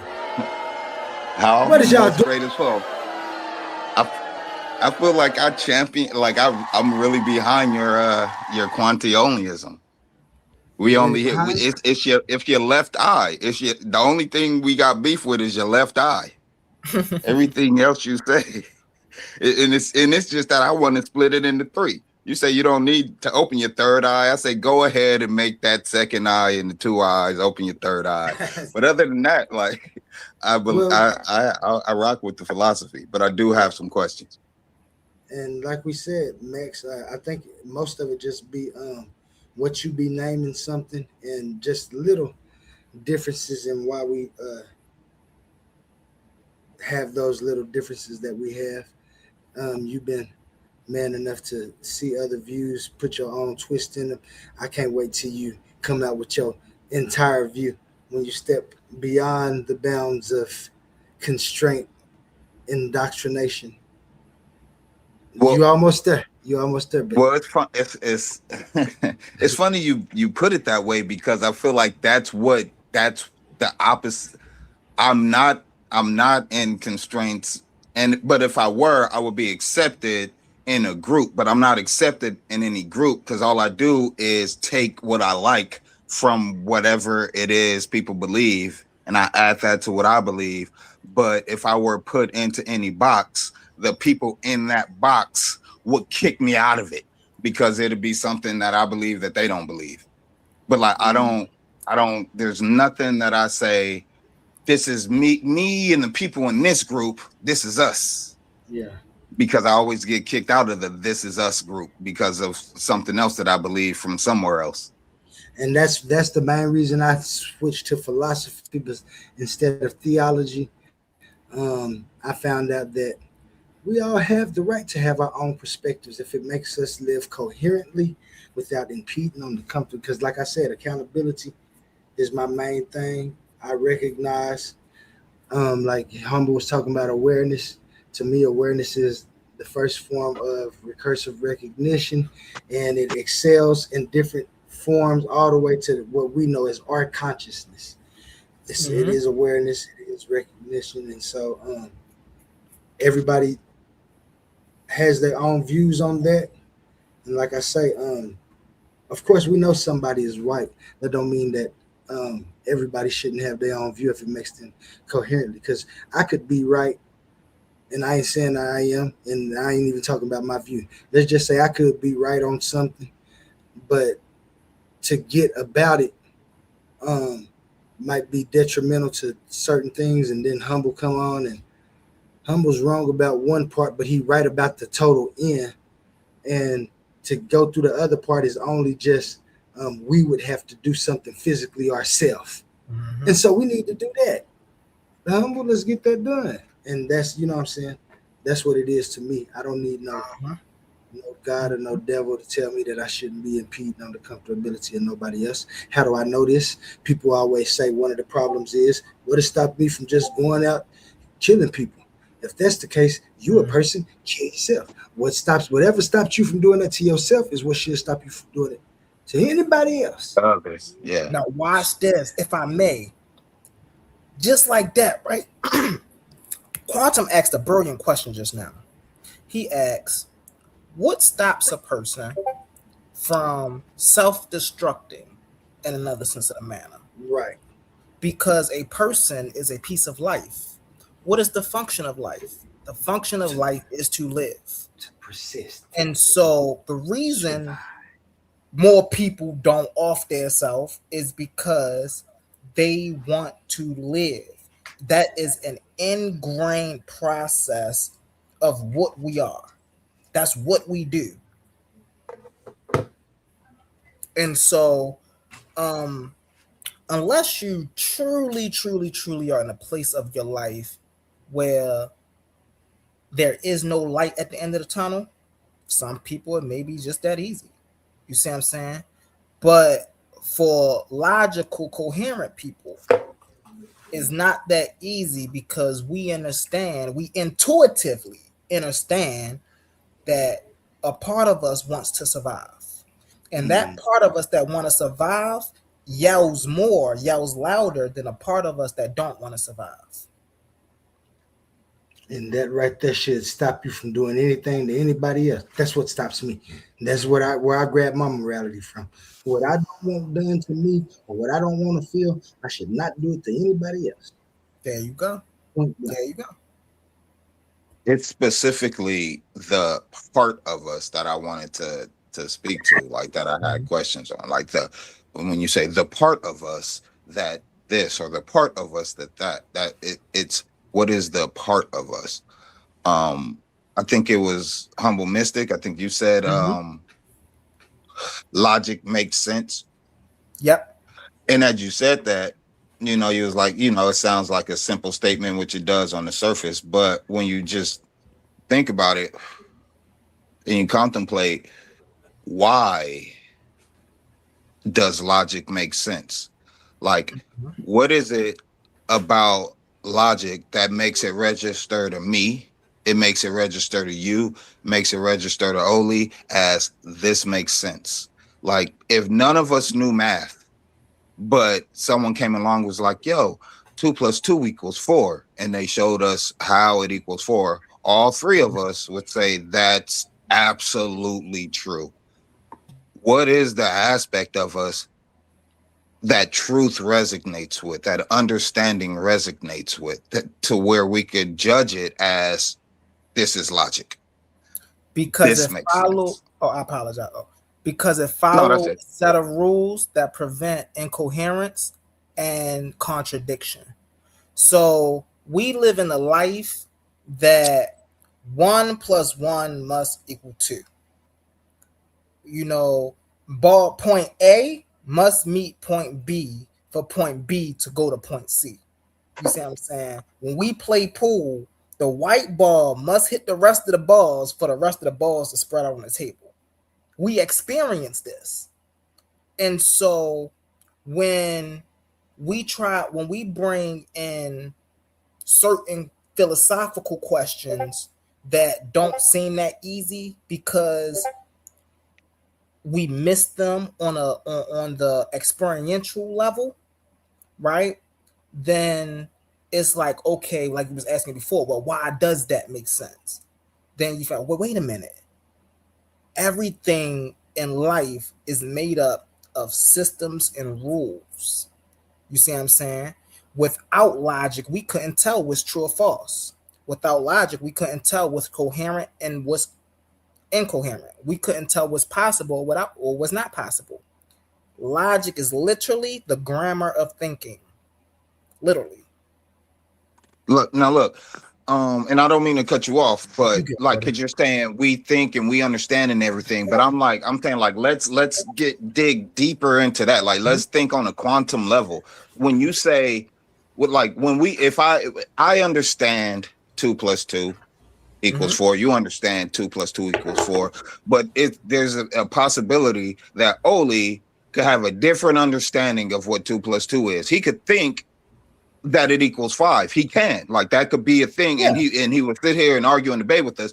So, but like, so I'm saying, like, what is the thing that determines for us as an individual that what's the like the authority that's able to say to you as a existing being, this makes sense, and then you take it as this makes sense, and then what is the thing that takes it as this makes sense? Because if I think that 2 + 2 = 4, it only thinks it's 5.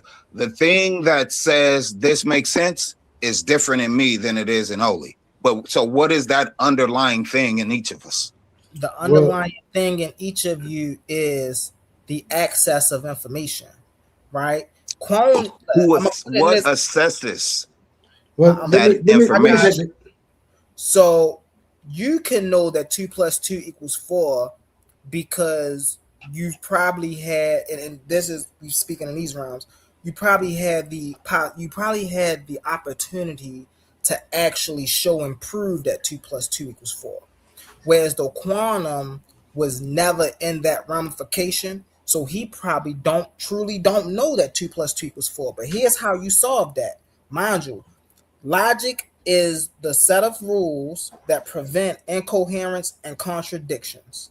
So what you should be able to do is you should be able to say, quantum, I can prove to you that 2 + 2 = 4. You bring me 2 apples, and I'm gonna bring you 2 apples. And we're gonna sit our 2 apples in the middle of the table, and we're gonna count these apples, and we're gonna see what number this come up with. But So look, both y'all humble. bring y'all 2 apples, y'all count y'all apples, both of y'all come to the number 4. So now quantum can no longer, now once quantum, here's the beautiful thing about information. Once quantum is exposed to that, he can't then walk back and still say 2 + 2 = 5. He can, but then he'll be delusional. And people live in delusional states all the time. But the fact that you showed him the coherence and the logic behind 2 + 2 = 4, if he chooses to ignore that, that'll be on him. Yeah, but look now, Oli, do you and I hear what you're saying, humble, but Oli, do you understand the aspect of my question that Mystic isn't actually addressing, like Um, directly? let me Because see. look, what I'm saying is this. Like, what I'm saying is, let's just say there's a you have a king, right? And then or you have a herbalist who's able to tell if this plant is good to use or if this plant is poisonous. So you have a series of people that come, here's a plant, and then the herbalist is like, this is a good plant. And then another person comes, this is a poisonous plant. These people are bringing the plants to the herbalist for the herbalist to decide this makes sense to keep this plant. So what is it within us as individuals that information goes to where the information is presented, and then this thing that I'm questioning, what is it, goes, this makes sense. 2 + 2 does equals 4. Nothing else makes sense. What is Well, that? What is okay. that That entity? is the system of which we call an consistent thought that tells us the difference between something that is true and something that is false. It's the system that tells us something is coherent and something is incoherent. You see what I'm saying? It's that system, it's that very system that tells that herbalist what is a good plant to use and what is a bad plant to use. If I can really fast, I want to use an example. I want to use a graspable example if I can real fast. Say me and Quantum is on an island, and the island that we're on only have black swans, right? And so Quantum has always been on this island. I'm just getting to the island. I tell Quantum, hey Brody, you know there's a such thing as white swans. Quantum wouldn't believe me because all Quantum have experienced was black swans. So now how can I make Quantum believe me that white swans exist? I can go bring Quantum a white swan. Once I bring Quantum that white swan, that nullifies Quantum's coherence in thinking that only black swan, that shatter his logic of only black swans existing. Now, Quantum can either accept the proof and say, well, you know what, Humble, you were right. Or he can say, even though you showed me a black swan, I'm going to continue to believe only black swans exist. You painted that duck. Right, you painted that white. That ain't really white. And so even though you can show a person something logically, it's up to that person to be able to grasp that concept or not. So it's that thing right there, that set of rules that tell us what's real about reality and what's not real about reality. Or rather, I say what's true about reality and what's not true about reality. Without that system, we couldn't tell. Right. Okay. And for me, you got to bear with me now, because I'm gonna go back to your first question. Okay. To me, why logic makes sense is because intelligibility. Remember a while ago I said I argue from intelligibility, so I'm gonna have to tell you what that is. But intelligibility requires stable distinctions, ordered relations, and constraints on what can follow from what, especially when it comes to the individual that you know that are you and the one that you know. Now let's get to the question of 4 and 2 + 2 = 4.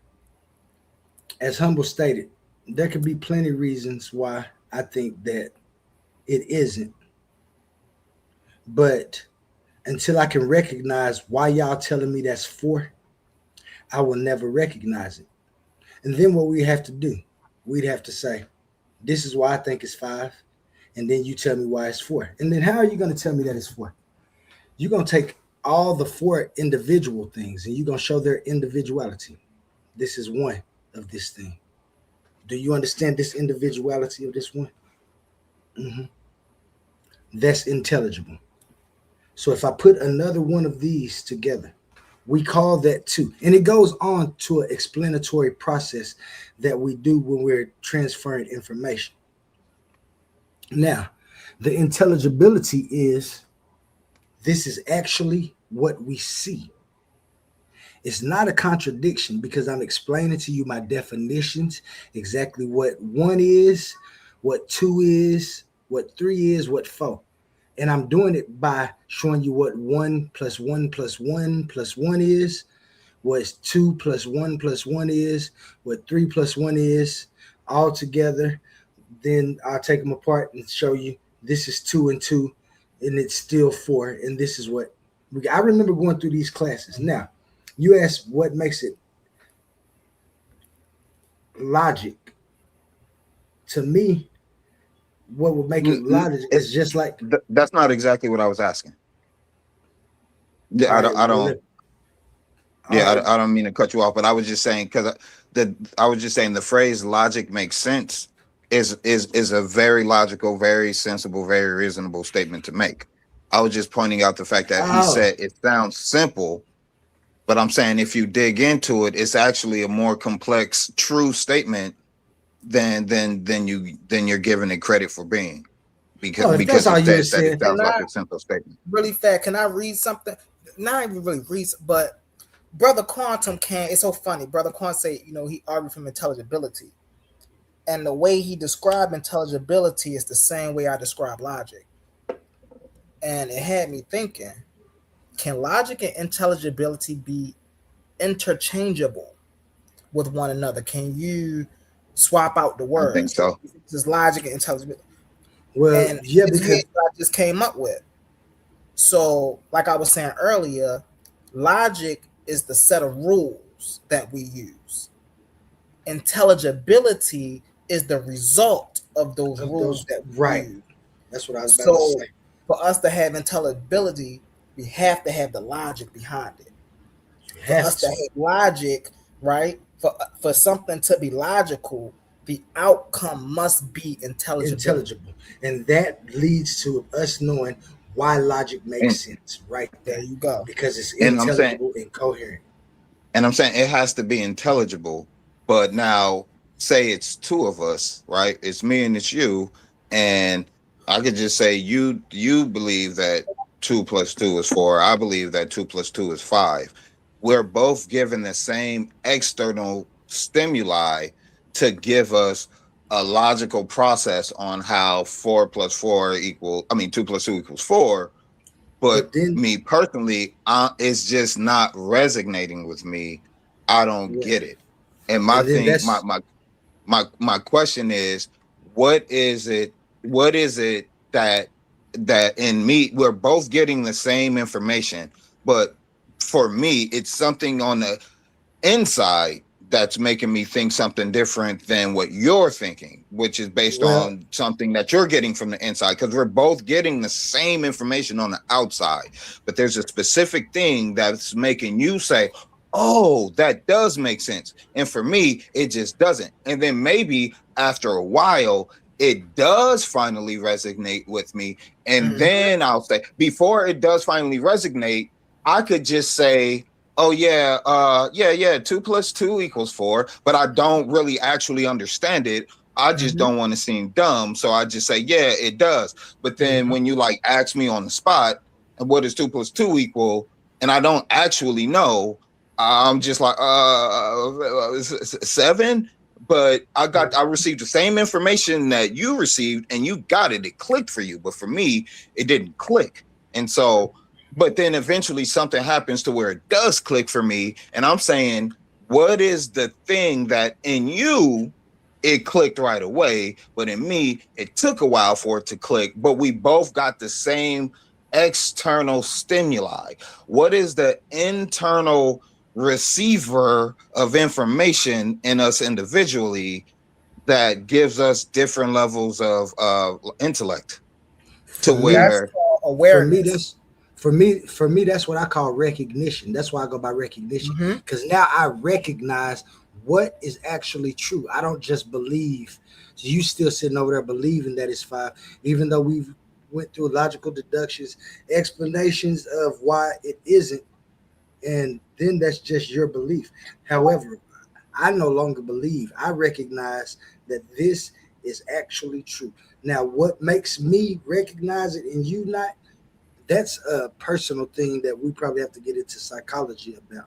That's what the personal thing is what I want to dig into, because I'm using something as simple as 2 + 2 = 4, but we could use quantum. If we use quantum onlyism, it'd become a vastly complex conversation. Because when I say some people, you could clearly explain quantum onlyism, but for some people it doesn't resonate. They don't get it, and then you have to get into the complexities of quantum onlyism. But I'm not really talking about why, like the logic behind why 2 + 2 = 4 and why you should understand it and why you shouldn't.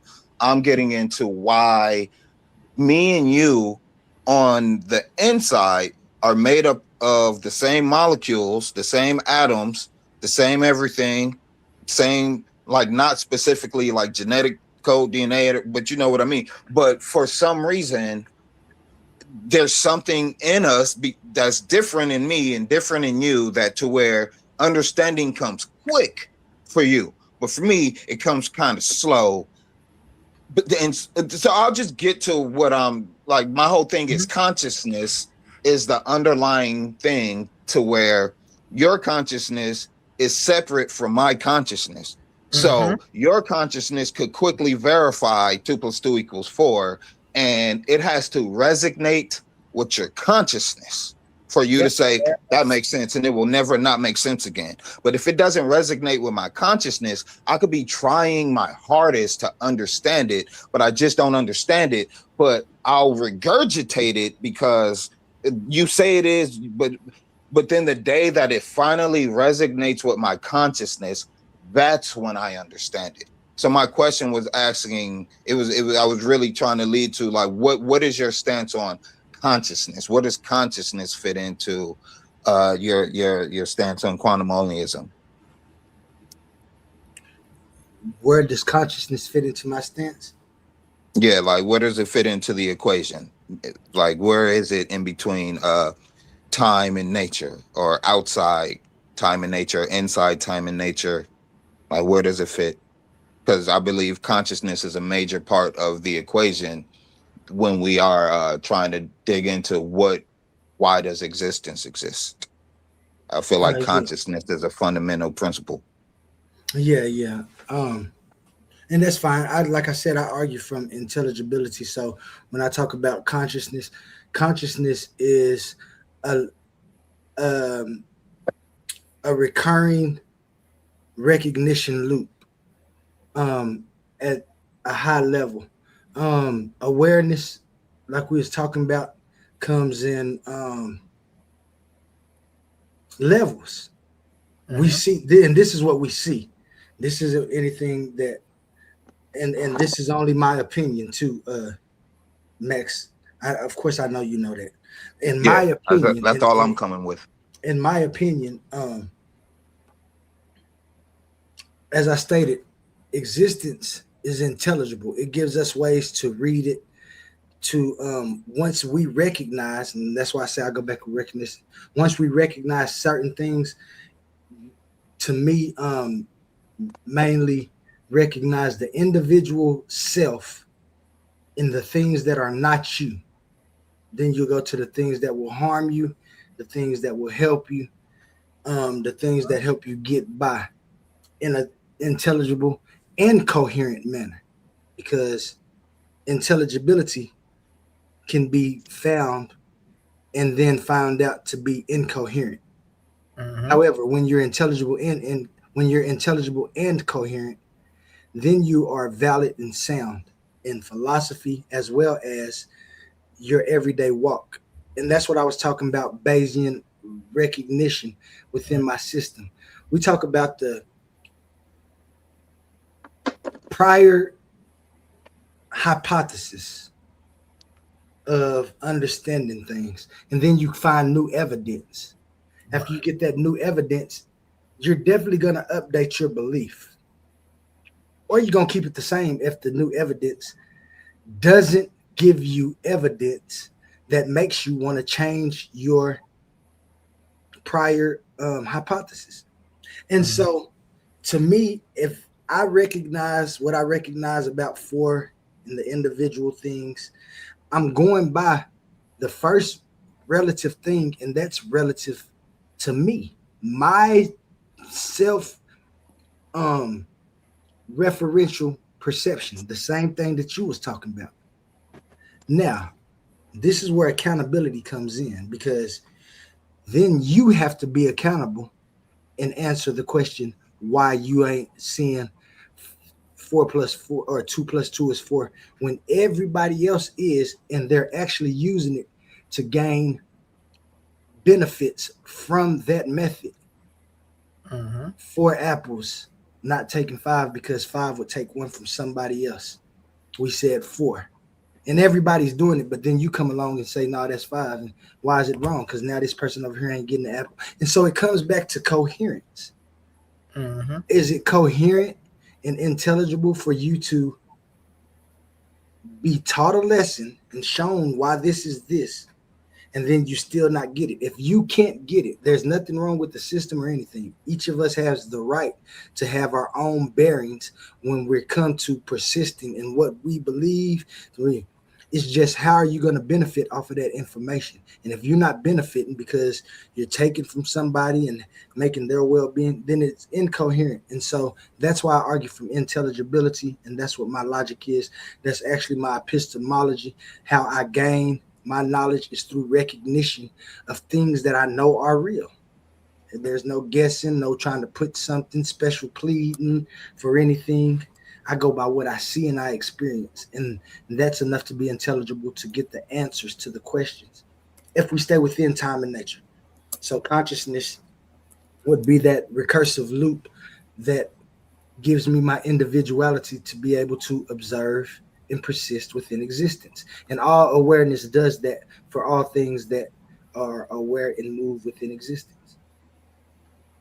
Okay, I think like maybe using the 2 plus 2 thing was a bad example because it's not about how coherent the math is on that. It's more like about how like some person could take a bath in a certain in water in a certain temperature and it's fine, but to someone else it's very hot, someone else is cold. Like some people think that abortion is okay, some people think it's the most horrific thing. Like some people are okay with the death penalty. Some people think it's the war. And what I'm speaking to is it happens on a conscious level where people judge how they feel about something. And even if it's on a subconscious level, when they like some people could like getting, some people have a high threshold for gore and they could watch gory stuff all day. Some people it makes them throw up. So it's not about it's about there's a differences in us internally that despite what the external stimuli is, we're all going to have unique and individual reactions. My thing is, what is it? Where does these expressions come from in us individually, and why do we each have our own unique individual expressions based off of the same external stimuli?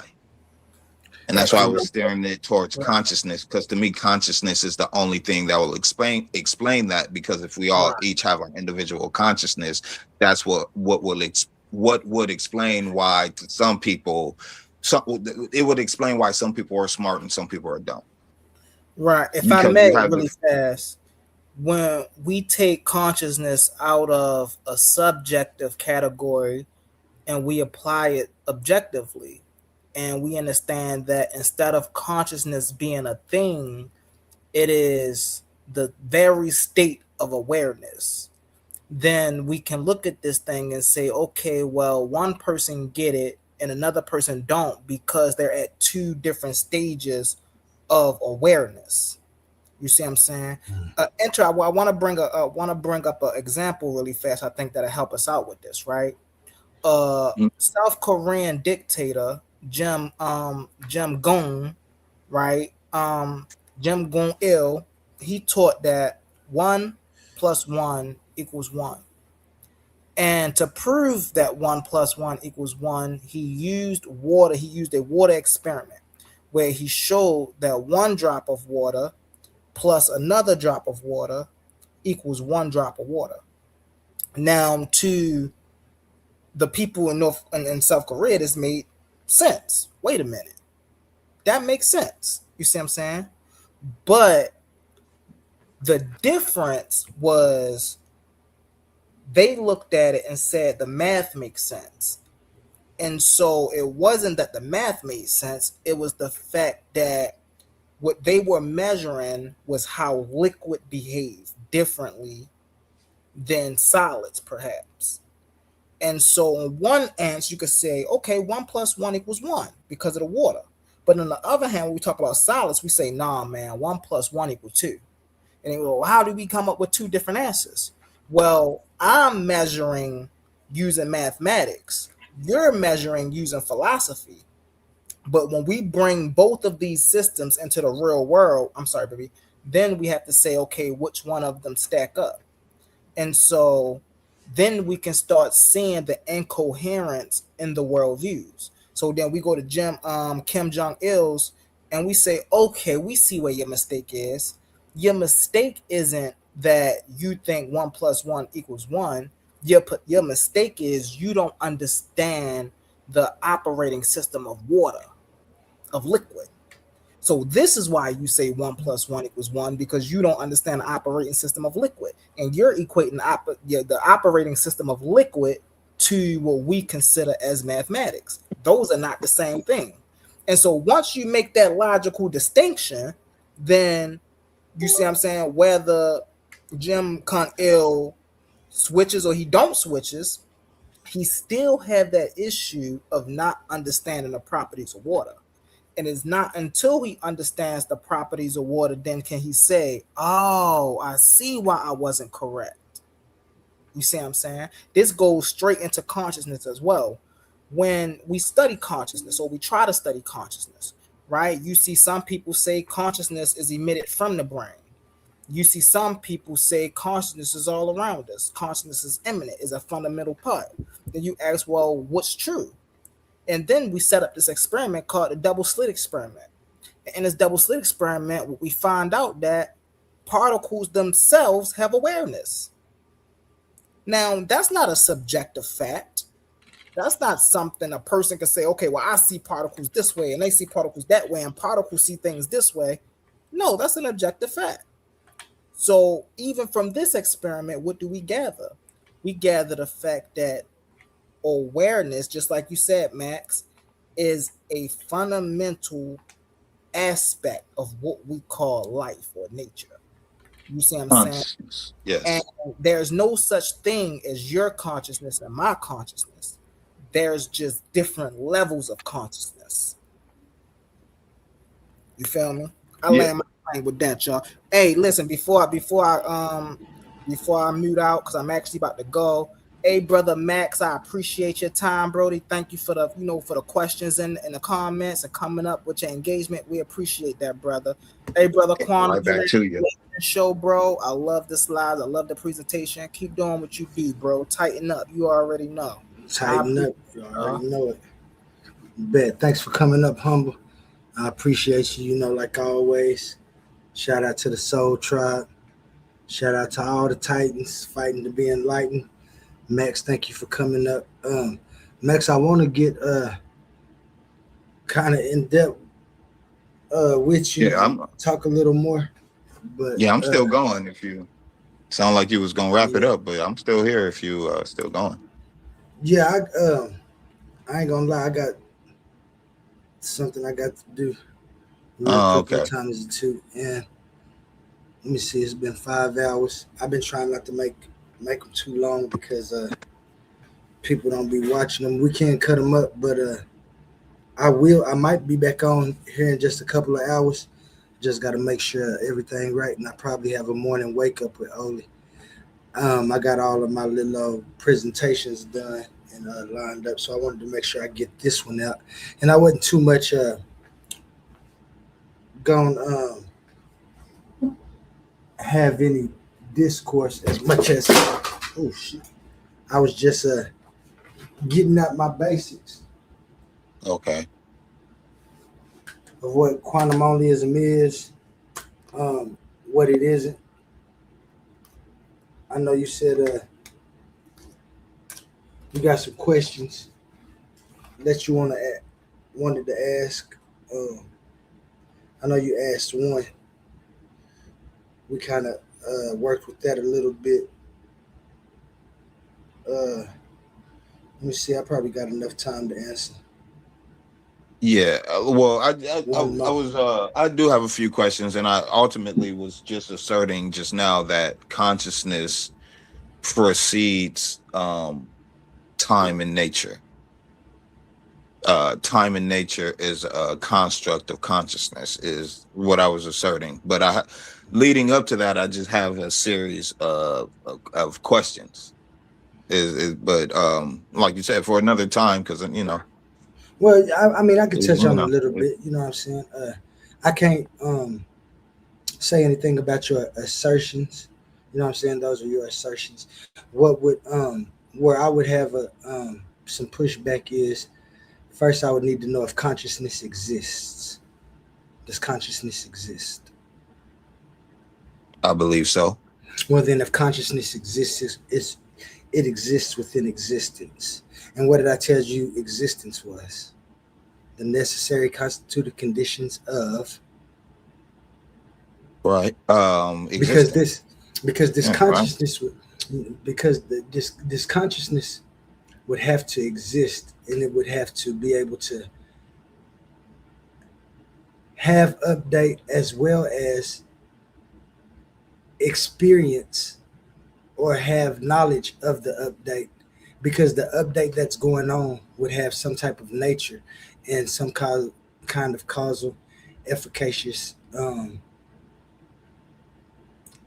means of being efficacious within existence, and so those things would have to exist. So consciousness couldn't come before that. Now when I talk about consciousness, as I told you, consciousness to me is recursive recognition.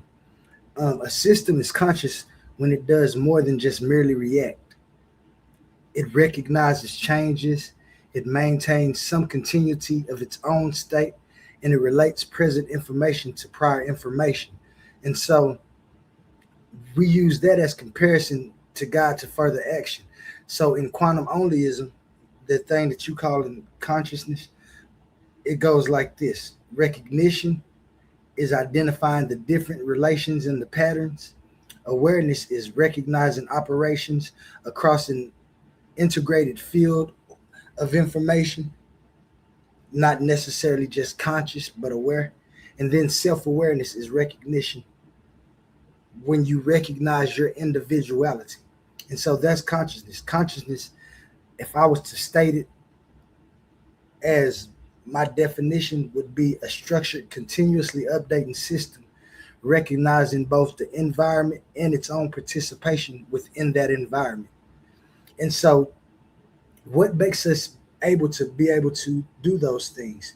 Have a continuous updated system of recognition in the environment as well as my own participation. Well, then, this goes to why I know that the consciousness that you're talking about exists as well as would need time and nature, as I stated. Because time makes updating and sequence, memory, and comparison possible at all. Nature is what supplies the structure, the boundaries, the identity, and the relation to what's being recognized. Consciousness emerges when those functions become sufficiently integrated and recursive. And that's what we see. This was I was talking about recognition, how you have a prior belief, you get information, you might keep it the same or update it, but it's all the same. You recognizing exactly what it is that you want to believe. This doesn't mean that every reaction is conscious. A thermostat responds to temperature, but also alone does not demonstrate that recognition itself is the system responding. Otherwise, every smoke alarm would be like having its own philosophical crisis because we know it's not conscious, even though it's aware of the environment, even though we programmed it. Now, so as I stated, consciousness is recognition becoming recursive. The system not only processes reality, but recognizes its own changing state within reality. And that's when you know something is conscious, not just aware. And those are the differences. And that's how I come with my epistemology and how I know things is because of recognition. And consciousness is downstream from time and nature interacting. So recognition, as well as awareness and consciousness, would be downstream and not fundamental. And that's my argument.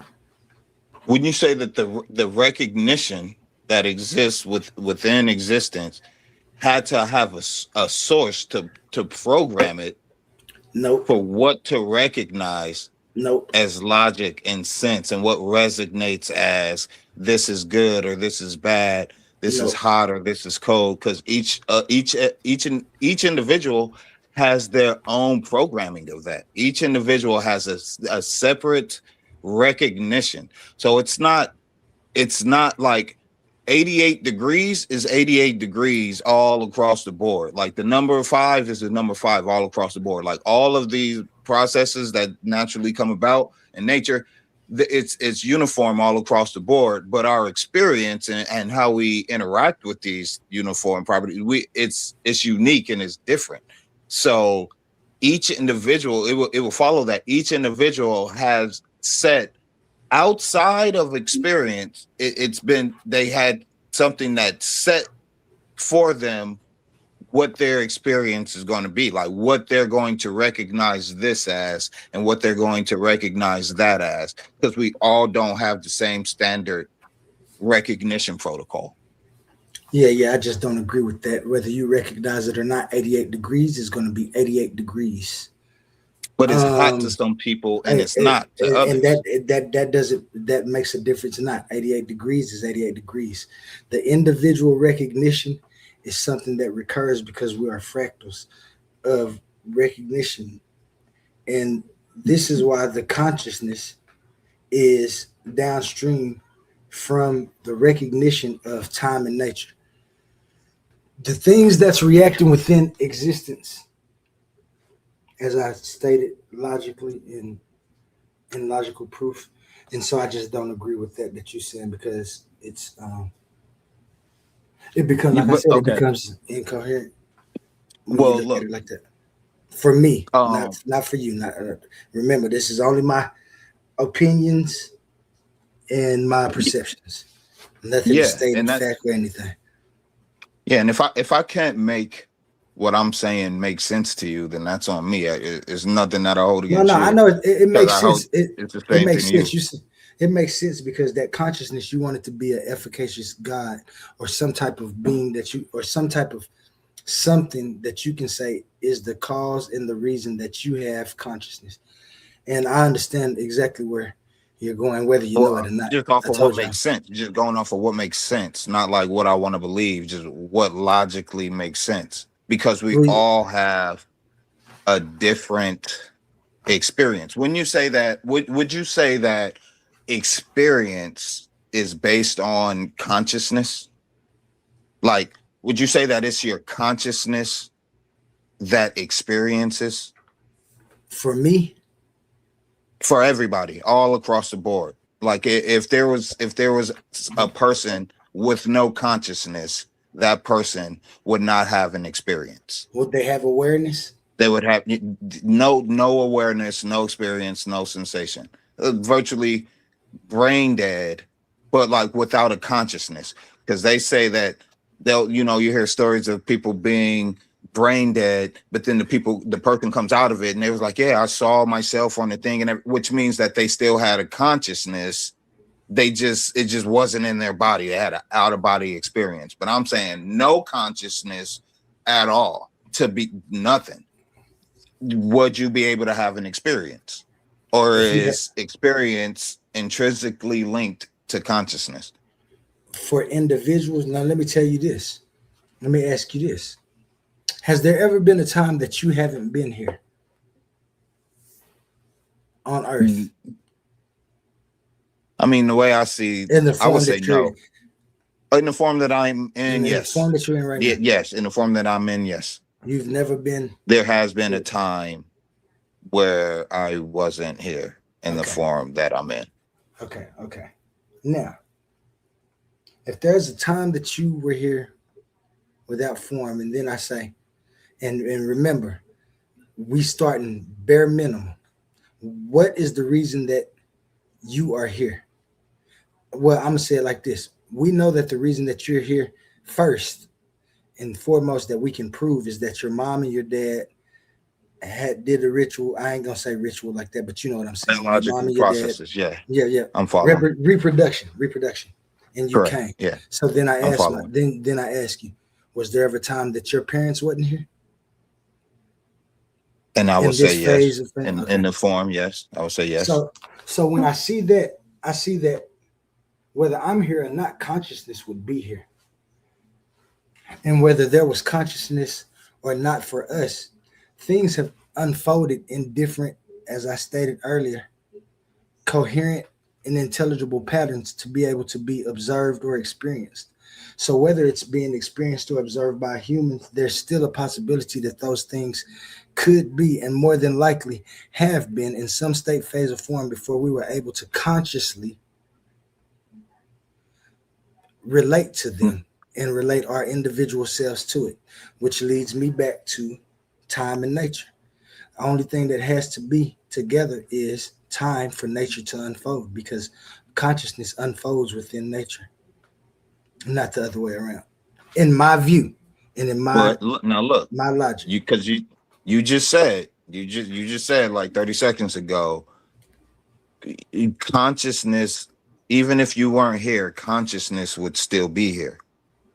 Correct? I said, is that what you said, or did I mishear you?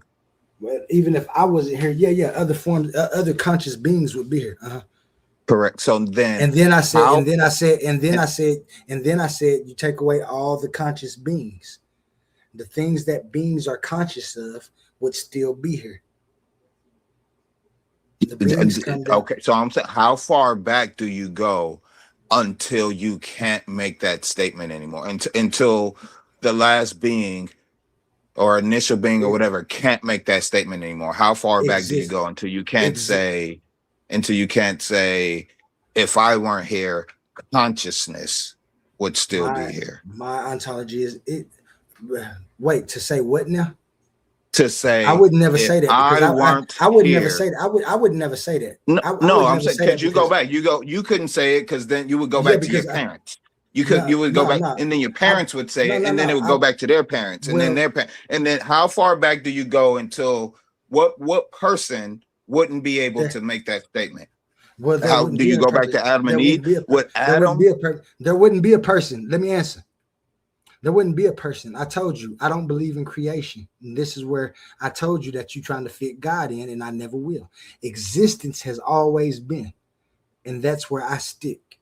This is why I don't have to worry about going back far enough, because it all comes with, does it exist? Does that consciousness exist? If it exists, it exists within existence. And again, I asked you, what is existence? The necessary and constituted conditions of time. You can't intelligibly describe anything without first understanding that you have to have intelligibility, which would be ordered update and structured constraint. And this is my argument. This is what leave it, because if I don't, I would be like you and keep on trying to say something like, how far do you go back?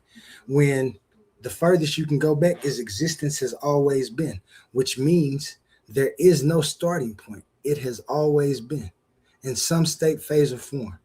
That place where I put that, this is where you want to put, and this is what, like I said, even though you don't say it, and of course we've had talks before, so I know it, where you going with it, even though you don't say it and you don't want to. And a lot of people say I'd be wrong for bringing it out. I'm really not going there with it, but. And you're justifying what you're saying. I do believe in Christ, but like I'm not going anywhere with it. Like I'm really literally right where we are. No, I'm not going nowhere with it. But I mean, I know I know where your Like, you know what I plane believe lands. Yeah, yeah, ultimately, yeah. I know where your but I'm not plane lands leading and this mine. to my ultimate belief. It's Well, you it's don't have it's to. it's You a don't have separate to. thing. You don't have to. It's bird crumbs. Like, and me being arguing quantum onlyism for so long against so many different views and so many different theistic views, I just know that. And like I proved that to you before you even told me that, like that one night we had it. And so I can't not take my eye off of that. And that's why I always bring it up. And like you Hmm. say, like we ain't there yet, but my eye is already there because I know that's where we're going. With that being said, I understand what you're saying and what your argument is for a consciousness to be um fundamental. And hey, I have no quarrels with it except for, you know what I'm saying, if you form a nice argument, we can debate it and see which one is more logically coherent. Yeah, I mean, I'm down. Like, honestly, I mean, this is the coliseum of arguments and Yeah, everything. But I much more enjoy having constructive discussions than yeah, arguments. Although I can argue and debate with the best of them, I can. right. But when I really come across a real insightful person, I really like to build. And I look at it like I'm starting all the way to the left. You can start all the way to the right, vice versa. It doesn't matter. But we're trying to build to the top of the pyramid. Right. And like, I'm not trying to destroy what you're Uh-uh. saying. I'm Yeah, yeah. trying to incorporate what I feel like you're right about with what I feel like I'm right about. And at the end of the day, if we could build a pyramid off of our conversation, that to me is a productive conversation. I Got enjoy those more than anything. But got you. for the And I for the do too. sake of what we're here to do, in the Coliseums, we could debate anything that we disagree on, and we could debate it all in the spirits of good fun and debate Right. and everything. And that's what it is, man. Like I said, we got to remember that this is Titans Debate League in the Coliseum of Arguments, but the format of things that we do here is not just debating because we are debating information. And so that means we like information, different information, information that people might not have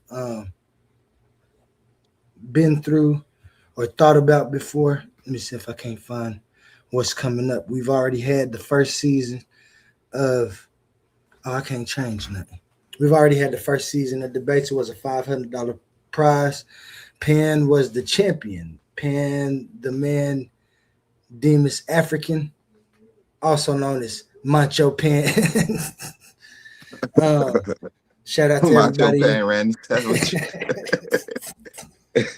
Shout out to Macho Penn and his opponent. But we got the second one coming out. It's $1,000. We debating, and like you just said, I'm with you on that too about the intellectual prowess because I do presentations for just onlyism as well as presentations over history of philosophy and different minds. People have different views. Humble was just up here. You know, he got a different view than me. You got a different view than me. A Waspy. We got a bunch of different views, you know what I'm saying? But like you said, we all come together to try to see if we can't correlate. And when we don't, what must we say, being intellectuals that we are? We just disagree and we'll pick up the discourse some other time, right? Because right now we And can't if find you're, common yeah, ground.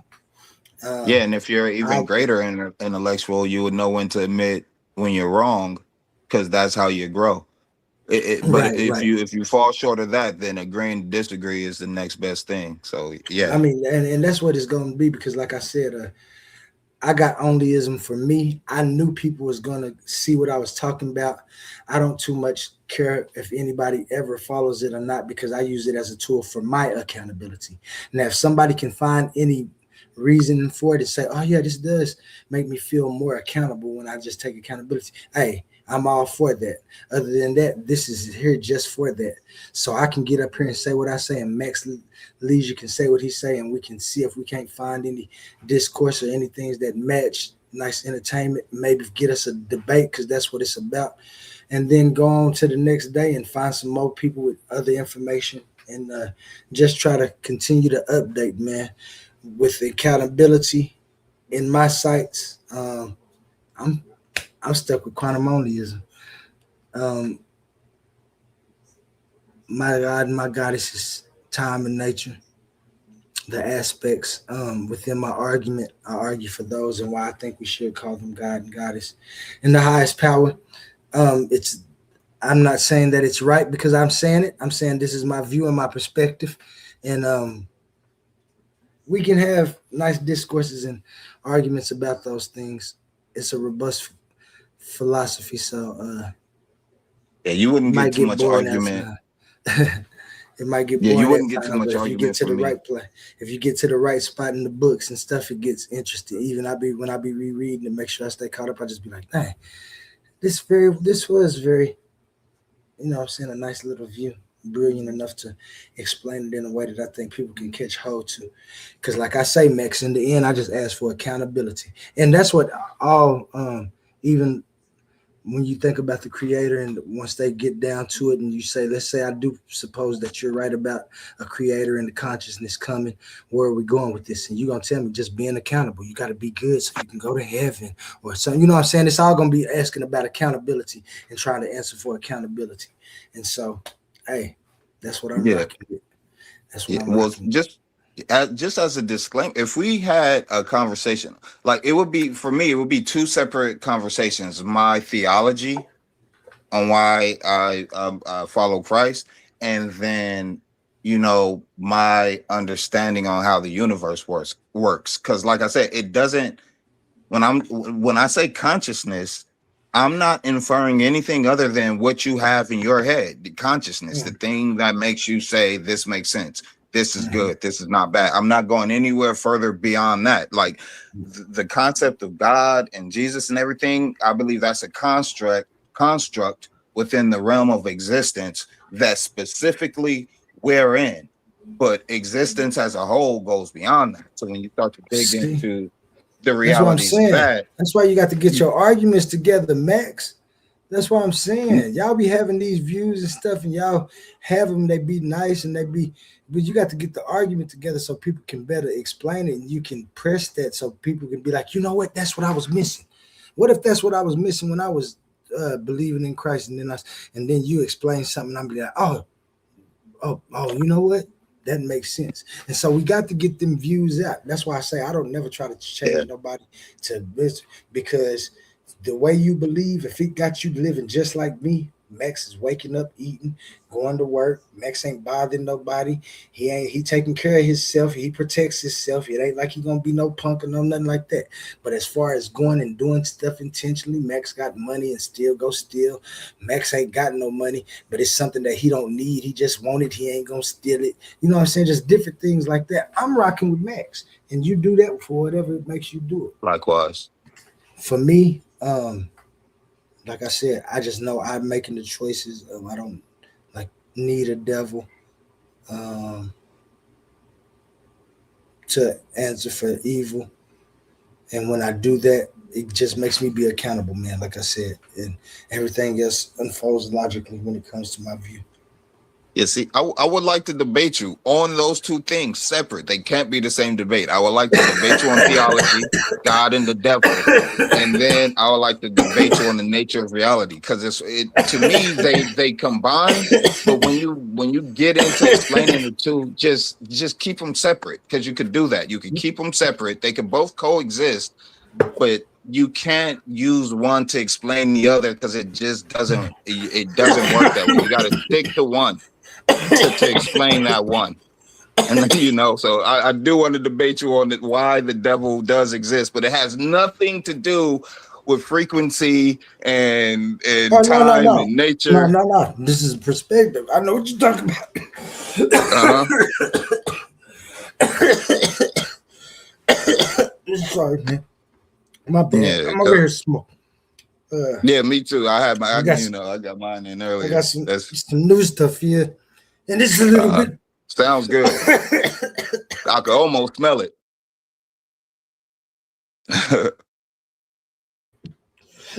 But yeah, and I say I want to debate Yeah, you go ahead just for a minute. because I know it'd be enriching. At least for me, I know I'd walk away with a more rich understanding of both theology and science, quantum physics, and everything. And that's what I enjoy. Definitely. We'll get into the philosophy of theology. Is where I'll be hitting your theology at. And like I said, I push for intelligibility and coherence. I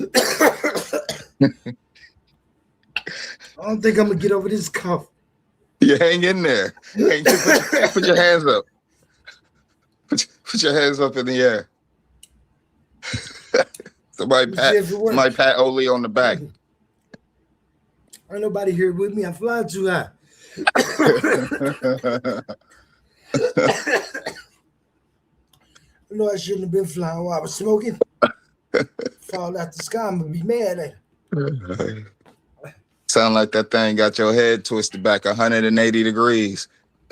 You're really on your owl shit tonight. But yeah, man, I'm just going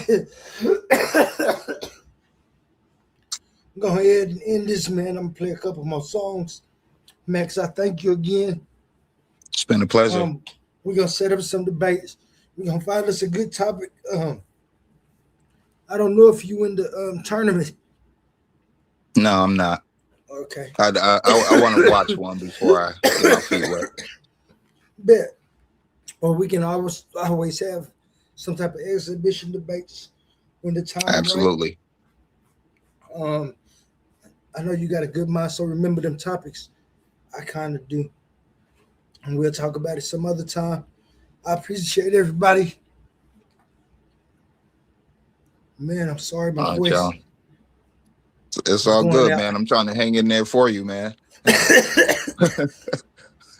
going to play a couple more songs to get us a couple more minutes. And I'll be back with y'all later on, man. Hey, man. And those songs go, by the way. You recorded them yourself or what? Yeah, man. That's Oli. Well, I didn't do it. Oli did that. Oh, well, they go. let that bird know he be doing his thing. Thank you, man. All right. I appreciate you. And I'll get at you again, man. All right, I'm out, man. You have a good one. Yeah, you too. All right, y'all. Look like I'm over the COVID. Man, Max Leisure just came up. Good discourse. I'm listening in the clouds. A1, I was up all night on the 27th. Playback's running all day. We was waiting on you.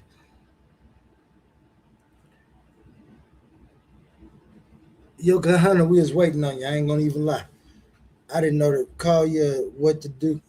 But you know, we in there. Let me see what we got before I go. Only crank that. It don't cost a dime. I got you. That's recognition. Oh, them is early. Dang, I'm just going back through the chat, y'all. It's another good one. Hope I didn't give too much rude ass fuck coughing in our face. Chill, let the other brother. I was trying to, Babylon. Ain't nobody here with me. I apologize. I had my mouth covered though. Math explains that perfect. If you never studied algebra, you may think trig and calculus is hard. Yeah, for real. That is true. Shout out Hero Clown. Babylon Dunn just joined the party. Party's over with. But we cleaning up. So, like I said, man, I'm going to play a couple more songs. And we're going to get up out this thing. Thank y'all for joining. That's for y'all. It's such a wonderful crowd. And we're going to end up with 4 songs for y'all. I think I'll start with something we ain't heard all night. Let me go back up here and turn it up. Who said what? Who told who? Who built the frame that you looking through?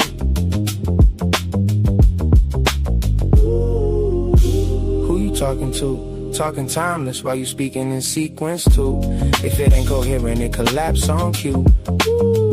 Who you talking to? Who said that? Who told you existence started? Run that back. Every worldview crack where the pressure at. Who you talking to?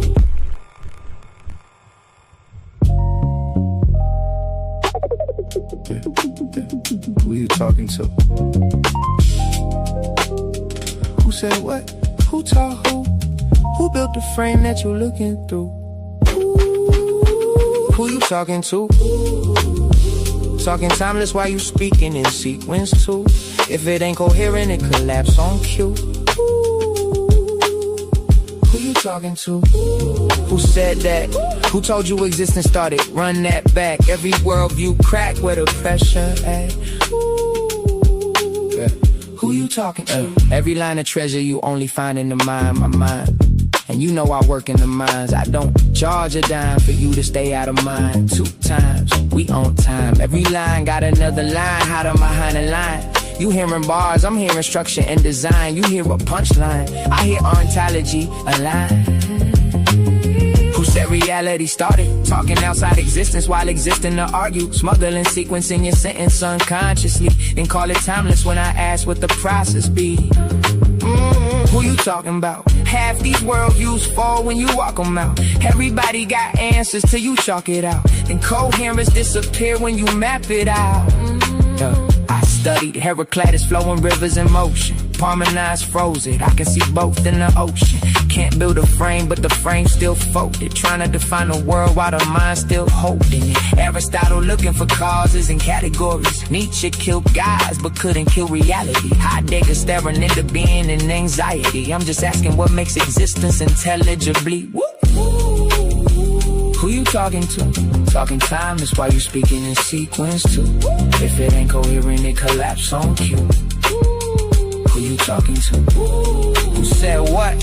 Who built the worldview that you standing on? Everybody sounding deep to the ladder gone. And they looking real nervous when the pattern drawn. I slept these haters in they face with this one. Shh, wait, I missed one. 2 times, we on time. Every line that jam, they only find in the mind, my mind. You know I work in the mines, digging through minds while I'm digging through mine. Blue collar, philosopher, coffee cup thinker, still plotting possible worlds while the clock getting thinner. Whole room talking loud, I just watch and consider. Cause the loudest in the room usually know the least in it. Who taught you that? Who said existence got a border where the proof at? Who talking outside reality and still attached? Using logic from existence just to move back. That's incoherent. I ain't even gotta raise my tone. I just let the contradiction sit there on its own. People wanna skip structure just to chase the throne. Till the worldview collapse and they standing there alone. They want a war record. I gave them world pressure. Every verse another hidden room in the architecture. Every line another layer underneath the texture. You hear rhythm, I hear systems trying to fit together. And I ain't culturally inappropriate, intellectually inappropriate. I'm coherently inappropriate, yeah. You hate the conclusion, but the structure still hold. That's why the room get quiet when the logic unfolds. Who you talking to? Talking timeless while you speaking in sequence too. If it ain't coherent, it collapse on cue. Who you talking to? Who said that? Who taught you existence started? Run that back. Every worldview crack where the pressure at. Who you talking to? OLEE on a late night broadcast. Hourglass eye, watching timelines cross paths. Earth in the other eye, both sides balance. Nature and time, that's the code in the canvas. No wings, still.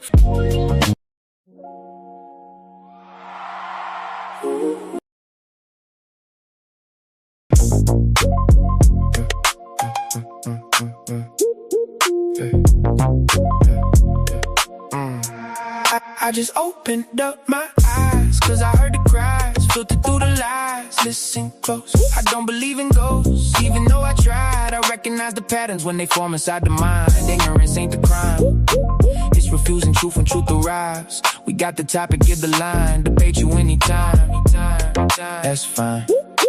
You done crossed the line.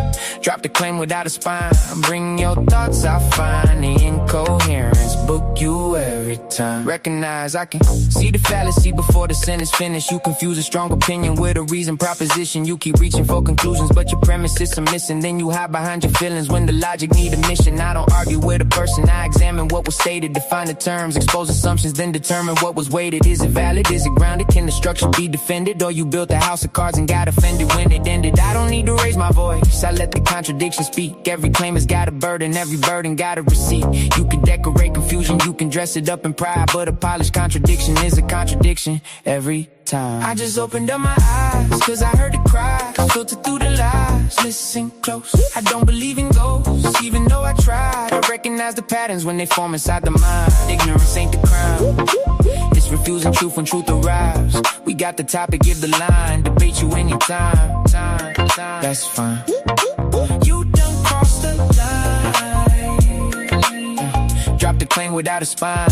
Bring your thoughts, I find the incoherence. Book you every time. I recognize the dodge when the question make you nervous. Changing subjects every minute doesn't make the answer surface. That's a straw man, that's a false choice. That's an argument from fear. That's a claim that keeps on shrinking every time the fact you're near. You can quote 100 scholars, still authority ain't proof. Tell me why the argument is sound. Take me underneath the roof. Show the beam, show the frame, show the function of the claim. If the meaning keeps on changing, then the word is just a game. Recognition over belief, coherence over applause. I don't need a crowd behind me when the reasoning is flaws. Time reveals what can I stand, nature limits what can be. If your worldview breaks beneath this weight, don't put the blame on me. I just opened up my eyes, cause I heard the cries. Filter through the lies, listen close. I don't believe in ghosts, even though I tried. I recognize the patterns when they form inside the mind. Ignorance ain't the crime, it's refusing truth when truth arrives. We got the topic, give the line. Debate you anytime, that's fine.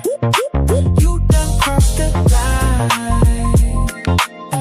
Drop the claim without a spine. Bring your thoughts, I find the incoherence. Book you every time. They want mystery to rescue every gap they never filled. Then call questions disrespectful when their explanation gets grilled.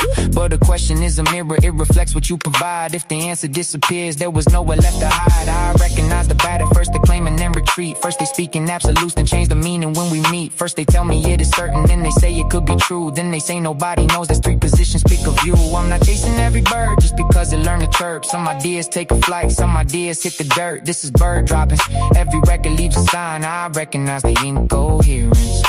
Book you every time. I just opened up my eyes, cause I heard the cries. Filtered through the lies, listen close. I don't believe in ghosts, even though I tried. I recognize the patterns when they form inside the mind. Ignorance ain't the crime, it's refusing truth when truth arrives. We got the topic, give the line. Debate you anytime, that's fine.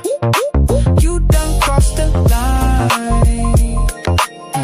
Drop the plane without a spine. Bring your thoughts, I find the incoherence. Book you every time. Recognize them.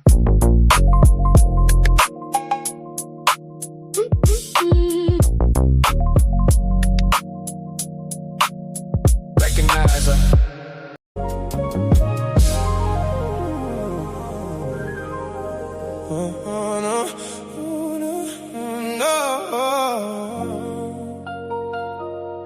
The wool removed, you wolves I see.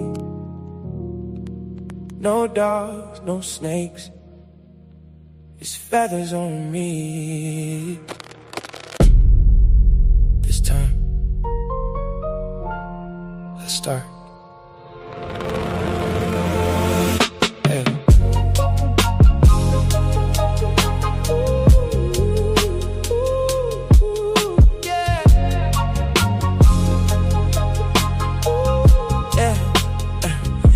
Hey. They try to open their third eye with both eyes. eyes closed. Can't see the consequences to the things that they chose. Put they self in deeper sleep, claiming that they woke. While I'm watching time and nature moving through the smoke. I fell in love with wisdom. Sophia held my hand, told me comfort ain't real if it destroy another man. So I learned to love existence without controlling all the plans. Try to hold on to forever, still it slipped right through my hands. Tried everything to get it, still slipped through my hands. Then it's both of my kids, only thing I truly love, my number one fans.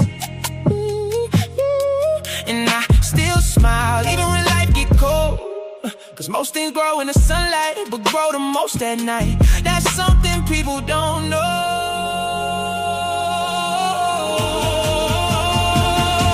I'm more foggy, I'm more. I love time because nature gave me something to adore. I'm more foggy, I'm more. Forever be Father Time and Mother Nature dancing endlessly. Open both eyes when you finally see. You get two eyes, but only one vision of reality. More love again. I guess I'll tell you about the secret to existence again. Feathers on me, stars above. Everything alive because of love. The only time I fell in love, I was standing on the ledge. If I would've knew the ledge, I might've moved different instead. Thought I found forever in somebody else's head, but she just wanted friendship while I was thinking marriage bed. So here I go again, talking about love again. Trying to explain existence, through the pain again. Trying to hold beauty still, but time don't ever stand. That's when Father Time whispers, son, that's just a plan. And Mother Nature touched my shoulder, said nothing blooms forever, but everything returns eventually. That's when I finally understood why heartbreak make us wiser, why loneliness get deeper when your thoughts become advisors. People fear the dark, but the stars only shine there. Flowers drink the sunlight, but roots grow where the night live. That's why I stopped hearing pain and started reading signs there. Every scar another map showing me where life is.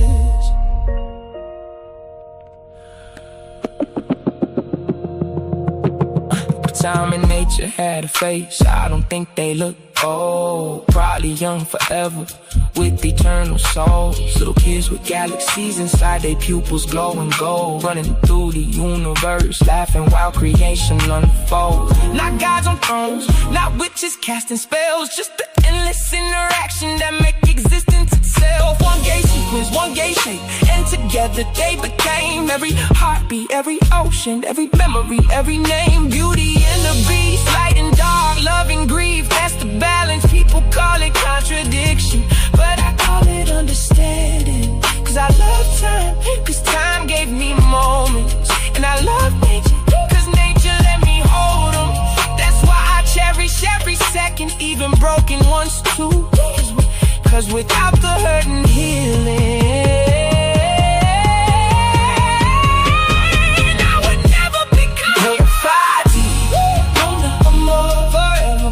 Father Time and Mother Nature dancing endlessly. Forever be Father Time and Mother Nature dancing endlessly. Open both eyes and you finally see. You get two eyes, but only one vision of reality. Love again. I guess I'll tell you about the topic of existence again. Feathers on me, stars above, everything alive because of love. Mama Fatima, mama, but this time I understand it.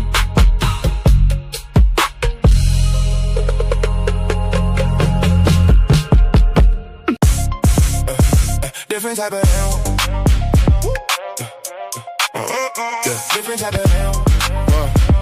Yeah. Different type of animal. Now everybody better listen up.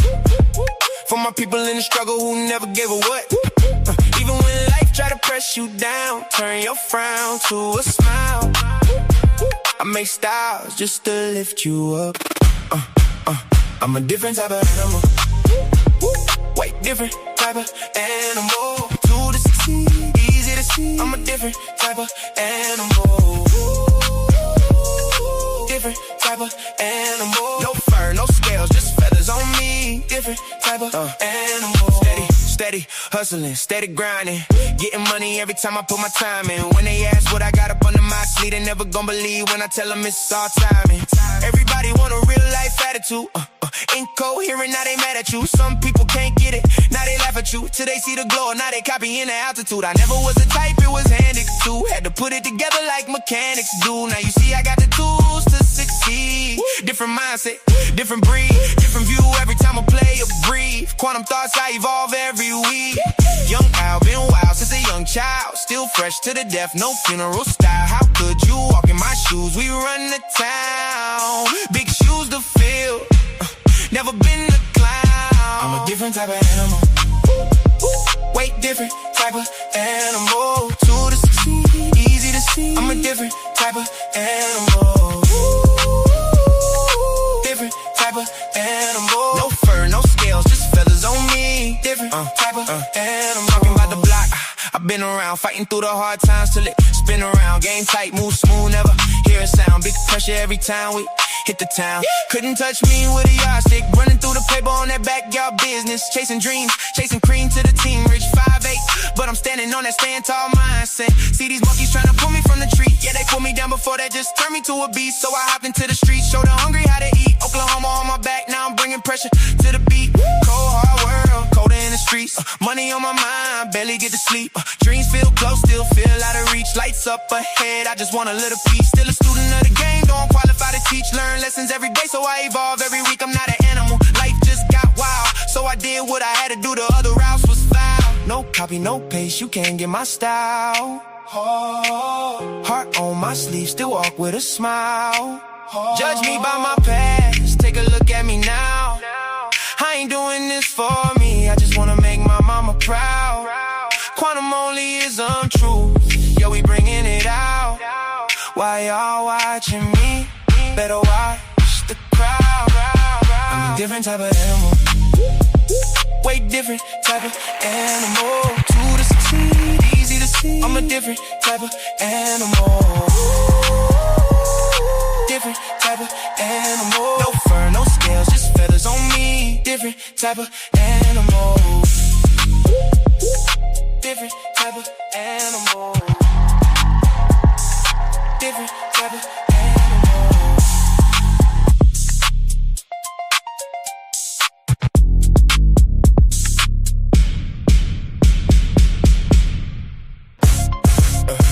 Different type of animal. Different type of animal. Different type of animal. Now everybody better listen up. For my people in the struggle who never gave a what. Even when life try to press you down, turn your frown to a smile. I make styles just to lift you up. I'm a different type of animal. White, different type of animal. To the succeed, easy to see. I'm a different type of animal. Different type of animal. No fur, no scales, just feathers on me. Different type of animal. Steady hustling, steady grind.